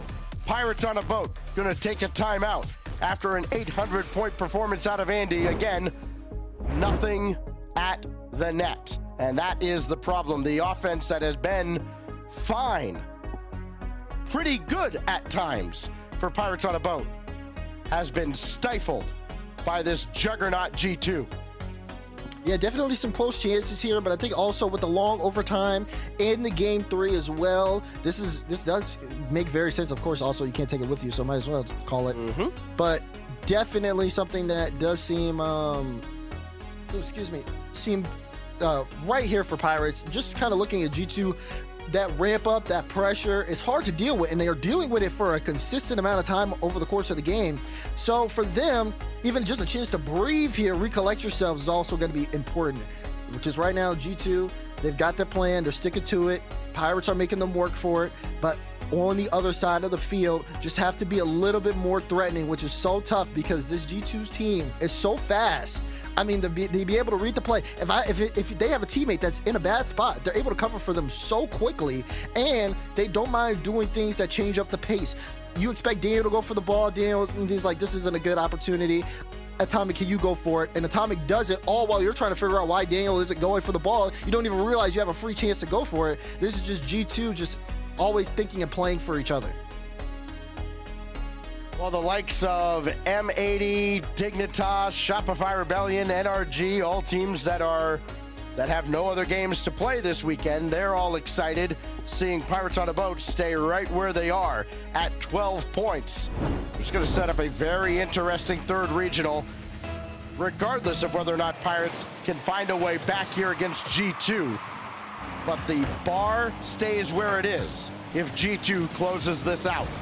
Atomic over 5-up, stopped by Andy. We're off and running in a closeout opportunity for G2 Stride. Now Pirates after the timeout, you got to wonder what they were talking about. And will we see that impact close here on the field? We've seen timeouts working in it. We've also seen them fail, especially even in today. But how do things work here? It's been 1-goal games for the most part in this series. A chance for Pirates to start to try to reverse sweep. But we all knew that this was definitely going to be a tough position for them to be in. They've been managing the ball so well so far. They're keeping it on G2's half in the first minute, but G2 trying to find the space to get out. 5-up, indirect pass looking for Eris. He's a little too slow to the play. Pirates being a little more conservative here. Andy back to 5-up, forced it through 2. But Atomic is right there. Daniel rotating back towards the near post, and he'll take this away as 5-up get a piece of that. But really not to Pirates' benefit. Andy trying to find Eris. Intercepted by Atomic. Here comes G2 with their first good look here in Game 4. Daniel around to Atomic. Near side. 1-0. And Daniel was just working here. Takes his time, play a low 50, gets the pass out, and threatened with the bump on Eris just to set up a lane for Atomic to strike. Well done, G2. The play works out perfectly. G2 not looking to mess around here at all, as they have not through this first split. Goes Daniel, right at 5-up, underneath him. And then finally Eris with the big clear. 5-up already happened to be downfield. He didn't steal the boost though, and he had to stop. Eris was going to take it when he missed. That forced Eris to slow down, and that chain reaction has slowed down Pirates enough that G2 look like they're going to get an easy clear. Easy clearance. Ooh, big 2 demos there from Daniel, opening up some room. Pass to beast mode. Atomic got the bump, but mode, he had a free double, but that first touch was off. Tried to catch up to it, wasn't enough. Now he's trying to catch up to the ball. Wanted to get a good 50 towards the net, but good on 5-up to keep the save low and slow. That being said, here comes G2. We're starting to see the pressure build again. Oh, beast mode for himself. Double, triple, no. Set back out to Atomic. Beast mode's there, and Eris not fooled at all by beast mode's errant attempt. Atomic, though, back out to Daniel. Slow play almost worked out, as Eris had to shut the door on that as well. Eris has had to work extra here on the defensive end throughout this series, and it still hasn't been enough. G2 have gotten shot after shot after shot all throughout this series. That's kicked away, so beast mode can play it. And G2 try to slowly break out of the zone again. Atomic's got nothing but time, space, and a full tank of boost. Yeah, man, gets it past 1. You know, those are the kind of challenges too. You know, when you go up and, you know, it's a fairly even challenge, at least going into the air, and then you start to see someone misplayed or just straight up dusted to the ball. Then that's when things you really have to start looking at, because those are chances to stop offensive pushes, and all it takes is just a 50 there. You can even bring the ball up. That second man can make a challenge, slow up the offense, maybe even take control. You guys can start offense of your own. But Pirates now, time ticking against them, 1:30 left in regulation. This game has been all G2, and they need to do something to steer the waters in their direction. That 6-2 shot advantage looming heavily now. Beast mode, try to line it up, got it in front, and it's cleared out again, but not out of the woods just yet. That's a rare miscue, though, out of Beast mode. Can Pirates take advantage of it? Eris will launch it downfield. What can Atomic do here? Credited with a save, so only 3 shots now for Pirates, 1 each from Eris, 5 up, and Andy. Beast mode across. Atomic's there, so too is 5 up. We get into the final minute. Pirates are eventually going to have to start getting real aggressive, and that's going to be real scary for them. Andy ahead. No contact. Eris got one through beast mode. He's got Andy across. Will he call for himself instead? It doesn't matter. He's blocked way up high. Here's Andy on the doorstep. Took a long time getting around to it. No power. Andy almost able to put that one on. 30 seconds to go here. Pirates with the ball out in front. You're absolutely right. They do have to get more aggressive here on the ball, but they're still, even when they are trying to, they still can't make it. Beast mode had the double, not enough. Will get cleared out, but G2 still hold on to the 1-goal lead. Final 10 seconds. Last call now for Pirates on a boat to try and save this event for them. That's cleared away by Beast Mode. They'll have to work without touching the ground. The ground is lava. Andy beat 2 with that touch. Atomic through the air. Beast Mode kills it. G2 sweep the Pirates off the boat, and G2 gets Gen G tomorrow. 4-0 sweep for G2 Stride. This team has found their form, and it's really up to everyone else to try to stop it. They played their game plan, and it worked out. Pirates gave them their best shot, and it was close. But close does not do it in top 8. Pirates, though, still end up finishing out top 8.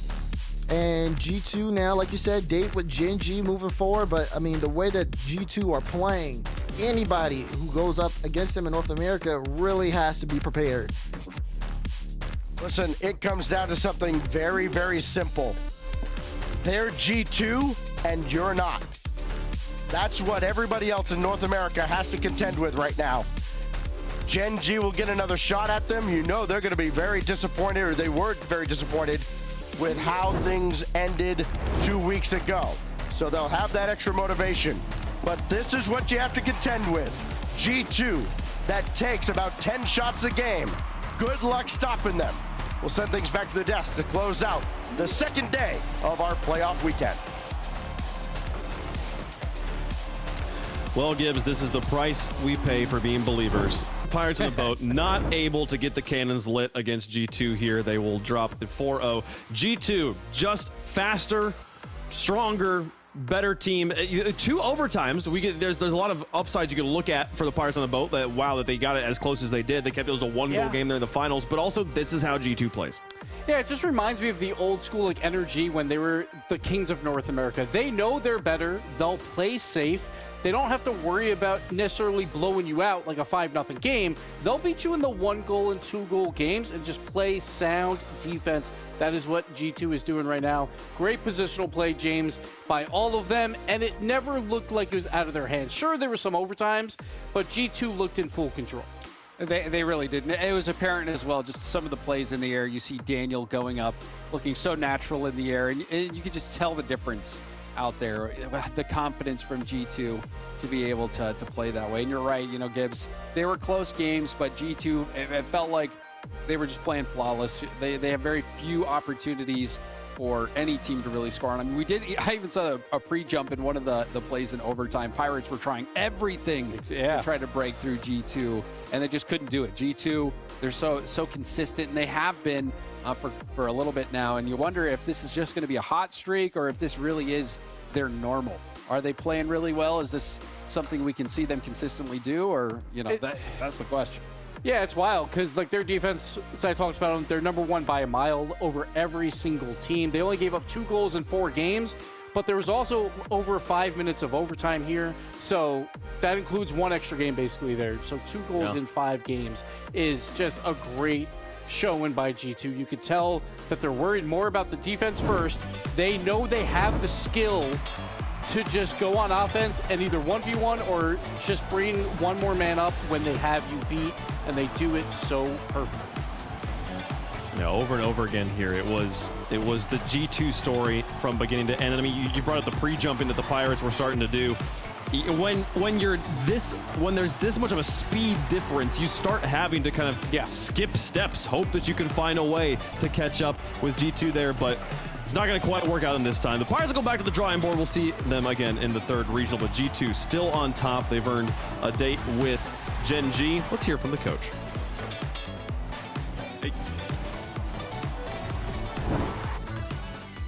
Hey y'all, it's me, the coach. Just kidding. It's Lemon Kiri with the head coach of G2, continuing the domination through the bracket.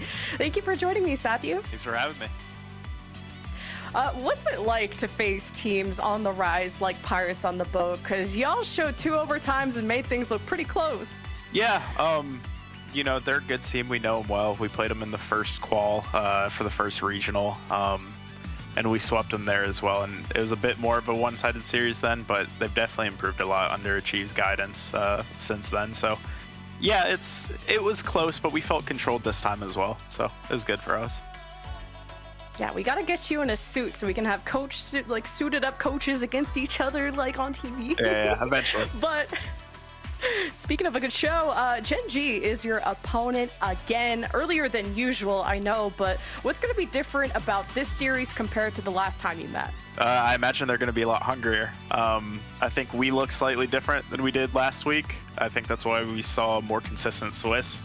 I think maybe that's why we're also scoring a little bit less, but that also could just be execution on the day. We'll take a look at it, but I think they're going to play us a lot tougher. They should play us a lot tougher. They've had a couple weeks to look at us ever since that series, and it's not a mystery as to how we play. So they have time to do their research. So yeah. Yeah, well, I'm excited for kind of the mini grand final that we're going to get tomorrow. So please no blowout, okay? Make it look close like you did for this one. But I think the funny conversation here, too, is some people are saying North America is like a one-team region. Do you agree with that, or how many teams do you think are good representatives of the region? No, I don't agree with that. I think NA has more to show than just one team. I think there's probably, 3 good teams that could actually contend with a lot of Europe. Again, the French themselves, I know they're part of Europe, but they almost feel like their own region with how dominant they are. But no, I think we have 3 teams that could actually give them all series. So, yep. Ooh, I'm excited to see more of that.